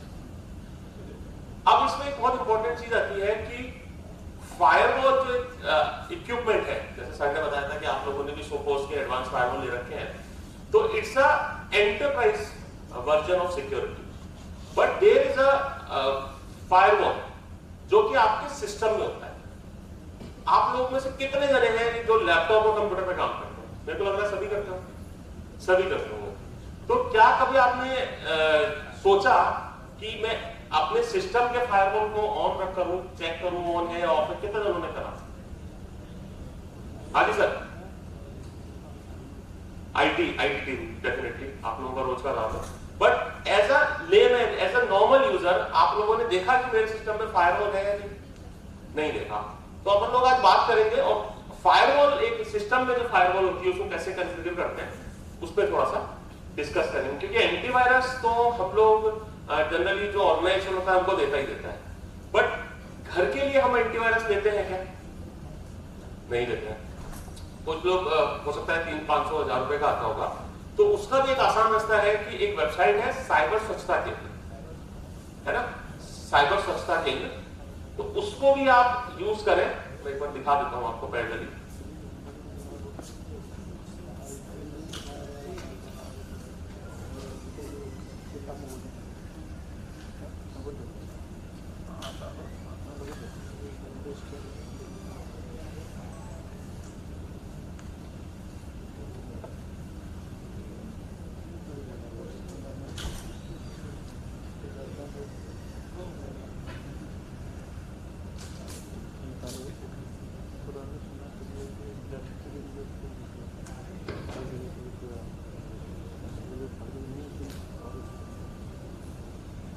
कितने लोगों ने इस वेबसाइट पे एक्सेस करा था? आप लोग, क्योंकि सर मैंने पहले ट्रेनिंग्स में इसके बारे में बताया होगा। तो ये एक वेबसाइट है जो कि ministry of electronics and IT की तरफ से लॉन्च है, और certain is the main nodal agency who is taking care of it. Certain क्या है, थोड़ा सा आपको रेगुलेटरी चीजें भी बताऊंगा साथ साथ। Certain is a nodal agency जो कि आईटी एक्ट के द्वारा गठित की गई, और जो भी साइबर सिक्योरिटी रिलेटेड चीजें हैं भारत के अंदर उन सबका रेगुलेशन सर्टेन करती है। तो सर्टेन और मिनिस्ट्री ऑफ आईटी के द्वारा ये वेबसाइट संचालित की जाती है, और यहाँ पे आपको एक बहुत अच्छी चीज क्या मिलती है, आपके मोबाइल और आपके कंप्यूटर्स के लिए फ्री बॉट रिमूवल टूल्स मिल जाते हैं। आप इसमें यहां जाएंगे तो सिक्योरिटी टूल्स नाम से आपको दिखेगा, ठीक है। तो ये 3-4 कंपनियों पे आपको मिल जाएंगे यहाँ पे, ई-स्कैन, K7 और Q3।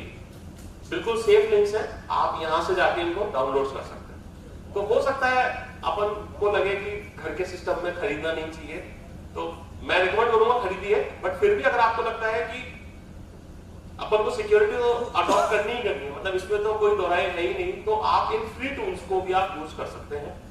और मोबाइल के लिए भी इसमें एंटीवायरस उपलब्ध है। 2 कंपनी के एंटीवायरस उपलब्ध है एंड्रॉइड के लिए, एक है ई-स्कैन और एक है ये सीडेक का खुद का। CDAC is a government body जो कि रिसर्च ओरिएंटेड है। तो ये 2 आपको ऑप्शंस मिल जाते हैं मोबाइल सिक्योरिटी के लिए, और 3 ऑप्शंस मिल जाते हैं आपको सिस्टम के लिए। तो इनको यूज करके आप डाउनलोड कर सकते हैं।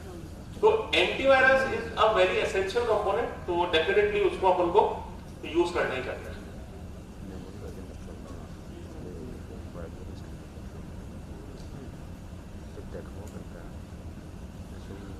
इसके बारे में बात करी थी अपन ने कि पब्लिक नेटवर्क में वाईफाई का यूज नहीं करना है, और करना है तो कैसे करना है बताइए।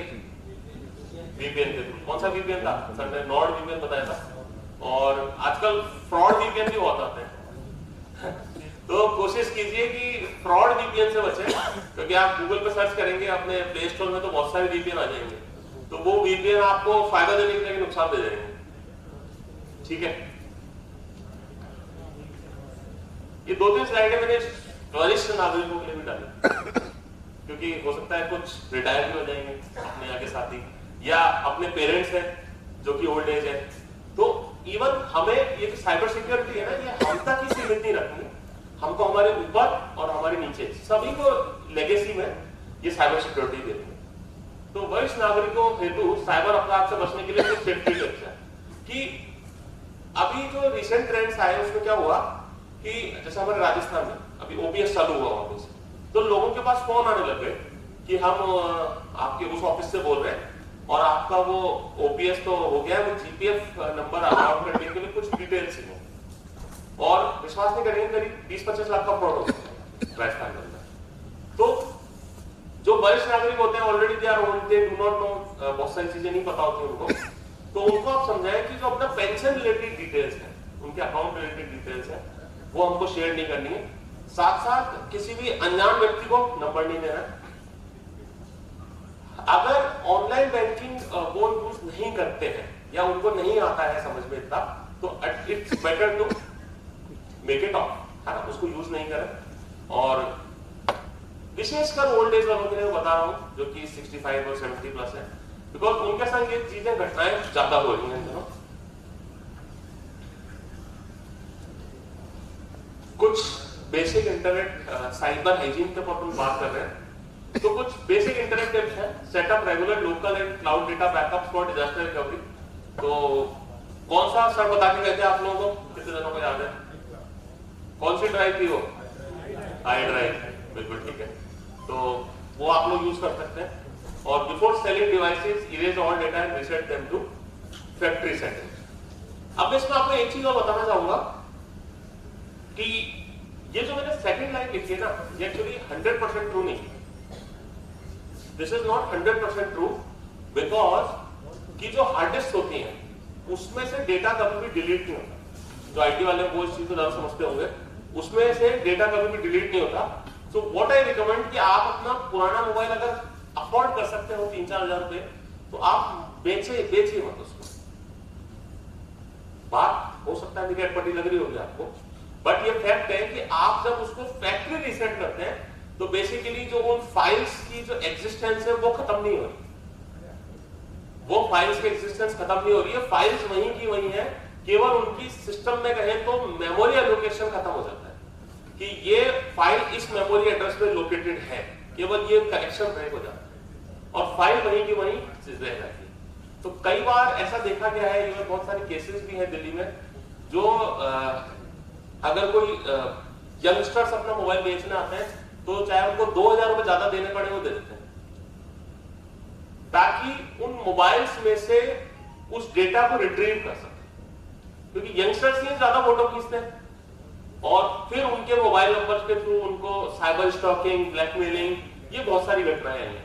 तो इट इज रिकमेंडेड कि आप अगर अफोर्ड कर सकते हैं 5-6 हजार से ज्यादा, तो कौन देता है पुराने मोबाइल के, तो आप मोबाइल नहीं बेचिए। मैं पर्सनली रिकमेंड करूंगा, हालांकि ये तो पर्सनल चॉइस है कि बेचना ही नहीं बेचना, बट मेरा पर्सनल रिकमेंडेशन रहेगा कि आप मोबाइल नहीं बेचें, क्योंकि कायदा यह है कि लो लेवल फॉर्मेटिंग एक कंसेप्ट होता है, बाइट टू बाइट फॉर्मेटिंग जिसको हम लोग कहते हैं। तो बाइट टू बाइट फॉर्मेटिंग करके आप बेचें, मगर वो बाइट टू बाइट फॉर्मेटिंग इतनी महंगी पड़ जाएगी जितने का वो मोबाइल नहीं होगा। ठीक है, तो ये थोड़ी सी चीज आपको ध्यान रखनी है। सर उसके लिए डिवाइसेस आते हैं अलग से, तो मोबाइल उसमें अटैच होता है और फिर बाइट टू बाइट फॉर्मेटिंग बता आपका पूरा मेमोरी लोकेशन। बेसिकली क्या होता है कि डेटा कभी भी हार्ड डिस्क से डिलीट नहीं होता, हमेशा रिप्लेस होता है। तो बाइट टू बाइट फॉर्मेटिंग में उस सेगमेंट की जगह कुछ और राइट कर दिया जाएगा, तो बाइट टू बाइट पूरी मेमोरी वापस राइट होती है। अब जैसे सपोज करो कि आपका मोबाइल क्रैश हो गया, फिर भी आप चाहें तो उसका डेटा निकलवा सकते हैं ना, तो फिर हम ये क्यों सोचते हैं कि हमने इसको फॉर्मेट कर दिया फैक्ट्री रीसेट, तो हम इसका डेटा नहीं निकलवा सकते। तो ये एक तरीके से एक समझ लीजिए पूरा सर्किल है, विशेष सर्किल, जिसमें बहुत सारे लोग एक्टिव है और उनका काम यही है कि पुराने मोबाइल खरीदना है जी। समझा नहीं सर। हाँ तो मैं आपको भी कह रहा हूँ सर, इस पे मतलब मत आइए आप। और अगर 5-6 हजार रुपए ज्यादा क्या देगा कोई, 4-5 हजार ज्यादा, मगर वो आपकी जो प्राइवेसी है 4-5 हजार में, शायद उसकी कीमत बहुत ज्यादा हो सकती है। तो ये छोटी सी बात है। Lucky draw may be bring you a bad luck. देखिए draw may be bring you a bad luck. देखिए there are no free lunches in the world. कोई आपको फ्री में खाना नहीं खिलाता। तो अगर आपको लग रहा है कि कोई आपको लकी ड्रॉ दे रहा है या इस तरीके की जो चीजें हैं, तो ये सब फिशिंग का पार्ट है। तो इन चीजों में आप लोगों को नहीं पड़ना है। Your OTP is just like your face mask. जब तक आप अपना ओटीपी शेयर नहीं करेंगे, आपके संग दुर्घटना होने की संभावना बहुत कम हो जाती है। ऑल्दो सिम क्लोनिंग ये सारी चीजें भी हैं साथ साथ, बट वो इतना आसान नहीं है करना। एक्चुअली एक अटैकर के लिए जब तक उसका आपका फिजिकल एक्सेस नहीं होता ना फोन का, हालांकि मैं कह दूं सर एक बार आपका फोन दो और 5-10 मिनट बाद लौटा दो, तो वो चीजें मैं मान सकता हूं। बट जनरली अभी भी ये मान के चलिए कि जो फ्रॉड्स होते हैं, जैसे सर ने शुरू बताया था कि इंटरनेशनल में ओटीपी नहीं चाहिए होता है, शायद सीबीओ सर थे आपको, हाँ सीबीओ सर ने बताया था कि इंटरनेशनल में ओटीपी नहीं चाहिए होता, बिल्कुल ठीक है। और डोमेस्टिक ट्रांजेक्शंस आपके बिना आपके ओटीपी के नहीं होते। तो OTP is a very important thing. तो चीजें कुछ हो सकता है सुबह वाली रिपीट होगी, बट मेरा जो बताने का तरीका है वो ताकि आप लोग उसको एसेंस कर सके कि साइबर फ्रॉड और साइबर क्राइम जो मेरा आज का मेन मोटिव है, वो आपको उसका फाइन लाइन डिफरेंस आप लोगों को बताना है। कुछ बात करते हैं टाइप ऑफ साइबर फ्रॉड्स की, कि किस किस टाइप के साइबर फ्रॉड होते हैं। हो सकता है आप लोगों को बहुत सारी चीजें पता हो इसमें ऑलरेडी, बट उसके बारीकियां अपन देखने की कोशिश करेंगे। Buy medicine only for trusted sources and be vigilant before making the payment. देखिए ये एक बहुत बड़ा स्कैम था, सुबह रेमडेसिविर की भी बात हुई थी, तो बट अभी भी ये एक बहुत बड़ा स्कैम चल रहा है कि आप अगर कुछ मेडिसिन ऑर्डर करते हैं और वो मेडिसिन अगर वो गलत मेडिसिन जाता है तो आपके जान तक को हानि हो सकती है। तो हमेशा इस चीज के ऊपर ध्यान रखें। एक बहुत इस समय फ्रॉड चल रहा है, fake website and SMS for virtual challan. आपके पास मोबाइल मैसेज आएगा कि आपका इतने रुपए का चालान हो गया ओवर स्पीडिंग के कारण। तो हमेशा याद रखिए ये वेबसाइट है e-चालान.parivahan.gov.in। इस पे आप अपना गाड़ी का नंबर या ड्राइविंग लाइसेंस का नंबर डाल के चेक कर सकते हैं। तो अगर आपके पास कोई इस टाइप का मैसेज आता है या ईमेल आता है जो क्लेम कर रहा है कि आपके ड्राइविंग चालान को और आपको किसी वेबसाइट पे क्लिक करने को कह रहा है, तो वो अपन को नहीं करना। क्योंकि देखिए आपके दिमाग में बात होगी कि अगर मैं किसी वेबसाइट पे क्लिक करता हूं तो क्लिक करने से क्या हो जाएगा, क्या लगता है आप लोगों, क्या क्या हो सकता है एक वेबसाइट पे केवल क्लिक पे क्लिक करने से? बताइए। एक लिंक पे क्लिक करने से मैक्सिमम क्या हो सकता है? एक वेबसाइट खुल जाएगी जो कि आपको दिख रही है कि वेबसाइट खुल रही है, बट उसके बैक एंड में स्क्रिप्ट रन हो सकती है। एक स्क्रिप्ट रन हो सकती है, एक पेलोड जिसको हम लोग टेक्निकल भाषा में पेलोड कहते हैं, एक ट्रोजन, एक मैलवेयर, एक वायरस आपके सिस्टम पे डाउनलोड हो सकता है। आपके सिस्टम की क्रिटिकल इंफॉर्मेशन, आपका ऑपरेटिंग सिस्टम, आपका यूजर का नाम, आपका आईपी एड्रेस, आपका मैक एड्रेस, आपका आईएसपी, अगर आपका वर्जन है कोई वो, तो ये सब चीजें भी आपकी शेयर हो सकती है। एक वेबसाइट है grabify.link, यूज करिए किसी ने? grabify.link, मैं डेमो देता हूं आपको, उससे आपको ये पता लगेगा कि लिंक्स पे क्लिक करने से क्या होगा।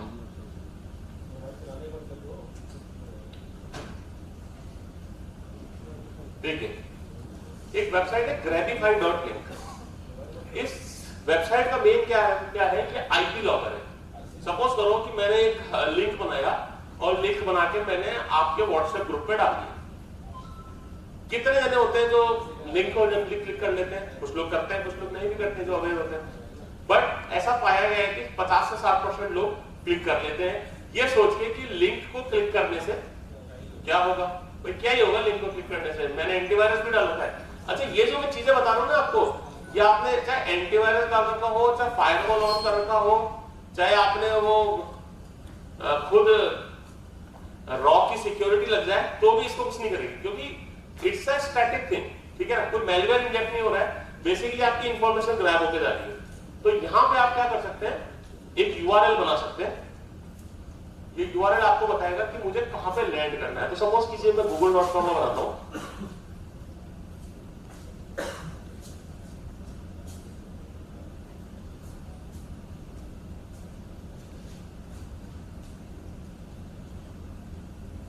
ठीक है। तो यहां आप देखेंगे इस तरीके से मेरे को एक लिंक बन गया, दिख रहा है आपको, न्यू यूआरएल दिख रहा है सभी को।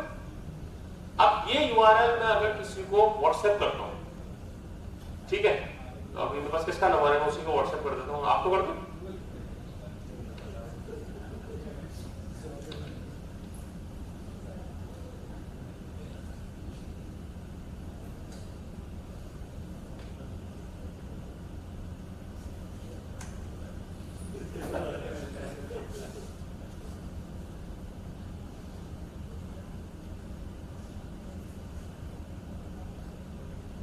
अभी यहाँ पे रिजल्ट क्या है मेरे 0।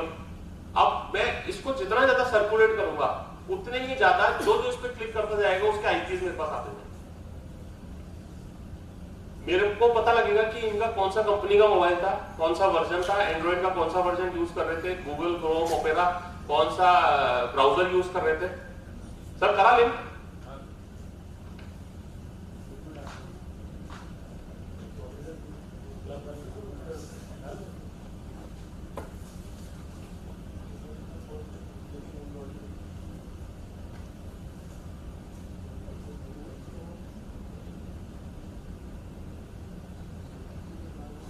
दिख रहा आपको स्क्रीन पे।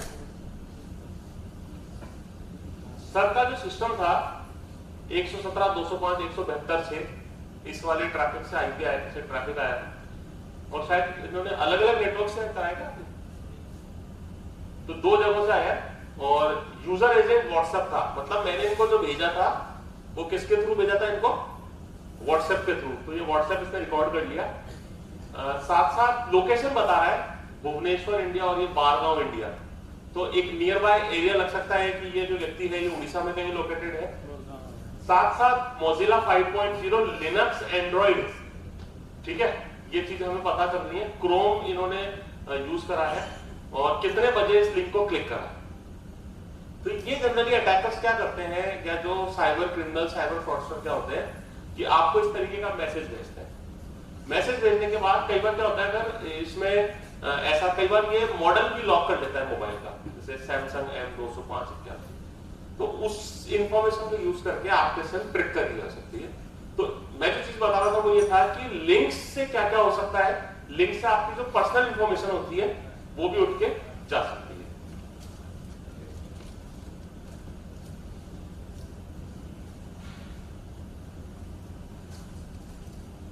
तो कभी भी इस टाइप के कोई आपके पास वर्चुअल चालान से इस तरीके के लिंक आए तो उस पर क्लिक ना करें। फेक ऐप्स एक बहुत बड़ा इशू हो गया है, मॉड ऐप जिसे कहते हैं हम लोग, तो फेक ऐप से बचें आप लोग, और कभी भी प्ले स्टोर या उसके अलावा ऐप को डाउनलोड नहीं करें। ऑनलाइन लोन स्कैम्स आप देखने को मिलेगा आपको कि लोन्स के नाम पे आपको बहुत सारे ऐसी स्कीम्स दी जाती हैं। सुबह भी चर्चा करी थी कि 9% लोन पे दे रहे हैं और अपन इस तरीके के स्कैम्स में आ जाते हैं, तो उस पर भी हम लोगों को विशेष ध्यान रखना है। ये इस समय एक, हाँ जी बताइए जी जी जी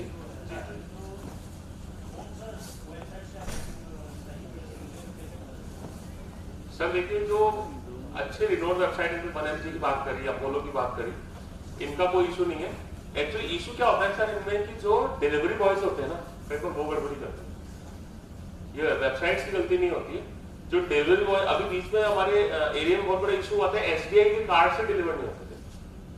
मतलब आपने SBI का कार्ड ऑर्डर करा, क्रेडिट कार्ड, और वो डिलीवर ही नहीं हो रहा है, और आपको मैसेज आ गया है कि card has been delivered to your address, और आपके नाम पे डिलीवर। तो बेसिकली क्या है कि ये, इसको अपन साइबर क्राइम नहीं, मतलब साइबर फ्रॉड नहीं कह सकते कि it's a normal fraud, but चूंकि वो उसका जो इनिशिएशन है वो हमने ऑनलाइन वेबसाइट से करा था, इसलिए हम उसको साइबर वर्ड यूज कर देते हैं। बट आप ये कीजिए कि स्टोर से जाके जो आप मेडिसिन जो ऐसी चीजें वो स्टोर से ही लें, और या फिर अपोलो का मेरे हिसाब से मैं रिकमेंड करता हूँ, मैं खुद अपोलो से कई बार मंगा लेता हूँ इमरजेंसी में, तो वो ठीक है, उनके खुद के डिलीवरी बॉयज है। बाकियों का तो क्या होता है कि वो उसके थ्रू जाती है मेडिसिन, आपके कोरियर के थ्रू, और ये आपके लोकल जो स्टोर होता है शायद वहीं से आती है अपोलो के केस में, तो वो ठीक है। ठीक सर?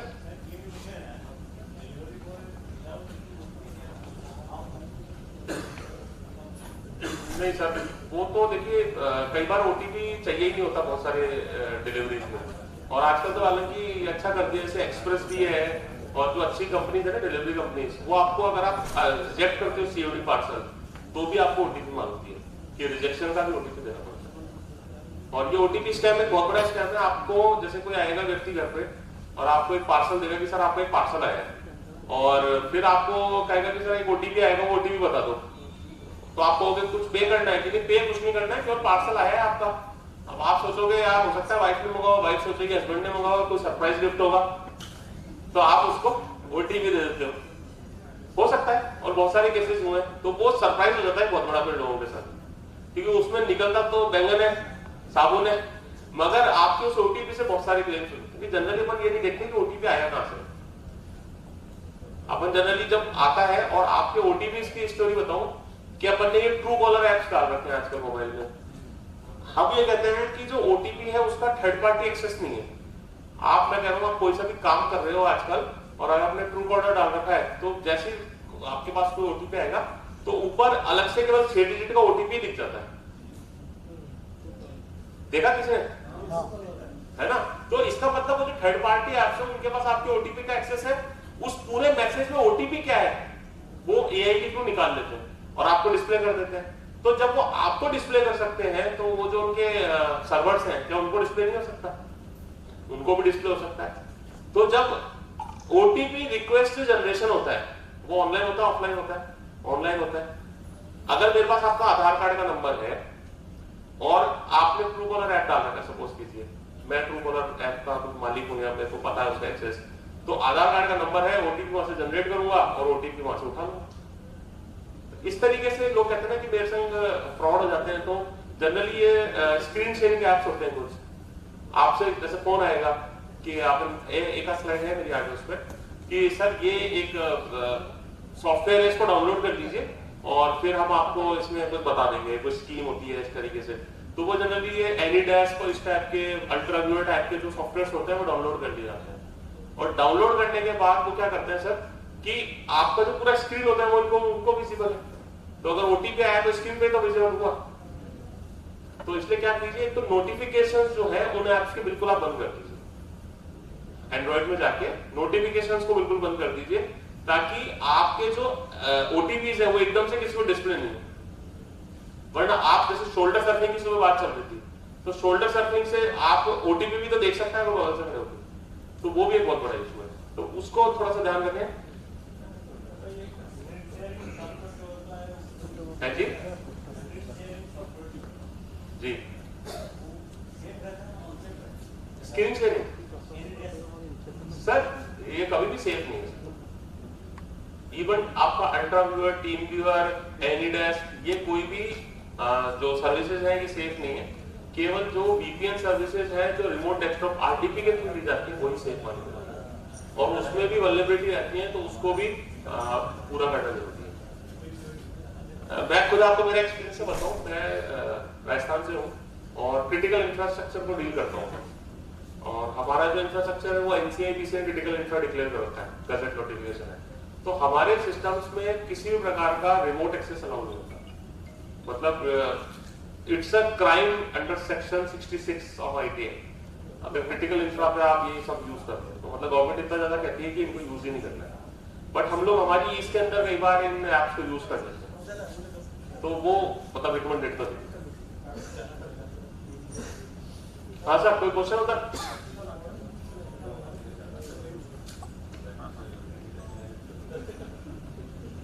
ये एक आपको स्कैम बहुत ज्यादा देखने को मिलेगा, केवाईसी स्कैम। केवाईसी का फुल फॉर्म क्या होता है? नो योर कस्टमर, बिल्कुल सही है। तो ये स्कैम बड़ा जबरदस्त मिल रहा है कि आपको पैन कार्ड से रिलेटेड स्कैम्स आएंगे, आधार कार्ड से रिलेटेड आएंगे, ड्राइविंग लाइसेंस हो गए, आजकल तो पासपोर्ट से भी आने लगे। अब उनको नहीं पता पासपोर्ट की तो ऑलरेडी एक्सपायरी डेट होती है, इसमें क्या स्कैम कर रहे हो, बट नहीं, उनको तो करना है। तो इस टाइप के स्कैम्स बहुत ज्यादा आ रहे हैं। तो ये KYC जो है, तो इसकी रिपोर्ट आप लोग कर सकते हैं cybercrime.gov.in पे, अगर आपके संग कोई आपको लगता है। तो इस टाइप की मैसेज आते हैं, dear customer your KYC expired. कितनों के पास आया? कभी आया किसी के पास? फिर आपने क्या करा? डिलीट कर दिया। लेकिन मैं आपको एक चीज और बताऊं कि उसको डिलीट मत कीजिए। जो भी आपका कोई आपका जानकार हो, कोई एक्सपर्ट हो इस फील्ड में, आप उसको वो दीजिए। वो उसको दोगे आप, वो थोड़ा सा उसको एनालाइज करेगा कि ये कौन सी वेबसाइट पे लेके जा रहा है, ये लिंक फॉरवर्ड कहाँ हो रहा है, जिसको हम लोग DFIR कहते हैं, digital forensics and incident response. तो जैसे आप अपने IT टीम को दीजिए, तो ये IT टीम वाले क्या करेंगे, उस डोमेन को ना अपने सर्वर में ब्लॉक करा देंगे। तो अगर कोई एम्प्लॉई उस डोमेन के थ्रू जाना चाहता है तो जा भी नहीं पाएगा। तो why we shouldn't protect each and every employee? जो हमको लगे ना ये चीज मैलवेयर हो सकती है या ये चीज स्कैम हो सकती है, तो हम उसको हमारे फायरवॉल में ब्लॉक कर दें। तो वो जब वो डोमेन आपके फायरवॉल में ब्लॉक हो जाएगा, तो आपका यूजर अगर आपके वाईफाई से या आपके सिस्टम पे है तो वो कनेक्ट नहीं कर पाएगा। तो अगर हो सकता है वो अवेयर ना भी हो, या हो सकता है कई बार जल्दीबाजी होती है, घर पे बीवी से लड़के आए वाले, यार करो यार, फिर वैसे जिंदगी खराब है, तो ऐसे केस में वो फंसेगा नहीं उन स्कैम्स के अंदर। तो ये भी आप लोग कर सकते हैं। तो डिलीट मत कीजिए, मैं कहता हूँ डिलीट मत कीजिए, go and investigate that thing, because investigation जरूरी है। अपन डिलीट कर देंगे तो वो सारा जो ट्रेसेस है वो खत्म हो गए। तो मैं पर्सनली रिकमेंड करता हूँ इस चीज को। UPI फ्रॉड से बचें। जैसे अपन ने देखा कुछ लोगों ने QR कोड स्कैन कर दिया था, तो वो नहीं करना चाहिए हमको। और UPI बहुत सेफ है, ऐसा नहीं है, you can trust UPI, but important चीज यही है कि आप UPI यूज करते समय किन किन चीजों से बचेंगे, चलिए बताइए, क्या क्या ध्यान रखेंगे UPI यूज करते समय? सबसे इंपॉर्टेंट है शोल्डर सर्कल। जब अपन दूध की डेयरी पे पिन डाल रहे होते हैं, कितने जने होते हैं पीछे, बताइए? बहुत सारे जने होते हैं। जब अपन गोलगप्पे की दुकान पे गोलगप्पे खाने के बाद पेमेंट कर रहे होते हैं, तो कितने जने होते हैं पीछे? खूब सारे। तो शोल्डर सर्कलिंग एक बहुत इंपॉर्टेंट चीज है। साथ साथ regularly monitor your apps in your mobile, installed apps, कि कहीं कोई ऐसा पेलोड तो आपके मोबाइल में नहीं है, कोई ऐसा एप्लीकेशन तो नहीं है जो कि आपकी स्क्रीन को शेयर कर रहा हो। ठीक है, स्क्रीन को शेयर कर रहा हूं, तो ऐसा कोई ऐप तो नहीं है। साथ साथ जो पिन है उसको रेगुलरली आप लोग बदलते रहे 15-20 दिन में। तो कुछ बेसिक चीजें थी। लोन्स के ऊपर जी सर, उस समय प्रिकॉशन ये है कि दुकानदार से पूछते भैया नाम दे रहे हैं क्या, क्योंकि अभी हमारे उस साइड में कुछ हुआ था कि डेयरीज होती है, डेयरी या ये जो ब्रेड की दुकान, छोटी छोटी शॉप्स, तो वो QR कोड है ना दीवार पे लगा देते हैं बाहर, शॉप के अंदर नहीं बाहर लगा देते हैं। तो किसी चतुर इंसान ने क्या करा, अपने पेटीएम का QR कोड का प्रिंट बनाया उस साइज का और 50-60 दुकानों पर रात को चिपका गया। अब लोग आए सुबह सुबह और डेयरी वाले को स्कैन करा, रोज ही करते थे वो, तो किसी ने 40 करा, किसी ने 50 करा। तो 2-4 बार जब पहली बार किसी ने करा, उसने कहा भैया हो गया 50। अब डेली कस्टमर झूठ थोड़ी बोलेगा, उसने भी कहा भैया हो गया होगा। ऐसे 3-4 कस्टमर के संग जब हुआ, उसने कहा क्या चक्कर है, तो उसने स्कैन करा तो नाम ही उसका नहीं था, वो तो कोई और ब्रजलाल नाम से आ रहा था। तो फिर पता चला कि 3-4 किलोमीटर में 50-60 दुकानों पे ये हो गया। रात को वो चस्पा कर गया अपना QR कोड और आराम से 10-20 हजार रुपये कमा लिया उसने एक रात में। तो ये एक छोटा सा प्रिकॉशन है जो आप लोग कर सकते हैं कि उससे पूछ ले भैया तुम्हारा ही QR कोड है जी। हाँ, कि ये जैसे ना आप जैसे स्कैन करोगे, जैसे मेरा नाम प्रशांत, तो आप मुझे भैया प्रशांत नाम से आ रहा है, कर दें क्या, तो वो कहेगा हाँ कर दो। तो वो नाम जरूरी है, क्योंकि आप कभी भी UPI अकाउंट बनाते हो ना, तो नाम तो आपका बैंक स्टेटमेंट क्या आता है, आप मन से तो नाम रख नहीं सकते। तो वो या अगर आपको मर्चेंट अकाउंट है तो भी आपको मर्चेंट का कोई प्रूफ या कुछ देना पड़ेगा। तो उस केस में ये एक वेरिफिकेशन आप लोग कर सकते हैं। नहीं, QR के थ्रू मोबाइल हैक नहीं करा सकता, परंतु QR के थ्रू अगर अपन हम खुद दे दें डेटा, तो फिर बहुत सारी चीजों की संभावना बढ़ जाएगी। देखिए एक बहुत छोटी सी चीज है फ्रॉड के लिए, मैं आपको बताना चाहूंगा फिशिंग के लिए स्पेसिफिकली। दो इंपॉर्टेंट टर्म है, फियर एंड ग्रीड, डर और लालच। तो डर और लालच ऐसी चीजें हैं कि अगर हम उसको उस पर कंट्रोल पा लिया ना, तो फिर हम फ्रॉड के चक्कर में नहीं है। और फियर और ग्रीड को कंट्रोल करके दो चीज अच्छी हो जाती हैं, एक तो हम फ्रॉड नहीं बनेंगे, फ्रॉड नहीं होएगा भाषण, और एक हम अच्छे इंसान बनेंगे। ठीक है, तो ये फियर और ग्रीड जो है ना, ये आपको हमेशा आपको या तो डर दिखाया जाएगा कि आपका केवाईसी एक्सपायर हो गया, आपका पासपोर्ट एक्सपायर हो गया, आधार कार्ड एक्सपायर। हाँ सर, हाँ कैसे होगा? अगर जैसे बहुत सारा जुआ होता है जो वेबसाइट को कोई वेबसाइट को इन्वोक करता है, सपोज मैं कोई जुआ वेबसाइट को इन्वोक कर लेकर जुआ जनरेट करता हूँ, कैसे मैं स्कैन करता हूँ मेरा जुआ उस वेबसाइट को नहीं, वो पर्टिकुलर उसके रेस्पेक्ट बोल रहे हैं, यूपीआई के रेस्पेक्ट में। यूपीआई हाँ, अगर आप स्कैन कर, मैं जैसे बताया ना, आप वहां जाके स्कैन कर रहे हो अननोन क्यूआर कोड तो हो गई। यूपीआई के पर्टिकुलर केस में, यूपीआई के केस में अगर आपको पेमेंट करना है, आप फोन पे को यूज कर रहे हो, फोन पे से आप इसको क्यूआर कोड को स्कैन करते तो कुछ होता? हाँ नहीं, यूपीआई के केस में I am talking just for UPI. वो सर का क्वेश्चन था कि यूपीआई के केस में अगर हम किसी को क्यूआर को स्कैन करते हैं तो हम हैक हो सकते हैं। नहीं, अगर हम उसको क्यूआर कोड स्कैनर से स्कैन करेंगे तो डेफिनेटली सारी चीजें हो गई ना, लिंक भी खुलेगा, पेलोड भी आएगा और सारी चीजें हो जाएंगी। बट अगर फोन पे स्पेसिफिकली या यूपीआई पेमेंट्स को लेके है, तो हम क्योंकि उस क्यूआर कोड को स्कैन किससे करेंगे?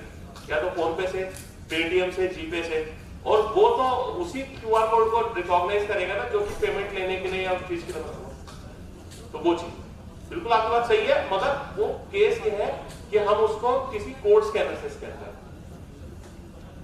सर क्लियर आपका?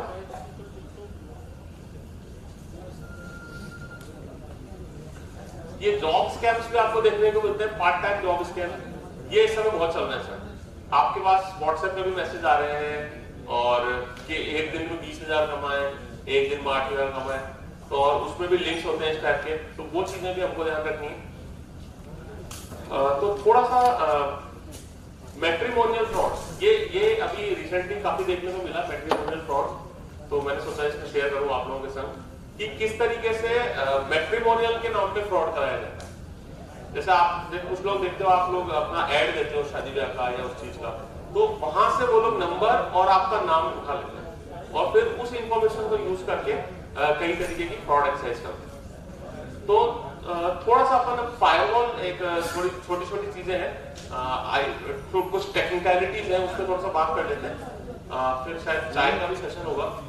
अभी है ठीक है? अच्छा, थोड़ी देर है ना? हाँ, 5-7 मिनट है।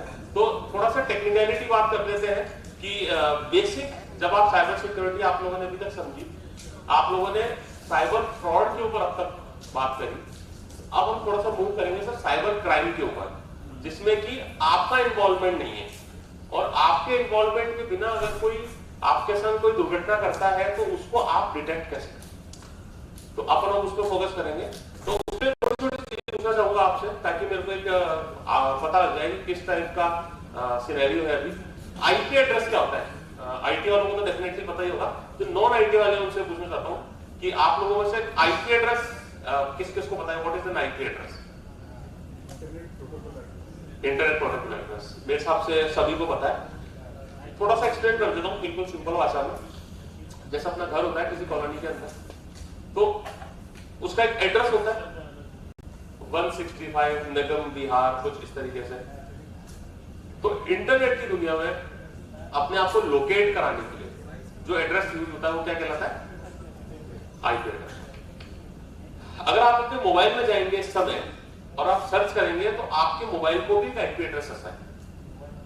अभी जैसे सुदेश जी को मैंने लिंक भेजा था, तो उन्होंने जब लिंक पे क्लिक करा था तो जो आईपी एड्रेस था वो कौन सा आया था? इनके मोबाइल। तो वो आईपी एड्रेस को यूज करके जो अटैकर्स होते हैं आपके सिस्टम पे पेलोड्स डाल देते हैं, आपके सिस्टम पे मैलवेयर डाल देते हैं। तो ये तो बात हो गई मोबाइल से रिलेटेड। अगर हम इसको थोड़ा सा बात करते हैं एंड पॉइंट से रिलेटेड, जो आपका लैपटॉप और कंप्यूटर है, तो उसके बारे में थोड़ी सी अपन बात करते हैं कि किस तरीके से कुछ बेसिक कमांड्स को यूज करके हम अपनी जो एक बेसिक जानकारी जान सकते हैं और किस तरीके से हम उनको कॉन्फ़िगर कर सकते हैं। तो प्रैक्टिकल पोस्ट लंच चाय के बाद रखें, अभी कर लें, अभी कर लें टाइम। तो कुछ बेसिक चीजें दिखाता हूँ आप लोगों को।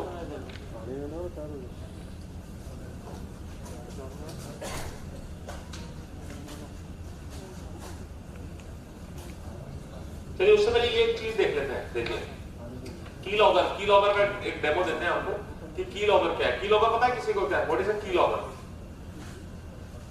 सुना है किसी ने? जी पासवर्ड्स को जो कैप्चर करने का रहता है लॉगिंग फाइल बनाने की स्ट्रोक, बिल्कुल ठीक है। देखिए मैंने एक सॉफ्टवेयर यहाँ पे डाल रखा है पावर स्पाइस, ठीक है। यहाँ पे मैंने इसकी मॉनिटरिंग चालू कर दी है। अभी सपोज कीजिए कि मैं आप में से किसी को बुलाता हूँ और उससे कहता हूँ कि सर आपका जीमेल अकाउंट खोलो, ठीक है। तो व्यक्ति आएगा और यहाँ पे जीमेल अकाउंट खोलेगा अपना। सपोज कीजिए मैं यहाँ गया,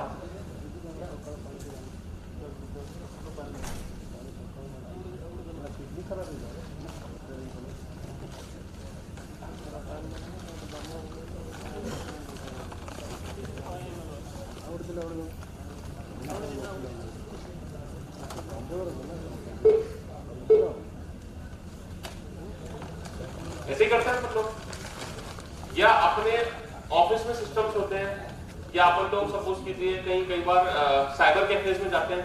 अब तो साइबर कैफे बहुत कम हो गए, बाकी जैसे एयरपोर्ट्स पे भी आजकल आप देखोगे कि सिस्टम्स अवेलेबल होते हैं। अगर आप हैदराबाद एयरपोर्ट पे या दिल्ली एयरपोर्ट पे जाओगे तो वहां आपको सिस्टम्स मिलेंगे, आपको कंप्यूटर्स लगे हुए, तो वहां पे आप इंटरनेट सर्फिंग कर सकते हैं। तो या आपके ऑफिस में कोई कंप्यूटर है या ये मेरा कंप्यूटर है, तो मतलब जिस कंप्यूटर पर आप ट्रस्ट नहीं करते हैं ना, उस पर आप कभी भी अपना लॉगिन आईडी पासवर्ड मत डालिए, क्योंकि हो सकता है कि उसमें की लॉगर्स लगे हो। की लॉगर्स वो डिवाइसेज होते हैं कि जो भी आप अपने कीबोर्ड से टाइप करेंगे वो सब कुछ क्या हो जाता है सर, रिकॉर्ड हो जाता है। अभी मैंने बैकग्राउंड में की लॉगर लगा रखा था और उस की लॉगर से हम देखते हैं कि क्या क्या रिकॉर्ड हुआ।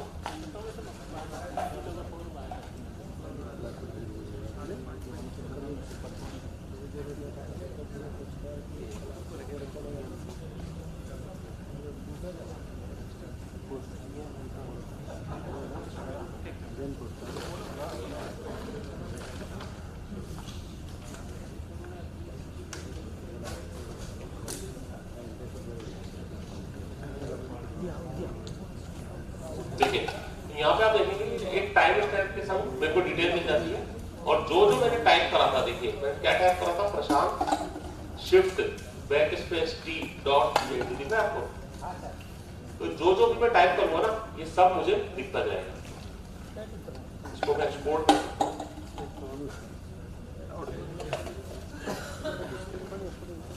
ये देखिए मैंने google.com के ऊपर, गूगल क्रोम के ऊपर पहले मैंने लिखा जीएम का मतलब मैंने मेरे को जीमेल खोलना था, तो जीएम टाइप करने से मेरे को जीमेल दिखने लग गया, तो मैंने वहां पे एंटर मार दिया। दिख रहा है आपको एंटर लिखा हुआ है। उसके बाद मैंने लिखा प्रशांत, शिफ्ट दबा के बैक स्पेस दबाया और t.git लिखा। उसके बाद मैंने देखिए पासवर्ड डाला @ करके, दिख रहा है आप लोगों को। तो जो भी आप कीबोर्ड पे टाइप करोगे वो सब कुछ जो आपका अटैकर जो आपके ऊपर आप पे घात लगाया बैठा है, हिंदी में कहेंगे, वो सब तैयारी करके बैठा है और वो इन की स्ट्रोक्स को लेते हैं। अभी अगर ये सॉफ्टवेयर मैं आपके सिस्टम में डाल दूं तो आपको पता भी नहीं चलेगा कि ऐसा कोई सॉफ्टवेयर डाला हुआ है। इसका लाइव डेमो आपको देता हूं कि जब आप अपने एड रिमूव प्रोग्राम में जाओगे तो ये सॉफ्टवेयर ही दिखाएगा।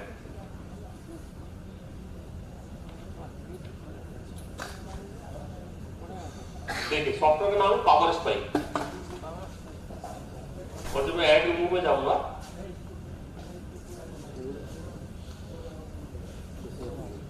तो पावर स्पाई नाम से देखिए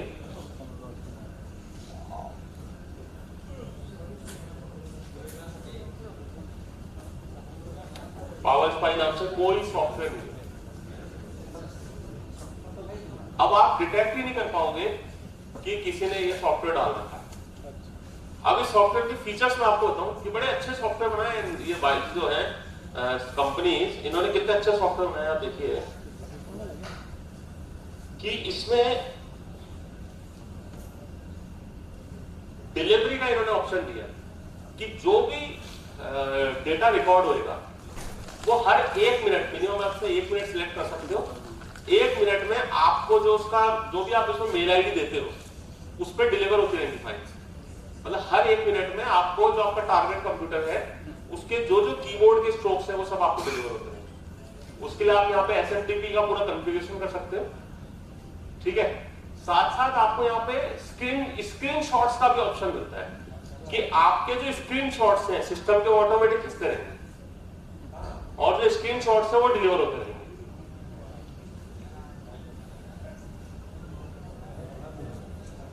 देखिए स्क्रीन शॉट्स भी आपके डिलीवर होते रहेंगे।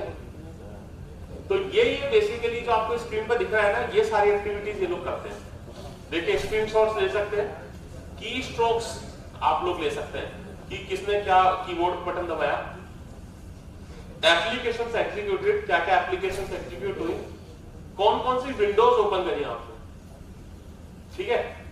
मतलब अगर आपके पेज में डाल देता हूं पावर स्पाई, अभी ये क्या है कि ऊपर लिखा हुआ रहेगा मॉनिटर बाय पावर स्पाई, क्योंकि ये फ्री वर्जन है, लाइसेंस नहीं लिया, मेरे को करना लाइसेंस लेके 2-2.5 हजार रुपए का लाइसेंस है इसका। बट जिसको अगर टारगेट ही करना है किसी को तो शायद 2,000 रुपए को बहुत बड़ा रकम है। ये सारी चीज हो सकती है। आपने कौन सी वेबसाइट विजिट करी वो आपको पता लग जाएगा। स्काइप पे अगर कोई चैट कर रहे हो तो चैट का पता लग जाएगा, कौन से डॉक्यूमेंट्स खोले। अगर आपने माइक्रोफोन यूज करा किसी मीटिंग के दौरान तो उस माइक्रोफोन में क्या बोला गया है उसकी .wav फाइल बन जाएगी। इवेंट की हिस्ट्री, ये सारी चीजें आपके लॉग हो जाती है। तो इंपॉर्टेंट बात यह है कि सिक्योरिटी को हम लोग दांव पे नहीं लगा सकते और बहुत ही इंपॉर्टेंट चीज है। तो इसको डिटेक्शन का एक तरीका है कि आपकी जो रजिस्ट्री वैल्यूज होती है, तो एक नॉर्मल यूजर के लिए थोड़ा सा हार्ड हो जाता है, तो आपकी जो रजिस्ट्री वैल्यूज होती हैं उनका आप लोग स्क्रीनशॉट लेके रखा दो। एक सॉफ्टवेयर आता है रेडशॉट जो कि आपकी रजिस्ट्री वैल्यूज को चेंज करता है। तो उस रेडशॉट की वैल्यू ले लीजिए आप। तो कभी थोड़ा और टेक्निकल सेशन रहेगा तो उसमें हम आपको बताएंगे, अभी इस चीज के ऊपर ज्यादा चर्चा नहीं करना चाहता।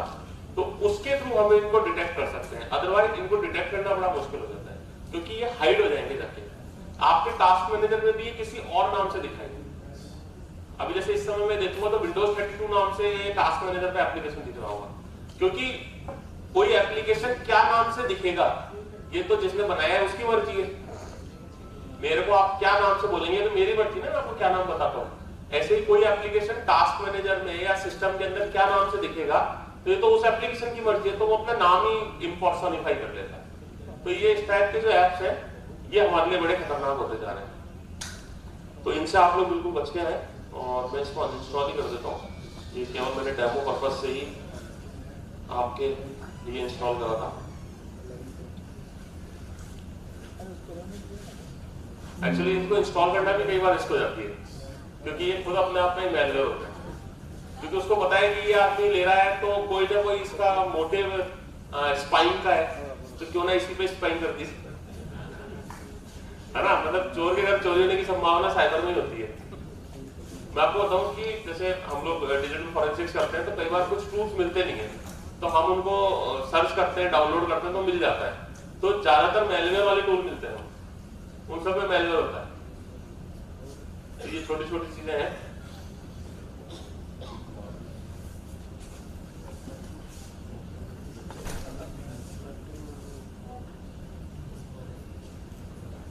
ईमेल फिशिंग आप सब लोग यूज करते होंगे, तो किसी के साथ हुआ कोई फिशिंग का इंसिडेंट कभी? ईमेल फिशिंग का इंसिडेंट देखिए, कुछ छोटी छोटी चीजें हैं कि जिनसे आपको पता लग जाएगा कि ये ईमेल फिशिंग है। बताओ क्या क्या चीजें होती हैं उनमें? यूआरएल देखने से, जो डोमेन है, सपोज कीजिए आपका क्या डोमेन है? mahanadi.in। अब सपोज कीजिए आपके पास कोई ईमेल आता है mahanadi.in, मतलब एल की जगह उसमें क्या लगा दिया आगे एस, तो डू यू ट्रस्ट इट? क्या करना चाहिए हमें ट्रस्ट उस पर? बिल्कुल नहीं करना चाहिए। तो महानदी पोल्स.in लगते ही वो हमारा कहीं ना कहीं फिशिंग का स्कैम का एक तरफ हम लोग बढ़ते हैं। तो दूसरी चीज क्या होती है कि जो फिशिंग ईमेल्स होती हैं वो हमेशा आपको एक अर्जेंसी शो करेंगे कि ये इमीडिएटली करिए, आप ये काम तुरंत करिए, ये केवाईसी ब्लॉक हो रहा है, ये आप इमीडिएटली कीजिए, ये आपको 5 GB स्पेस है, आपको आज 2 बजे तक ही क्लेम करनी है। तो वही बात बार बार निकल के आती है, फियर एंड ग्रीड। तो इसलिए कोशिश कीजिए कि जो ईमेल फिशिंग है उससे बचा जाए। ऑर्गेनाइजेशन की अगर मैं बात करूं तो जो मैलवेयर सर्कुलेट होते हैं उसमें 90% चांस जो मैंने पाया है पर्सनली वो ईमेल फिशिंग के थ्रू होते हैं। और आपके यहाँ पे कैसा NIC का मेल है, आपका खुद का मेल सर्वर है? NIC का है, चलो फिर तो बहुत अच्छा है। बाकी जैसे कुछ लोगों के जो खुद के मेल सर्वर होते हैं तो वहां बहुत बड़ा इशू हो जाता है, बिकॉज अगर एक बार कोई नेटवर्क में मैलवेयर चला गया, कोई पेलोड डाउनलोड हो गया, तो उसके बाद उसको थोड़ा सा क्रिटिकल हो जाता है। तो कुछ बेसिक सेफ्टी टिप्स हैं इसमें। Don't open email and attachment from suspicious sources, use multi factor authentication, B very of tempting offers, जो टेम्पटिंग ऑफर्स आ रहे हैं उनसे बच के रहें। स्मिशिंग, हाँ जी हाँ जी सर, मल्टी फैक्टर ऑथेंटिकेशन में जैसे अगर अपन गूगल के बारे में बात करें तो गूगल आपको 2 टाइप से ऑथेंटिकेशन कराता है। एक तो आप पासवर्ड डालिए, उसके बाद एक OTP आएगा, और उसमें आप चाहें तो आप अपने मोबाइल को भी एसोसिएट करा सकते हैं, जिसमें वो आपके मोबाइल पे भी पॉपअप करेगा। अगर आप उसको येस करेंगे और फिर नंबर टू नंबर मैप कराएगा, जैसे यहाँ भी 69 दिख रहा है और मोबाइल पे भी 69 दिखेगा, या नंबर 929 आएगा। तो ये 3 लेवल ऑथेंटिकेशन हो जाता है। फिर गूगल में एक स्पेशल चीज है कि जो कोड्स होते हैं आपके OTP कोड्स, वो कई बार क्या होते हैं आपको मैं एक चीज बता रहा हूँ आपको, हो सकता है आपको बहुत मुश्किल हो। सपोज कीजिए आपने गूगल में मल्टी फैक्टर ऑथेंटिकेशन लगा दिया, अब आपका मोबाइल खो गया, अब आप क्या करेंगे? क्योंकि नया सिम लोगे तो उसमें 12-24 घंटे तो मैसेज आएगा नहीं। ये रियल रूल है ट्राई का कि अगर नई सिम लेते हैं तो आप 24 आवर्स आपका SMS ब्लॉक बैर हो जाता है। तो उस केस में आप क्या करते हैं? हाँ, तो ऑफलाइन सिक्योरिटी कीज होती है, तो वो भी आप लोग यूज कर सकते हैं, मगर ये है कि उसको बहुत सिक्योर रखना पड़ेगा, क्योंकि वो ऑफलाइन कीज अगर आपको किसी को मिल गई और वो कीज एक बार यूज होती है, शायद 10 कीज देता है एक बार में ना। अभी मैंने डाउनलोड करा था, 10 की दी थी मुझे। तो 10 कीज आप ऑफलाइन मोड में डाउनलोड करके रख सकते हैं। इनकेस अगर आपका OTP नहीं आ रहा है, कोई मोबाइल नेटवर्क नहीं चल रहा है, सिम का इशू है, तो भी आप उन ऑफलाइन कीज को यूज कर सकते हैं। स्मिशिंग क्या होती है? Fraudsters send compelling text message to potential victim, enticing them to either click on a malicious link or providing them information. तो वही वाली चीजें शुरू से हम बात कर रहे हैं कि SMS के थ्रू या आपको मेल के थ्रू इस टाइप की चीजें आएंगी, तो कभी भी रेस्पॉन्ड मत कीजिए उन टेक्स्ट मैसेजेस पे जो कि आपकी प्राइवेट और फाइनेंशियल इंफॉर्मेशन को लेना चाहते हो। QR स्कैम फ्रॉड अपने डिस्कस करा कि किस तरीके से फेक QRs लगा के, जैसा अपन ने यहाँ भी देखा, मैंने आपको बताया कि हमारे एरिया में कुछ हुआ इस टाइप से, तो इन टाइप के QR स्कैम से बचें आप लोग।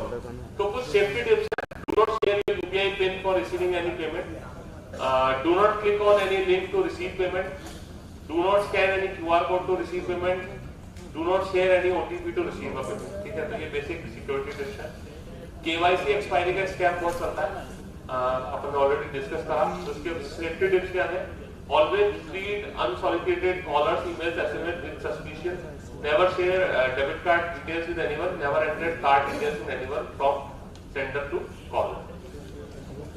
ये एक बहुत इंपॉर्टेंट अटैक है, रैंसमवेयर अटैक। और अभी कोई बता सकता है रिसेंटली बहुत न्यूज में था, ये क्यों था? एम्स वाला, बिल्कुल एम्स दिल्ली में अंदर जो अटैक हुआ था, it's a ransomware attack. Ransomware attack में क्या होता है कि जो आपका डेटा है वो आपके ही सिस्टम पे रहता है, अटैकर उसको लेके नहीं जाता, बट उसको क्या कर देता है सर? एनक्रिप्ट कर देता है, उस डेटा को एनक्रिप्ट कर देता है, और एनक्रिप्ट करने के बाद आपसे रैंसम मांगता है in the term of bitcoins. कुछ बिटकॉइंस आपसे मांगेगा कि ये बिटकॉइंस आप मुझे ट्रांसफर कीजिए, तभी मैं आपके डिक्रिप्शन की दूंगा। तो जनरली 99% में वो कभी भी पैसा लेने के बावजूद भी डिक्रिप्शन की नहीं देते, क्योंकि it's a bot who are working behind. कोई कोई मतलब लोग तो दो चार ही होते हैं और वो तो लगता है कि उनके पास कोई की होता ही नहीं होता तो है क्योंकि एनक्रिप्शन हुआ तो डिक्रिप्शन भी होगा क्योंकि पब्लिक क्योंकि की तो होगा डेफिनेटली की तो होता है बट वो लोग क्या होते हैं बॉट्स होते हैं उन्होंने क्या करा जैसे कि मेलवेयर मार्केट जैसे भेजा आपके ऑर्गेनाइजेशन ने भेजा तो आपने किसी मेल में अटैच करके भेज दिया अब आपने अपने सिस्टम में डाउनलोड कर लिया अब वो it convert into a bomb आपके नेटवर्क में स्प्रेड हो गया तो उसको नहीं पता है कि कहाँ जा रहा है कहाँ आ रहा है बट उसका एक तरीके से उसने तो छोड़ दिया मार्केट में अब वो अपने आप ओवर स्प्रेड हो रहा है और अपने आप ही फर्टाइल होकर फैलता जाता है तो वो कोई ध्यान नहीं देते उसमें हालांकि मेल आईडी भी होता है कि आप इतने बीटी से हमको ट्रांसफर कर दो बिटकॉइन का एड्रेस भी होगा उनका but it is not recommended even कभी भी गवर्नमेंट इसको नहीं कहती है कि आप लोग इस टाइप से करो तो इसके जो प्रोटेक्शन के तरीके वो बहुत इंपॉर्टेंट है तो क्या क्या इसमें सेफ्टी टिप्स है don't respond to emails and text message from people you don't know only download application from trusted sources देखिए ये बहुत इंपॉर्टेंट है जैसे आप लोगों के ऑफिस में भी सिस्टम होते हैं और घर में भी सिस्टम होते हैं तो जनरली हम लोग क्या गलती करते हैं कि आपको सपोज करो एमएस ऑफिस चाहिए सबके या घर में कितने जनों का सबके अच्छा कितनों के एमएस ऑफिस लाइसेंस है किसी के नहीं आपके हैं एक सर के हैं आपके भी हैं तो 2-3 जनों के हैं मगर पायरेटेड तो सबका डाला हुआ है तो बेसिकली जो पायरेटेड वर्जन्स होते हैं ना ये सबसे बड़े सोर्सेज होते हैं मैलवेयर्स के और जैसे मैंने आपको बताया ना स्लीपर सेल जो मैंने बात बताई आपको तो they are the part of that sleeper cell वो कुछ भी नहीं करेंगे सर आपके सिस्टम पे बैठे रहेंगे और आराम से बैठ के आपके सिस्टम की जानकारी है वो बाहर भेजते रहेंगे ठीक है तो never use pirated versions of software अगर आपको ऑफिस लगता है कि महंगा है ऑफिस 365 महंगा है तो उसके ऑल्टरनेट्स हमको अवेलेबल है जैसे ओपन ऑफिस है तो ओपन ऑफिस हम लोग यूज कर सकते हैं तो इस टाइप के ऑल्टरनेटिव्स आप लोग यूज करें अगर आपको लगता है कि विंडोज का जो वर्जन है वो आप नहीं यूज करना चाहते हैं तो विंडोज के डेवलपर वर्जन आते हैं है ना बट विंडोज के 11 आप नहीं ले सकते कोई व्यक्ति कहता है नहीं मैं 10,000 रुपए घर के कंप्यूटर क्यों खर्च करूं तो डेवलपर वर्जन आते हैं विंडोज डेवलपर वर्जन वो आप लोग यूज कर सकते हैं वो 180 डेज का लाइसेंस होता है उसमें और उसके बाद 180 डेज के बाद उसमें लिखा हुआ आने लगता है केवल कि your licence has been expired आप उसको फिर भी यूज कर सकते हैं तो it's better to use a developer version than a pirated और अ क्रैक्ड वर्जन क्योंकि वो जो क्रैक्ड वर्जन होते हैं तो उसके अंदर इनबिल्ट मैलवेयर्स होते हैं इनबिल्ट कुछ इश्यूज रह जाते हैं जिसके कारण जो आपका सिस्टम है वो वल्नरेबल हो जाता है backup your data at regular intervals Install antivirus software, firewalls, email filter and keep them updated.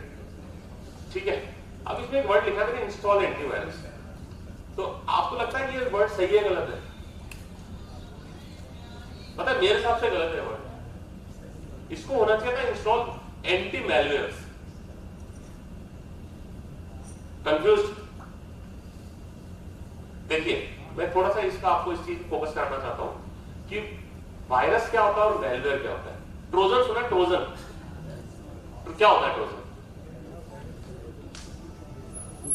तो malware basically malware is a big set malware एक बड़ा सेट है और मैलवेयर के टाइप्स है Trojan virus bombs botnet rootkit और ransomware ठीक है ransomware is not a virus ransomware is not a virus ransomware कोई वायरस नहीं है रैनसमवेयर खुद अपने आप में एक अलग प्रोडक्ट है जैसा आपका रूटकिट होता है आपका बॉटनेट होता है ट्रोजन होता है ट्रोजन क्या होता है Trojan is a software which is looking legitimate but actually it is not आपको लगेगा कि ये बिल्कुल ओरिजिनल सॉफ्टवेयर है माइक्रोसॉफ्ट ऑफिस मैं इसको इंस्टॉल कर लूं but it can be a Trojan क्योंकि हो सकता है वो बैकएंड में कुछ ऐसी स्क्रिप्ट्स आपके लिए डिप्लॉय कर दे इंस्टॉल कर दे जिसके कारण आपकी जो बेसिक सिक्योरिटी फंक्शनलिटी है ऑर्गेनाइजेशन की वो खराब हो जाए तो यहां पे मैं इसको स्पेशली करना चाहूंगा कि इंस्टॉल एंटी मैलवेयर जो एंटी मैलवेयर सॉफ्टवेयर होते हैं अगर एंटीवायरस 600 रुपए का आता है तो एंटी मैलवेयर 3000 रुपए का आता है ठीक है but anti malware will protect you against virus against Trojan ransomware would आपका बॉटनेट और रूटकिट आपका स्पाईवेयर ये जितने भी टाइप के आपके जो मैलवेयर्स हैं उन सबके साथ आपको प्रोटेक्शन प्रोवाइड करता है तो अगर आपके ऑफिस में मुझे नहीं पता क्या लग रखे बट आप जब भी आप नेक्स्ट परचेज करें तो आई वुड रिकमेंड कि आप एंटी मेलवेयर्स खरीदें।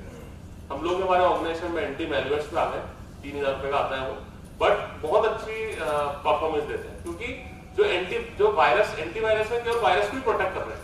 अब ट्रोजन को प्रोटेक्ट नहीं कर पा रहे। इस समय स्थिति यह है कि around 80% are trojans and only 10 to 15% are viruses. तो ये बेसिक चीजें हैं, तो इसको एंटी मेलवेयर आप लोग प्लीज रीड करिएगा।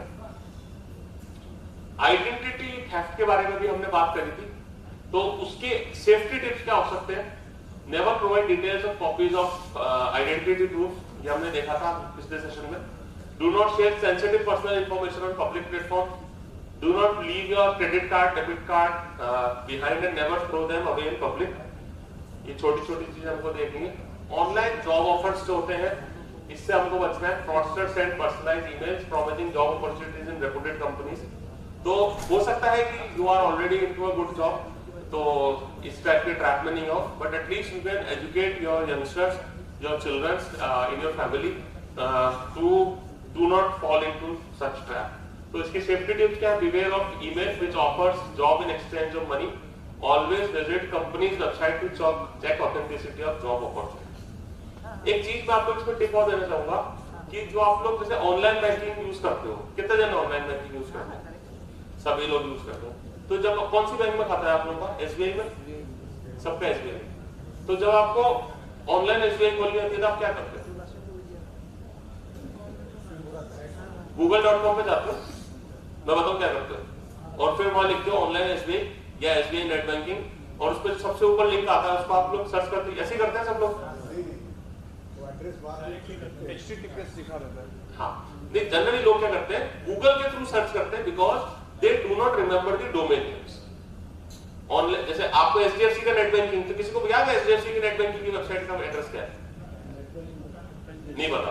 बट जो यूजर होगा क्या करेगा, गूगल पे जाएगा और वहां पे एचडीएफसी नेट बैंकिंग लिखेगा, और जो पहला लिंक आएगा जिसपे लिखा होगा एचडीएफसी नेट बैंकिंग, उस पे जाके क्लिक करेगा। तो it is not recommended actually, ये रिकमेंडेड नहीं है। और ऑल्दो ये बहुत जबरदस्त होने वाली प्रैक्टिस है, और मैं भी कई बार जल्दीबाजी में इस चक्कर में आ जाता हूं, बट मैं खुद बोलता हूं कि I am sorry for that. But ये हमको थोड़ा सा प्रैक्टिस चेंज करना है, क्योंकि क्या होता है कि वो जो रिजल्ट्स आ रहे हैं उसमें कई बार कुछ रिजल्ट्स है ना प्रमोटेड भी होते हैं, देखा आपने, स्पॉन्सर्ड रिजल्ट्स होते हैं। तो हालांकि एसबीआई और they are very reputed firms, तो चांस कम होता है, बट कई बार ऐसा होता है कि आप उसके ट्रैप में आ सकते हैं। दूसरा एक जो इंपॉर्टेंट चीज है डीएनएस है जी। सर आपको जैसे अभी ऑनलाइन SBI.SBI डोमेन है, पहले डोमेन था onlineSBI.com, अब फिलहाल डोमेन का नाम है onlineSBI.SBI। तो आप लोगों को सीधा URL पे https://onlineSBI.SBI ही डालना चाहिए। आप कुछ चीजों के डोमेन आपको रिमेंबर ही करने पड़ेंगे। Don't try to search everything on Google, because Google के जो रिजल्ट्स हैं, may be it is malafide, may be it can be fatal to you. Secondly चीज क्या है कि डीएनएस एक बहुत इंपॉर्टेंट पार्ट होता है। अभी जैसे सपोज करो कि आपका मोबाइल है, आपका डीएनएस क्या होता है, कोई बता सकता है what is DNS? Domain name server. तो सिंस कुछ नॉन आईटी वाले हैं तो थोड़ा सा आपको समझा देता हूं मैं कि जब कोई व्यक्ति होता है, उसमें कोई क्राइम कर देता है, वो तो उसको जेल में भेज देते हैं। जेल में भेज देते हैं तो उसको क्या मिल जाता है, कोई कैदी नंबर मिल जाता है। क्या मिल जाता है उसको? कैदी नंबर। बट उसका एक नाम भी है।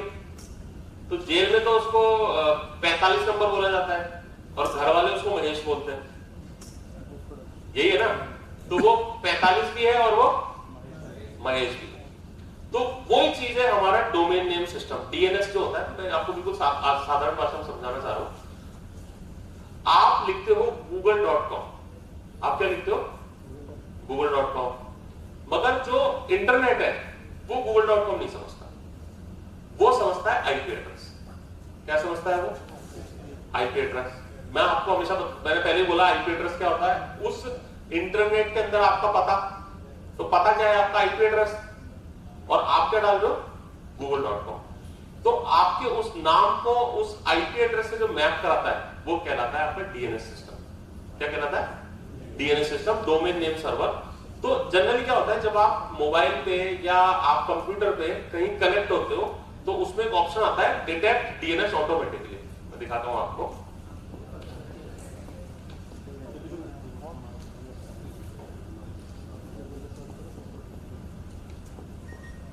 देखिए इस तरीके से अपन लोग चेक कर सकते हैं। जो आपका इथरनेट होता है, जो आपका लैन केबल है, अभी जैसे मैं वाईफाई पे कनेक्ट हूं, ठीक है, तो वाईफाई पे आपको दिख रहा होगा। इसके प्रॉपर्टीज में जाऊंगा मैं।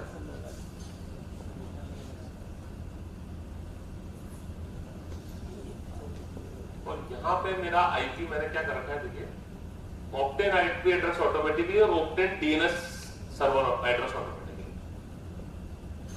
सभी लोग ये करते हैं।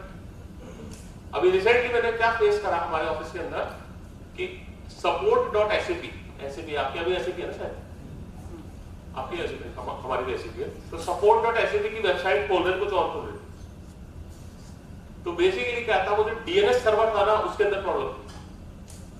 तो यहाँ पे आप हमेशा कोशिश कीजिए कि ये जो ऑक्टेन डीएनएस सर्वर है, यहाँ पे आप मैनुअल डीएनएस डाल दीजिए 8.8.8.8।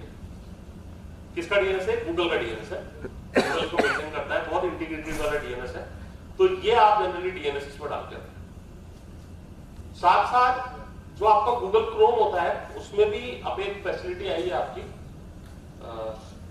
डीएनएस की, वो भी एक बार हम देख लेते हैं।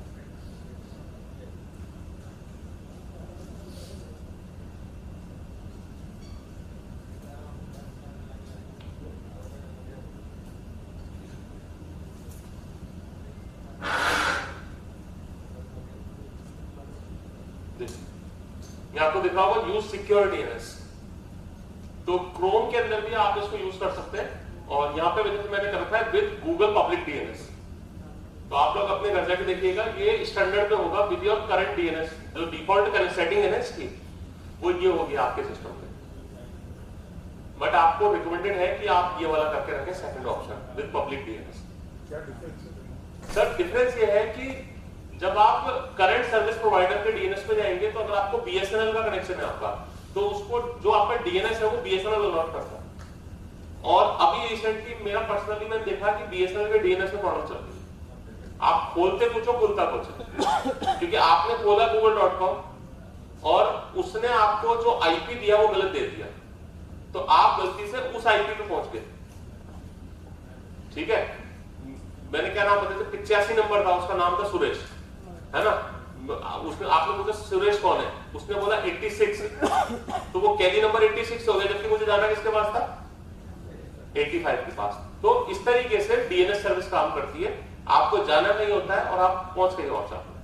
तो इट इज रिकमेंडेड कि आप जो ये वाले डीएनएस है, ये जो ऑप्शन है विद गूगल डीएनएस पब्लिक, ये आप लोग यूज करें। और सिस्टम के भी जो आईपी की कॉन्फ़िगरेशन है, उसमें भी आप 8.8.8 जो डीएनएस है गूगल का, वो आप यूज करें। अभी किसी को प्रॉब्लम कुछ पूछना हो इसमें कि कैसे करें, तो मैं आपको एक बार डेमो और दे सकता हूँ। हाँ, जैसे हम लोग एसबीआई हमारा सेविंग अकाउंट में पैसे भर देते हैं, तो अगर कोई भी इस तरह से उसमें क्या हमारा एफडी सेफ रहता है या नहीं सर, आपका जो एफडी रहता है ना बेसिकली, तो वो तो आप जब ब्रेक करोगे तो ओटीपी चाहिए होगा। तो ओटीपी अगर आपका सिक्योर है तो फिर क्या करना है? हाँ, ओटीपी मिली क्या, एंटर करता है, तो जब एसबीआई में भी मल्टीफैक्टर ऑथेंटिकेशन हो गया ना, पासवर्ड प्लस ओटीपी, तो अगर हाँ अगर से लॉगिन कराया तो फिर डेफिनेटली ओटीपी होगा उसके बाद। आपका केस में समझ सकते हैं कि आप लॉगिन करा और आप चले गए थे, खुला पड़ा है आपका ऑनलाइन अकाउंट, तो उस केस में आप क्या करोगे? मेरा मतलब है कि सेविंग अकाउंट में जो पैसा है और जो एफडी जो पैसा है वो इक्वली सेफ है या सर बिना ओटीपी का ट्रांजैक्शन ही नहीं कर सकते ना नेट बैंकिंग से। दोनों एक ही चीज है। अगर सेविंग वाला भी ओटीपी मिल गया तो भी ले जाएगा, और एफडी वाला मिला तो भी ले जाएगा।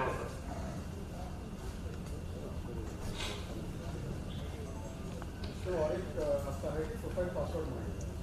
जी सर, प्रोफाइल पासवर्ड का एक है। हाँ प्रोफाइल पासवर्ड, वो तो ठीक सर, वो अगर आप दे देंगे तो थोड़ा सा सेटिंग और दिखा देंगे सर। हाँ सेटिंग में दिखाता हूँ आपको।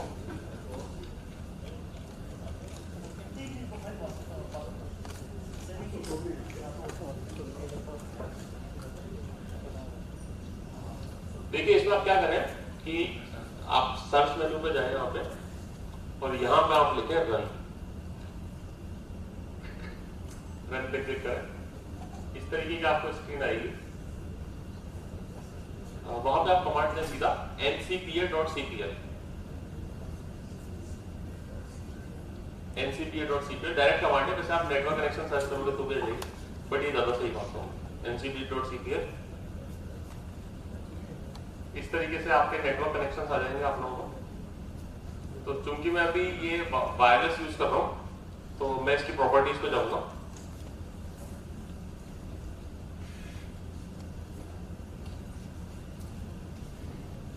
और यहां पे आके आप TCP4 के अंदर आके आप इसको अपना जो गूगल का DNS है 8.8.8.8 ये आप इसमें कर लीजिए। ऑल्टरनेट की जरूरत नहीं पड़ती। ऑल्टरनेट में चाहे तो आप अपना जो BSNL का DNS है वो डाल सकते हैं। तो डिपेंड किया आप मतलब वैसे जनरली आप 8.8 से कोई दिक्कत नहीं, बहुत बढ़िया है।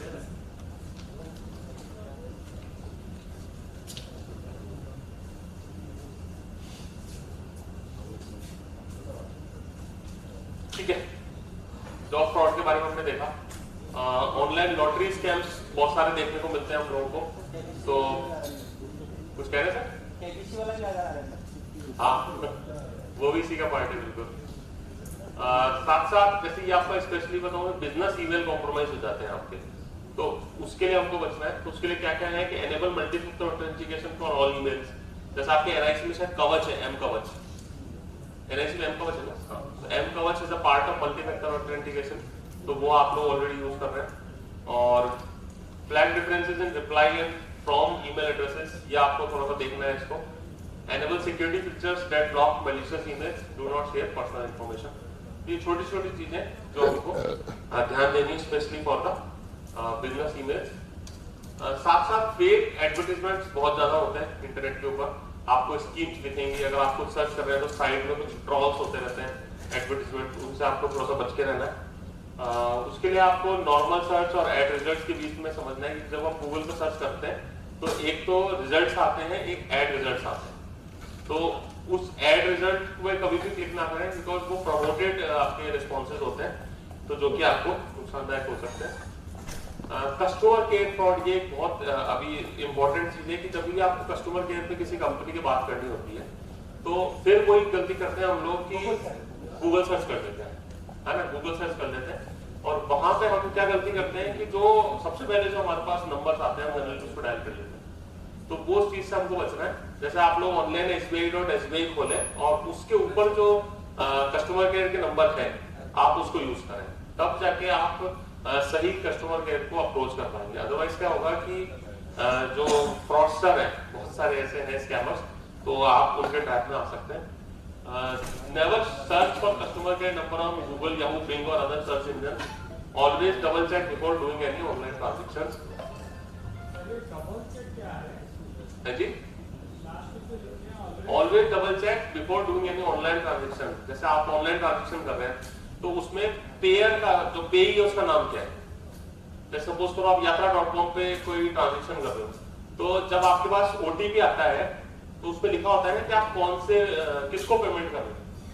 तो ये नहीं है कि बिल्कुल बिना देखे अपन को देखना है कि यात्रा.com को अगर कर रहा हूँ तो उस SMS में जो बिलर हो वो भी यात्रा.com हो और वो अमाउंट भी मैच करें कि स्क्रीन पे आपके क्या अमाउंट था और आपके SMS में क्या अमाउंट है।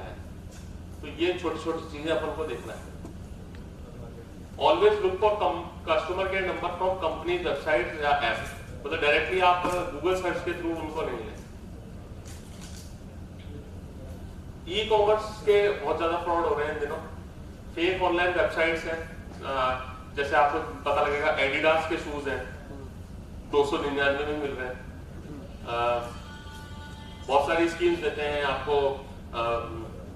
इवन जैसे आजकल मौज वो चल रहा है ना, रील्स वाली जो एप्स होते हैं, तो बीच बीच में उसमें ऐड आने लग जाते हैं कि प्रोजेक्टर 1500 रुपए में तो इस टाइप के जो स्कैम्स होते हैं उससे भी आप लोग बचें। तो वो आपको लेके जाएंगे, लैंड कराएंगे उस पेज पे, और उसके बाद आपको बताएंगे कि ये चीज 1500 की है, और फिर आप एक पेज पे लैंड कराएंगे कि आपके जो क्रेडिट कार्ड की डिटेल है उस पर डाल दीजिए। और पहले ऐसा कहते थे कि हमें HTTPS देखना चाहिए ऊपर, बट अब ये स्थिति है कि जो SSL सर्टिफिकेट है वो मात्र 75 रुपए में आता है, तो कोई भी फ्रॉडस्टर उस SSL सर्टिफिकेट को भी लगा लेता है। तो इसलिए उसका भी भरोसा ना रखें कि ऊपर ताले का निशान है तो वो सेफ है। तो इसलिए इंपॉर्टेंटली ये है कि आप इस चीज पर ध्यान रखें। Account hijacking. Account hijacking means a form of identity theft in which a criminal or other attacker obtains control over a user's online account. जैसे सपोज कीजिए आपका फेसबुक अकाउंट है, वो किसी ने हाईजैक कर लिया, अब उसको अपन अटैक नहीं कर सकते, है ना, उसको हाईजैक में आप उसका कंट्रोल अब किसी और के पास है। तो इस टाइप की जो एक्टिविटीज है, तो उसके लिए इंपॉर्टेंट ये, अगर आपने मल्टी फैक्टर ऑथेंटिकेशन एनेबल कर रखा है तो आपका कभी भी अकाउंट हाईजैक नहीं होगा, क्योंकि उसके बाद यूजर आईडी पासवर्ड अगर की लॉगर के थ्रू मिल भी गया, जैसे अपन ने वो डेमो देखा था कि जो जो की स्ट्रोक्स मैंने दबाए वो सारे लॉग हो रहे थे, और लॉग होने के बावजूद वो लॉग इन नहीं कर पाएगा क्योंकि उसको ओटीपी चाहिए होगा। ठीक है, ये बेसिक चीज है। हाँ जी सर, HTTP तो होता है हाइपर टेक्स्ट टाइप प्रोटोकॉल, और उसके अंदर जो भी डेटा ट्रांसफर होता है वो अनएनक्रिप्टेड होता है। मतलब अगर आप उसको कुछ ट्रांसफर कर रहे हो डेटा, तो वो किसी को, कोई भी उसको देख सकता है। जब हम बात HTTPS की करते हैं तो जो भी डेटा जाता है वो एनक्रिप्ट होकर जाता है। अब मैं आपको थोड़ा सा एक बात और बताऊं कि अपन जो एनक्रिप्ट डेटा की बात करते हैं ना, तो जो नेक्स्ट जनरेशन फायरवॉल्स होती हैं, अभी 6 कंपनियों के पास CA सर्टिफिकेशन आ गया है वर्ल्ड में, वो उस एनक्रिप्टेड डेटा को भी डिक्रिप्ट कर सकते हैं। तो जो कायदे से व्हाट्सएप क्लेम करता है end to end encryption, that is not actually happening now. वो एज अ यूजर एनक्रिप्टेड है, बट एज अ फायरवॉल के एंड में अगर अपन देखें, जो NGFW जिसको कहते हैं हम लोग, नेक्स्ट जनरेशन फायरवॉल, तो उसके अंदर वो डिक्रिप्ट हो जाती है। उनके पास CA सर्टिफिकेशन जो भी 6 कंपनी को मिल गया वर्ल्ड के अंदर, तो वो जितना भी एनक्रिप्टेड ट्रैफिक है वो भी डिक्रिप्ट होगा। और वो सर कितने भी बिट का लगा लो, चाहे SHA-256 से एनक्रिप्शन लगा लो या MD5 लगा लो, कुछ वो अब जो नेक्स्ट जनरेशन फायरवॉल्स हैं उनके अंदर ये फीचर आ गया है कि वो एनक्रिप्टेड डेटा को भी डिक्रिप्ट कर सकते हैं।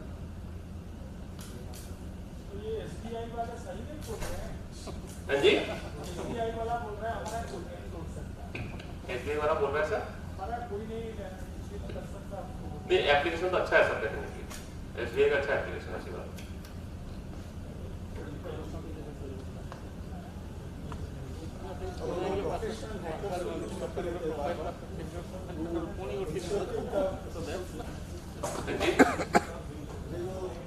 जानकारी है कि एथिकल हैकर्स को they use regularly to what you say, enter into their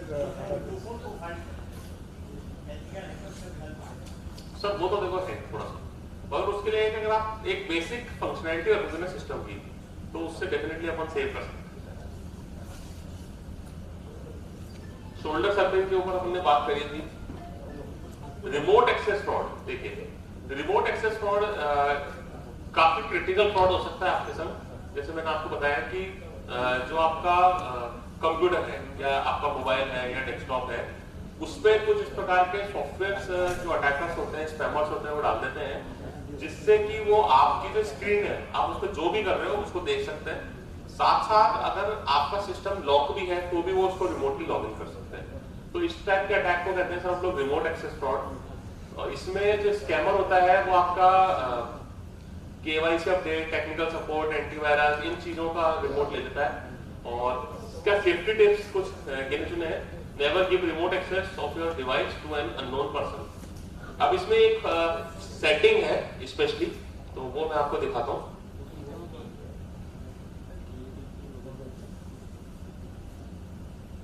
देखिए आप इसकी सेटिंग्स में जाएंगे तो आप सर्च करेंगे रिमोट डेस्कटॉप, तो आपको यहाँ एक सेटिंग मिलेगी रिमोट डेस्कटॉप सेटिंग। ठीक है, देखिए मैंने अभी डिफॉल्टली इसका रिमोट डेस्कटॉप ऑफ कर रखा है। तो आप सब लोग आपका जो रिमोट डेस्कटॉप होता है उसकी जो डिफॉल्ट सेटिंग है उसको ऑफ करके रखें। केवल जरूरत हो तो ही उसको ऑन करें।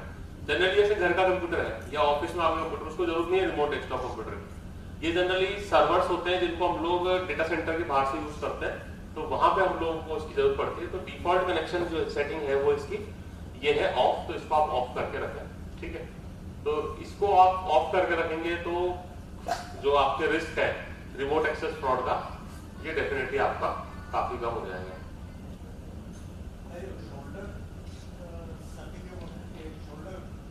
हाँ जी, शोल्डर सर्किंग। सर अगर कोई सीसीटीवी लगा है वो भी शोल्डर सर्किंग में लगाए। हाँ बिल्कुल, अगर आप खड़े हुए और आपके पीछे सीसीटीवी लग रहा है, सब रिकॉर्ड कर लिए, वो भी शोल्डर सर्किंग में लगाए।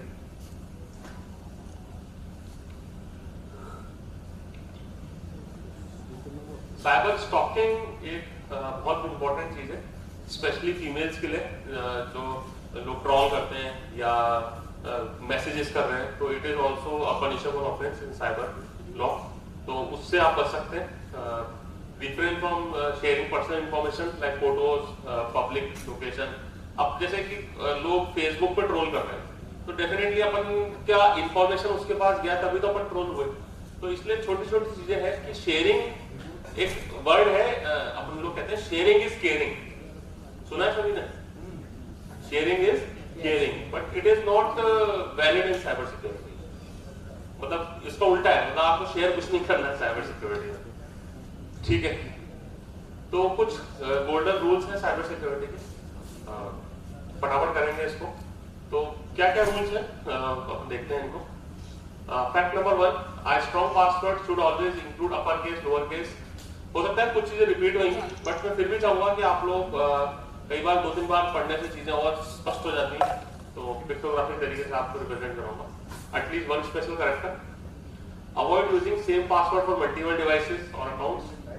Avoid using public wifi for conducting financial transaction. ये स्पेशली आप लोग ध्यान रखें कि जब भी आप हम लोग पब्लिक में कहीं हो तो हम लोग ट्रांजेक्शंस नहीं करें, ठीक है।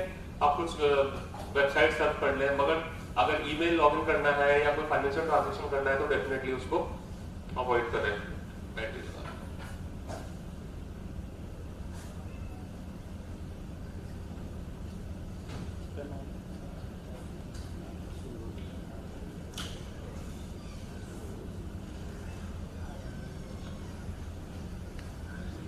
Never disclose net banking password, one-time password ATM, CVV and all. Periodically change your passwords. Protect your children against the potential online threats from cyberbullying, cyber stalking, dangerous online games. ये बहुत important है। हमेशा आप watch करें कि आपके बच्चे क्या मोबाइल पे देख रहे हैं। आजकल देखो आपकी 9-10 साल का बच्चा होता है, अपन जनरली मोबाइल चला देते हैं उसको, और बच्चे या तो रील्स देख रहे हैं, अभी बीच में ब्लू व्हेल और इस टाइप के गेम्स भी आप लोगों ने सुने होंगे, जिसमें बहुत सारे बच्चों ने सुसाइड करा था ग्लोबली। तो उस टाइप की चीजों पे भी हमको मॉनिटर रखना है। और आप इसको थोड़ा सा एनहेंस करना चाहते हैं साइबर सिक्योरिटी को, तो व्हाट आई रिकमेंड इज कि put a small firewall at your home. जैसे मैंने ना मेरे घर पे एक साइबर होम का छोटा फायरवॉल 25,000 रुपए का आता है, वो मैंने डिप्लॉय कर रखा है, और उसमें शेड्यूल बना रखा है कि यूट्यूब शाम को 6 से 8 चलेगा। और जैसे जो एप्स होते हैं ना, ये अपने मौज और ये जो फालतू के ऐप होते हैं, उन सबको उसमें ब्लॉक कर रखा है। तो उससे क्या होगा कि it just amount of 25-30,000 rupees, but आप सोचिए ना कि आपका जो लेगेसी है, जो आपके चिल्ड्रंस हैं, वो कितनी ज्यादा सेफ्टी में रहेंगे। क्योंकि आप रोक नहीं सकते किसी बच्चे को VPN कनेक्ट करने से। आप रोक सकते हो, आपको पता नहीं चलेगा क्या एक्सेस करा, आप ऑफिस आगे पीछे से बच्चा मोबाइल में क्या खेल रहा है। और बच्चे आजकल इतने उस्ताद हो गए, उनको VPN सब पता है। बच्चा अपन को नहीं पता होगा, बट शायद 10वीं 10th या मतलब 10-12 साल के बच्चों को VPN पता है। तो इसलिए एक छोटे डिवाइसेस आप लोग थोड़ा सा इन्वेस्ट करें सिक्योरिटी के लिए। और क्योंकि सिक्योरिटी जो है ना, मतलब वो एक्सपेंसिव है। Security is not easily available, पैसा लगता है सब, तो एक्सपेंसिव चीज है, बट अगर सेफ्टी चाहिए तो हमें खर्च करना पड़ेगा। Refrain from sharing sensitive personal photographs and videos on social media. Always remember to log out from the online banking portal website after completing online transactions. Regularly monitor your bank account's activity for any unexpected transactions. तो जो हमारे bank accounts हैं उसको हम लोग regularly monitor करें कि अगर 10-5 रुपए भी एक्स्ट्रा कट रहे हैं तो क्यों कट रहे हैं, बात इंपॉर्टेंट है ना। तो always keep location services turned of on your devices unless necessary. आपकी जो लोकेशन सर्विस है ये एक बहुत इंपॉर्टेंट चीज है। और अच्छा, कितने लोगों को पता है अपन लोकेशन को फेक भी कर सकते हैं? कितने लोगों को लगता है कर सकते हैं? और कितनों को लगता है? अभी सपोज कीजिए कि मेरे बॉस मेरे से कहें कि वेयर आर यू, और मैं उनको कहूँ सर मैं भी केरला में हूँ, तो वो मेरे से कहेंगे चल लोकेशन भेज। आज के जमाने में यही सबसे बड़ा तरीका है, लोकेशन भेज। पहले तो कहते थे वहां जाके लैंडलाइन से फोन कर दियो, तो बट अब कैसे प्रूव करते हो आप कि मैं कहाँ हूं? कैसे प्रूव करेंगे कि भाई वहां की लोकेशन भेज दे? तो it can be done easily. कुछ एप्स आते हैं, सिंपल एप्स है। तो कई बार क्या होता है कि आपके मोबाइल में जो अटैकर होते हैं वो इस टाइप के ऐप्स इंस्टॉल करके आपकी फर्जी लोकेशन शेयर करता रहता है। अब उसके पीछे क्या मोटिव है वो अपन पे नहीं जाएंगे उस पर, बट आपकी लोकेशन को ही आप लोग ऑफ करके रखें। गूगल आप एंड्रॉइड में आएंगे, ऊपर से लोकेशन का जो ऑप्शन होता है उसको आप बंद करके रखें। तो उससे क्या होगा, एक तो बैटरी सेव होगी, सबसे बड़ी बात। तो दूसरी चीज है कि आपका जो भी ट्रैकिंग है वो आपका कभी भी नहीं होगा। अदरवाइज आपकी जो प्राइवेसी है वो ब्रीच हो सकती है कि आप कितने बजे जाते हो, कितने बजे आते हो, वो किस रूट से आते हो। गूगल होता है ना, वो सारा रिकॉर्ड कर रहा है आपका, ठीक है। पहले इसका लोकेशन हिस्ट्री नाम से फीचर आता था गूगल का, अब वो बंद हो गया, वो गूगल मैप्स में आने लगे। तो इवन अभी जैसे मेरी वाइफ की कार का एक्सीडेंट हुआ था, तो उसने, मुझे भी नहीं पता था ये फीचर एक्चुअली कि गूगल मैप्स कर रहा है, तो उसने बोला आप गूगल मैप्स में वो लोकेशन बता दो उनको, तो उसने स्क्रीनशॉट लिया कि इतने बजे गाड़ी का, तो वो चीज है। तो बट उसका नेगेटिव साइड भी अपन देखें कि जो एक अटैकर है, जो एक नेगेटिव पर्सन है, वो उस लोकेशन से बहुत सारी ऐसी चीजों को ड्राइव कर सकता है। इंस्टॉल एंटीवायरस, सही है गलत है? Anti malware software, firewalls and email filters and keep them updated. Select the right privacy setting on social media.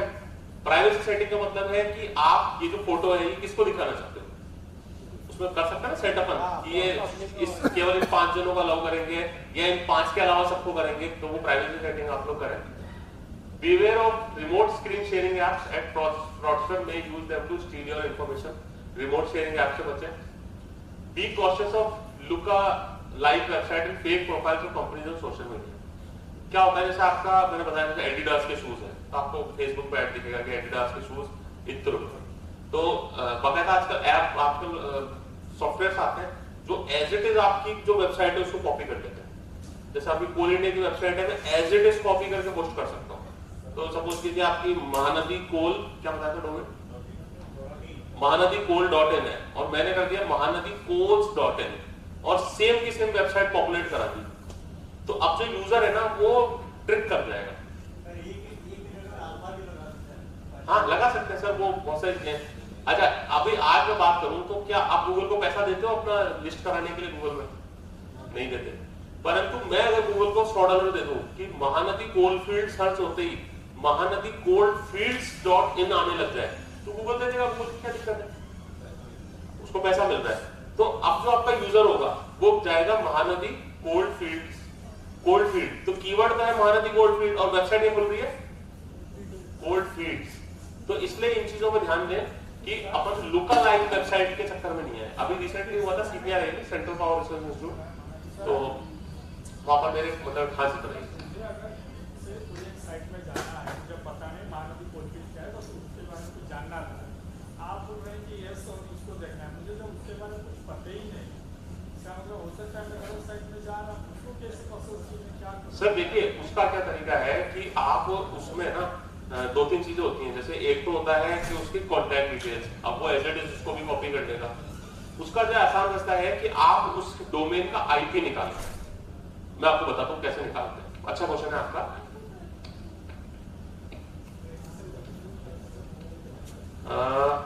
ये रन कमांड तक पहुंच गए यहाँ पर, यहाँ तक याद है सभी को? है ना, यहाँ पर मैं कमांड दूंगा, यहाँ पे CMD दिख रहा है सबको। अब देखिए क्या है कि मैं यहां पे कमांड दूंगा NSLOOKUP।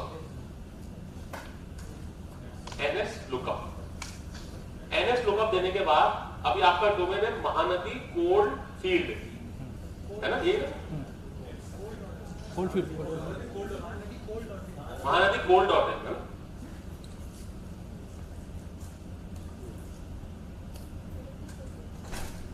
ठीक है, तो आपका जो आईपी आ रहा है सर, ये आ रहा है 2 आईपी, दिख रहा है सभी को,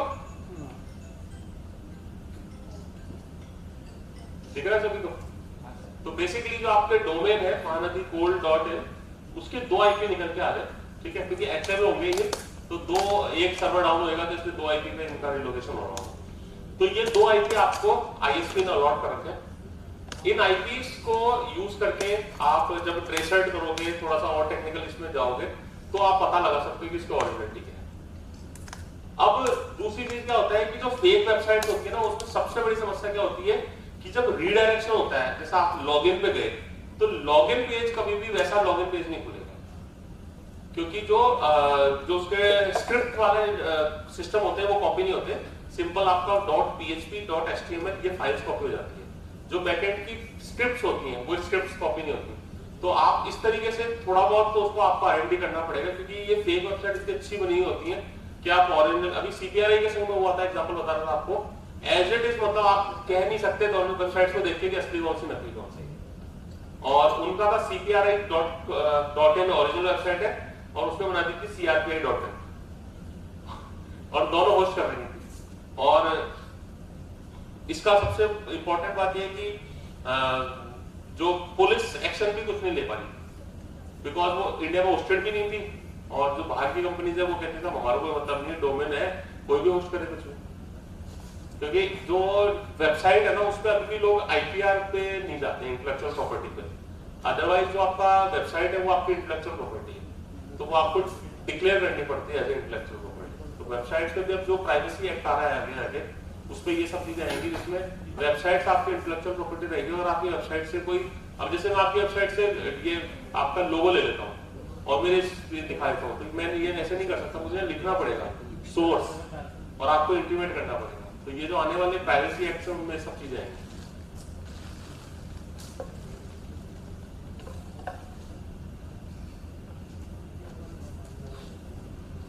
फिर regularly take backups of your document, photos and import them important email to an external hard disk, या फिर आई ड्राइव जैसी चीजों में भी अपन लग सकते हैं क्लाउड के अंदर। Don't believe everything you read online, people में पोस्ट फॉल्स और मिसलीडिंग इंफॉर्मेशन। तो जेन्युइननेस, जो उसकी जेन्युइननेस है वो आप लोग चेक करें। Be cautious while accepting chat request from strangers, ये स्पेशली जो साइबर स्टॉकिंग और वो जो इंसिडेंट्स होते हैं उसका मेन कारण ये होता है कि अपन लोग फेसबुक पे धड़ल्ले से रिक्वेस्ट जो भी आ रही है उसको एक्सेप्ट करते चलते हैं। Always install application from trusted sources, अपन ने ऑलरेडी देख चुके हैं। Remember that government agencies, bank will never call you asking for your personal details. तो बैंक्स और ये कभी भी आपसे पर्सनल डिटेल नहीं मांगते हैं, अगर कोई मांग रहा है तो आपको पता लग जाना चाहिए कि ये स्कैमर है। Beware of such emails which offer job in exchange for money. Verify the genuineness of a company before applying for a job. Always use updated version of browser and install safe browsing tools to detect from hackers and malware. देखिए इसमें क्या है कि जो आपका browser का version होता है उसमें कई बार कुछ वल्नरेबिलिटीज डेवलप हो जाती हैं, तो उसके लिए आपको रेगुलरली अपडेट करना पड़ता है। अभी सपोज कीजिए मैं गूगल क्रोम पे काम कर रहा हूँ, तो यहाँ पे एक ऑप्शन आता है मेरे को अपडेट का। अभी जैसे अपडेट अवेलेबल नहीं है, मैंने कर रखा है, तो जैसे ही आप जाओगे ना और इसमें नया अपडेट आएगा तो यहाँ पे अपडेट और एक रेड कलर का एरो ऊपर बना हुआ दिखता है। तो अगर आपके भी क्रोम में ऐसा कुछ आ रहा है तो आप उसको अपडेट करें। तो जनरली लोग अपडेट करना भूल जाते हैं किसी कारणवश, बट ये बहुत इंपॉर्टेंट चीज हो जाती है।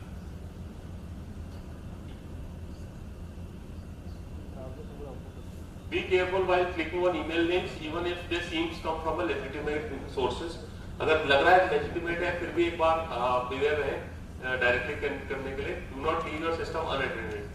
ये एक बहुत समस्या है कि जनरली लोग, जैसे कोई व्यक्ति ऑफिस में काम कर रहा है, उसको एकदम से अरे आपको सर ने बुला लिया, तो वो बिना लॉक करे चल जाते हैं। तो it is not a good practice. Always lock your computer और उसमें कोशिश कीजिए कि पासवर्ड लगाए, या फिर फिंगरप्रिंट का अगर आपके पास कोई ऑप्शन है उसके अंदर, जैसे आजकल लैपटॉप में तो फिंगरप्रिंट का ऑप्शन आता है, तो तो वो आप इसमें यूज कर सकते हैं।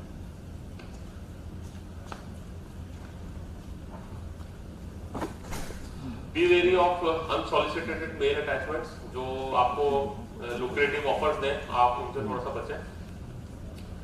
Before sending your device for repairing always take backup of your personal data और उसको लॉक करके दें।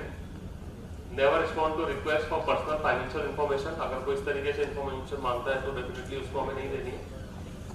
Always secure all your accounts with 2-factor authentication. Always check website of the government organisation for detail about the job openings. Always ignore an email claiming to help you earn money. तो ये कुछ basic चीजें हैं जो आपको specially पता है, बहुत लोगों को पता होगी, बट स्पेशली मैंने इसमें डाली है कि अगर एक 31 गोल्डन रूल्स पे अगर आप फॉलो करते हैं तो जो साइबर फ्रॉड है उससे आप डेफिनेटली बच पाएंगे। है जी सर, ईमेल फिल्टर होता है आपके जीमेल की भी एक कई बार एक इंटरनल फीचर होता है, और ईमेल फिल्टर आपको जो आपका आईएस जो आपका सर्विस प्रोवाइडर ईमेल का, जैसे आपका एनआईसी है तो एनआईसी आपको एक ईमेल फिल्टर इनबिल्ट देता है। जैसे कि कोई कौन है या सपोज कीजिए स्टॉक्स की मेल है तो आएंगी नहीं आपको, तो वो ऑटोमेटिकली उनके एंड पे ही फिल्टरिंग हो जाती है। थर्ड पार्टी में ऐसा होता है कि सर एक जो एंटी मैलवेयर आते हैं ना, तो उसमें आजकल ईमेल सिक्योरिटी साफ आने लगी है, तो उसमें अगर कुछ ईमेल इवन जो फिशिंग मेल्स होती है वो उसको भी डिटेक्ट कर सकता है।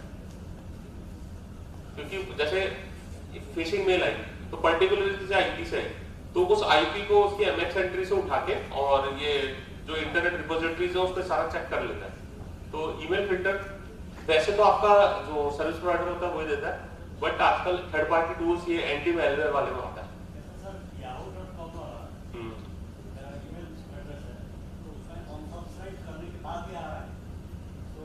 उसके फिल्ट्रेशन इशू है सर, उसका फिल्टर इशू है।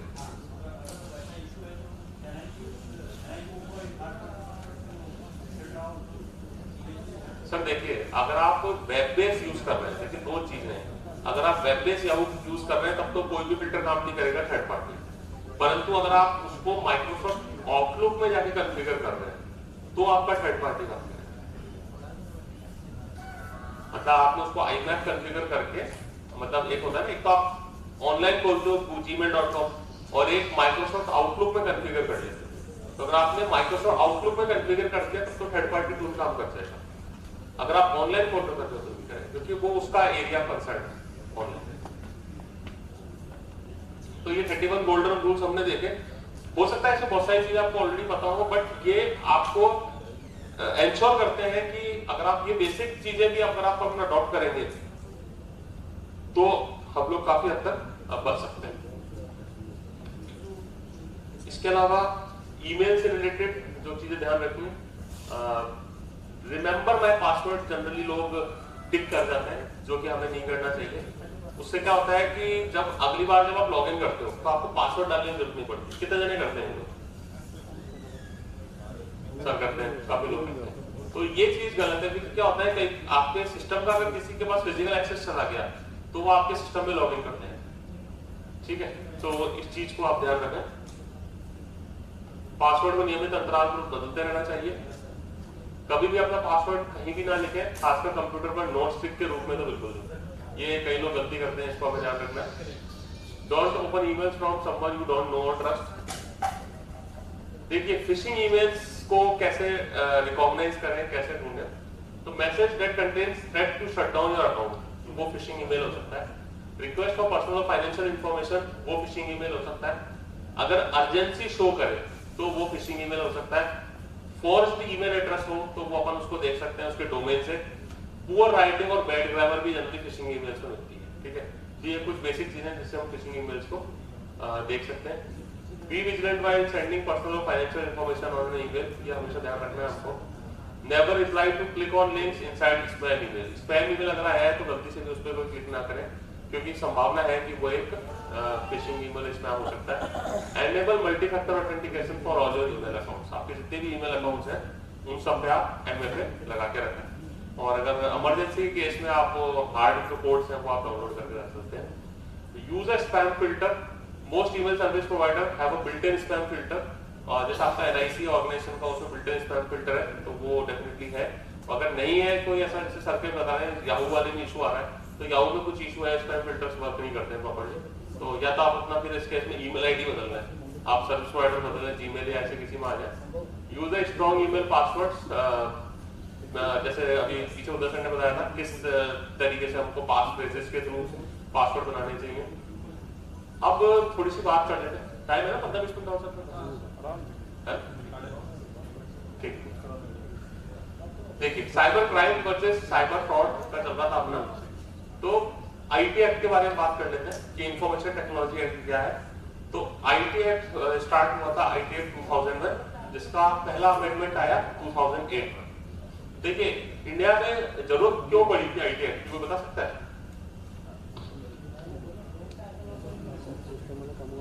इंडिया में क्या जरूरत पड़ी थी आईटी एक्ट की?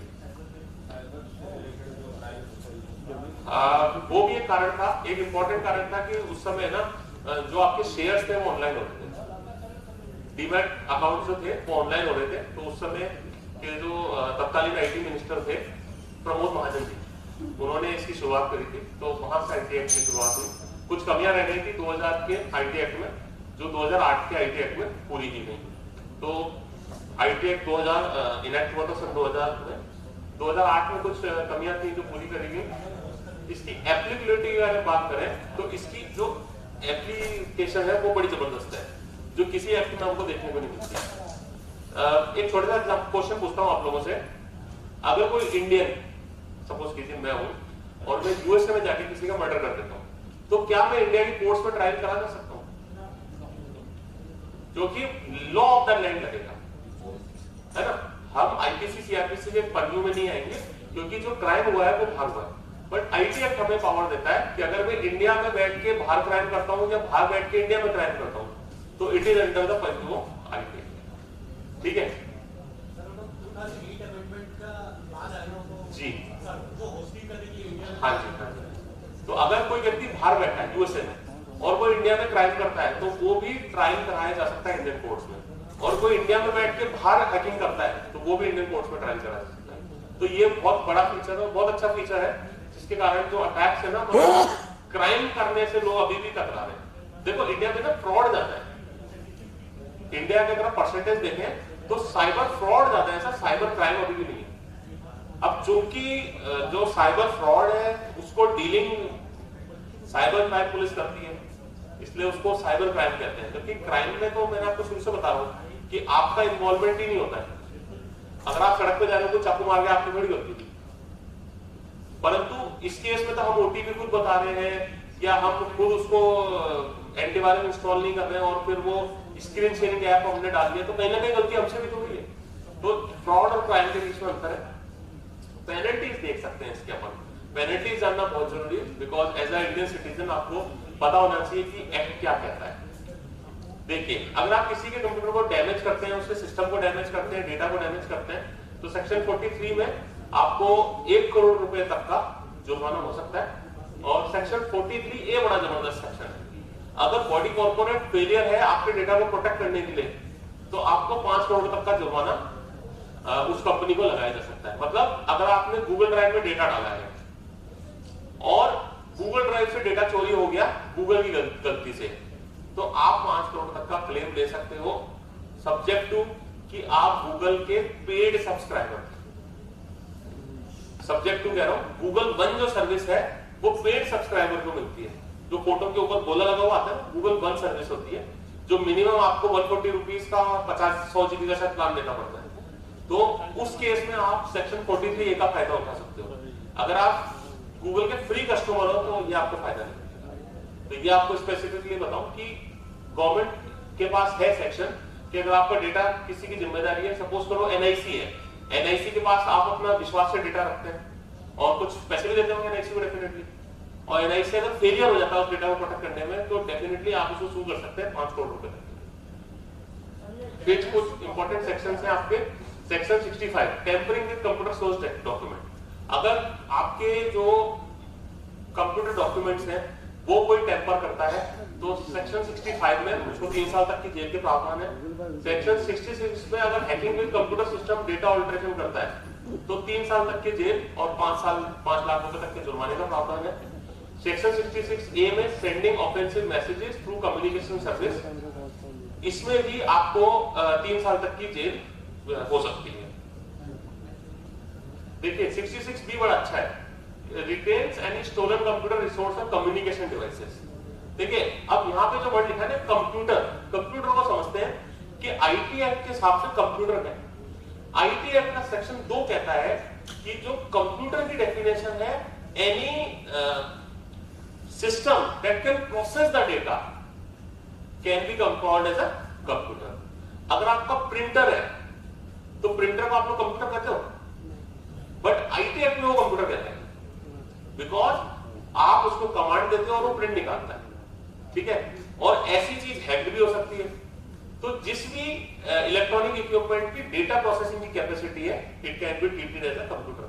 तो कंप्यूटर की डेफिनेशन हमने जानी, रिटेन एनी स्टोलन कंप्यूटर। अगर आप किसी का कंप्यूटर चोरी करके रख लेते हो तो उसमें आपको देख लीजिए 3 साल तक की जेल और 1 लाख रुपए तक का जुर्माना है। सिग्नेचर, ई सिग्नेचर अगर आप फ्रॉडलेंटली यूज करते हो किसी के, तो उसमें भी 3 साल तक की जेल है। Cheats by personating by using computer resource. देखिए जब फोन कॉल आते हैं ना आपके पास, मैं एचडीएफसी बैंक से बोल रहा हूँ और मैं फलाना बैंक से बोल रहा हूँ, तो आप उसको सेक्शन 66D में बुक कर सकते हो, क्योंकि वो अपने आप को पर्सोनिफाई कर रहा है एज अ बैंक एम्प्लॉय। तो उस केस में आप cheats by personating by using computer resource, क्योंकि वो जो आपको कॉल कर रहा है वो किससे कॉल कर रहा है आपको? आईपी टेलीफोन से, और IP telephone is defined as a computer. क्योंकि जब आप लीगल भाषा में जाते हैं ना तो अपने कहने से चीजें नहीं चलती, you have to prove it. तो वो IP telephone is a computer because it is processing data. तो इस कारण से जो उन पे चार्जेस लगते हैं वो सेक्शन 66D के लगते हैं। आईटी एक्ट में 66 मेन सेक्शन है और ज्यादातर जो इसमें चार्जेस हैं वो इसी में है। सेक्शन 66E पब्लिश ऑब्ससीन इमेजेस, उसमें भी चार्जेस हैं। साइबर टेररिज्म, देखिए आईटी एक्ट में कितनी अच्छी चीज करी कि आईपीसी के अंदर मर्डर करने पे सेक्शन 302 में लाइफ टाइम इम्प्रिजनमेंट और डेथ के प्रावधान है। इसी प्रकार अगर आप साइबर टेररिज्म में कहीं पाए गए तो आपको लाइफ टाइम इम्प्रिजनमेंट की सजा भी इसमें दी जा सकती है। तो मतलब इक्विवेलेंट टू मर्डर जो है चार्जेस, वो आप देखें आईटी एक्ट में आपको मिलेंगे देखने को। पब्लिश और ट्रांसमिट अनवांटेड मटेरियल, अगर देश की इंटीग्रिटी के खिलाफ या इस तरीके का कोई पब्लिश करते हैं आप मटेरियल, तो उसमें भी सजा की प्रावधान है। पब्लिश और ट्रांसमिट सेक्सुअली एक्सप्लिसिट मटेरियल, उस केस में काफी अच्छे प्रावधान है, 5 साल तक की जेल और 10 लाख रुपए तक का जुर्माना। और साथ साथ ये भी प्रावधान है कि अगर दूसरी बार करा, देखिए in the event of second और सब्सिक्वेंट कन्वेंशन, तो वो सजा 7 साल और बढ़ाई जा सकती है और 10 लाख तक का जुर्माना लगाया जा सकता है। मतलब इसमें ये कितनी अच्छी चीज है कि एक बार गलती कर दी, दूसरी बार करोगे तो डबल सजा मिलेगी। तो ये बहुत अच्छे इसमें रखा है इस बार आईटी एक्ट में। Abusing children online, preservation of information by intermediary और unauthorized access to protected system sectors, ये सेक्शन 70, ये बड़ा इंपॉर्टेंट है। प्रोटेक्टेड सिस्टम क्या होता है आपको बताएगा मेरे को? जी सर्वर नहीं होता सर, एक्चुअली प्रोटेक्टेड सिस्टम को डिफाइन करा है आईटी एक्ट में, एक बॉडी है NCIIPC, national critical information infrastructure protection centre. वो जिसको प्रोटेक्टेड सिस्टम डिक्लेयर करती है वो प्रोटेक्टेड सिस्टम कहलाता है। और उसमें जिसको अलाउ है केवल वही उसको यूज कर सकता है। जैसे हमारे 28 सर्वर प्रोटेक्टेड सिस्टम कहलाते हैं, एनसीआईपीसी ने हमारे डिक्लेयर कर रखा है 28 सर्वर। तो उसके लिए बकायदा एक लेटर निकलता है हर साल कि इनको यही जगह एक्सेस कर सकते हैं। अगर आप उसको कोई एक्सेस और कर लेगा तो उसको आप सोचिए सेक्शन 70 में जेल हो सकती है। और जेल भी कितनी है? 10 साल की। केवल सर्वर एक्सेस करने में अगर आप प्रोटेक्टेड सिस्टम है और 10 साल की जेल में पाता है। Breach of confidentiality and privacy, disclosure of information in breach of contract, publishing false digital signature certificates, इन चीजों में भी आईटी एक्ट में जेल के प्रावधान है। चलिए एक क्वेश्चन है, बताइए आप लोग। If a crime is committed on a computer or computer network in India by a person resident outside India, then can the offence be tried by the courts in India? Yes. क्योंकि अगर यही चीज आपकी criminal होती तो इसका answer हो जाता no. But since it's IT law तो ये चीज लगेगी इसमें। एक आई4सी एक ऑर्गेनाइजेशन है मिनिस्टर ऑफ होम अफेयर्स की, citizen financial cyber fraud reporting and management system, CFCFRMS। तो ये वो ऑर्गेनाइजेशन है जो आप क्राइम की रिपोर्ट करते हो ना, जब 1930 पे जो आपकी साइबर क्राइम की पोर्टल है, तो उसकी सारी रिपोर्टिंग ये एजेंसी लेती है। और ये एजेंसी क्या करती है कि जब आपके फ्रॉड्स होते हैं तो उसको लाइन लगा देती है, मतलब LIEN एक वर्ड होता है बैंक्स के अंदर, लियन मतलब वो जो पैसा होगा वो कन्वर्ट नहीं होएगा सामने वाले खाते में, तो लियन लगवा देती है, तो उसके कारण काफी फायदे होते हैं। अभी तक सन 2022 जून तक करीब 95 करोड़ रुपए इनके एफर्ट से बच चुके हैं। तो जो कुछ लोग कहते हैं ना कि यार कुछ होता नहीं है, तो इसलिए ये होता तो है, ऐसी बात नहीं है, 95 करोड़ रुपए बचे हैं। और देखिए किस तरीके से काम करती है। लोग कॉल करते हैं, सबसे पहले victim calls on 1930 to report financial fraud. उसके बाद police operator submit the detail provided by victim, complaint is escalated to related banks, SMS sent to victim with acknowledgement number and further direction. Banks mark the defrauded money on lien, put on hold. तो वो जो पैसा उसका hold पे लगा दिया जाता है, बट सब्जेक्ट टू कि आप कितनी जल्दी कंप्लेन रेज करते हैं। अगर आप कंप्लेन रेज करने में डिले हो जाएंगे तो डेफिनेटली वो पैसा आपका आगे निकल जाएगा, तो होल्ड नहीं लग पाएगा। ये एक जून 22 का है, अब लेटेस्ट में नहीं मिल पाया था, तो जून 22 का मैंने डाला है इसमें। तो आप ये देखेंगे कि नंबर ऑफ क्राइम्स इसमें दिखा रखे हैं। सबसे ज्यादा क्या दिख रहा है बताओ? ऑनलाइन फाइनेंशियल फ्रॉड, बाकियों के पीछे क्या लगा हुआ है? क्राइम। तो ये एक तरीके से लास्ट स्लाइड है, बट अब तक मैं चाहूंगा कि समझ आ गया होगा कि what is the difference between crime and fraud. तो हम लोगों को अगर समझ में आ गया ना कि क्राइम और फ्रॉड के बीच में क्या अंतर है, तो डेफिनेटली हम अपने आप को जो साइबर स्पेस है इसमें बहुत एक अच्छी रेजिलियंसी प्रोवाइड करा सकते हैं। देखिए 90% है ना, वो आपका 95% ऑनलाइन फाइनेंशियल फ्रॉड ही है। बाकी crypto currency crime, online social media related crime, ये सब अलग है। अकेला ये हरा वाले ने इतना मतलब हल्ला मचा रखा है, तो इसलिए इस पर आपको ध्यान देना है। और अगर आप इसमें और पढ़ना चाहते हैं तो गवर्नमेंट की जो गाइडलाइंस है मिनिस्ट्री ऑफ होम अफेयर्स की, वो आप देख सकते हैं। एक तो है cyber security guidelines for government employees, तो ये रेगुलरली अपडेट होती रहती है, तो एक एज अ मैंडेट ही मानिए इसको कि आप सभी लोग इसको पढ़िए। साथ साथ cyber hygiene for cyber space, Hindi और इंग्लिश दोनों में अवेलेबल है, तो इसको भी आप स्टडी करें। तो ये जो चीजें मैंने बताई है, बहुत सारी चीजें आपको मिलेंगी, लगभग सभी चीजें मिलेंगी और आपको हेल्प करेंगी किस तरीके से आप साइबर फ्रॉड को रोक पाए। तो और कोई क्वेश्चन मेरी तरफ से मैं यही समाप्त करता हूँ आज के इसको सेशन को, और आप लोगों के क्वेश्चन हो तो प्लीज वेलकम।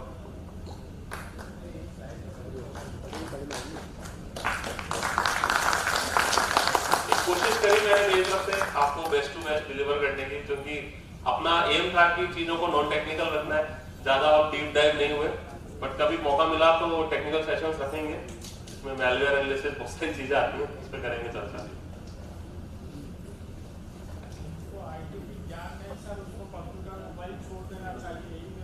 देखिए मैंने सबसे पहली स्लाइड दिखाई थी आपको, एक बार फिर दिखा देता हूँ।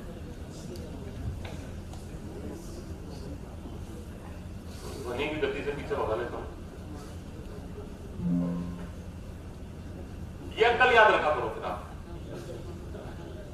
हमारे तो अंकल ही थे बुजुर्ग, तो ये अंकल याद रखा करो, ये बताएंगे कि क्या सिक्योर क्या इनसिक्योर।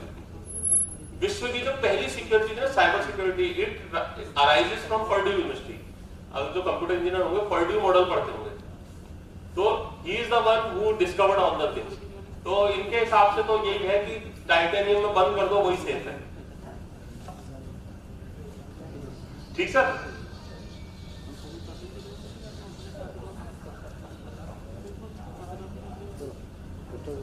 और बाकी देखिए साइबर क्राइम्स और फ्रॉड्स तो होते रहेंगे, इंपॉर्टेंटली ये है कि हम रेगुलरली अपने क्या प्रयास करते हैं उनको रोकने के, बिकॉज अगर हमारे प्रयास ही नहीं होंगे तो फिर रोकने की संभावना तो है ही नहीं। आप कुछ कहना चाह रहे हैं?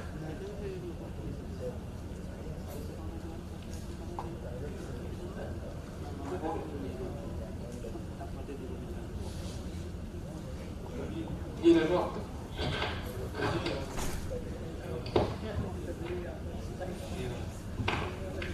Thank you, Prashant sir.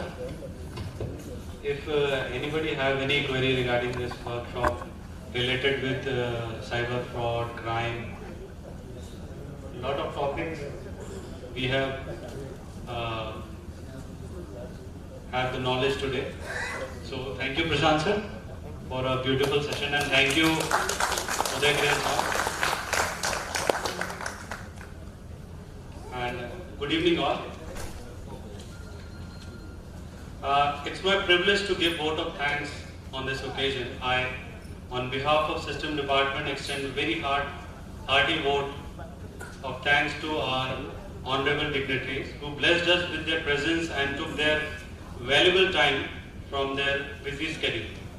I would like to thank Honorable CMD Sir, Shri O.P. Singh Sir, Honorable DP Sir, Shri Keshav Rao Sir, Honorable CBO Sir, Shri E.K. Patel Sir, Honorable TTOP Sir, Shri J.K. Bora Sir, Honorable DF Sir, Shri A.K. Behura Sir, Honorable DTPNP Sir, Shri A.S. Bapat Sir, and I would also like to thank all HODs, MCL headquarters and area GMs.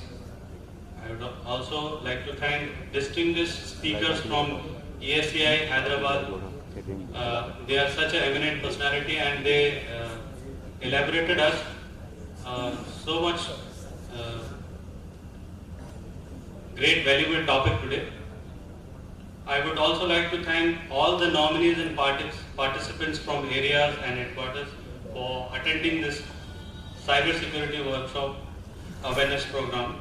I would also like to appreciate all other departments for their valuable support, like Admin Department, Finance Department, PRO Department, Civil and TA Department, and obviously ENT Department. Vishal is there.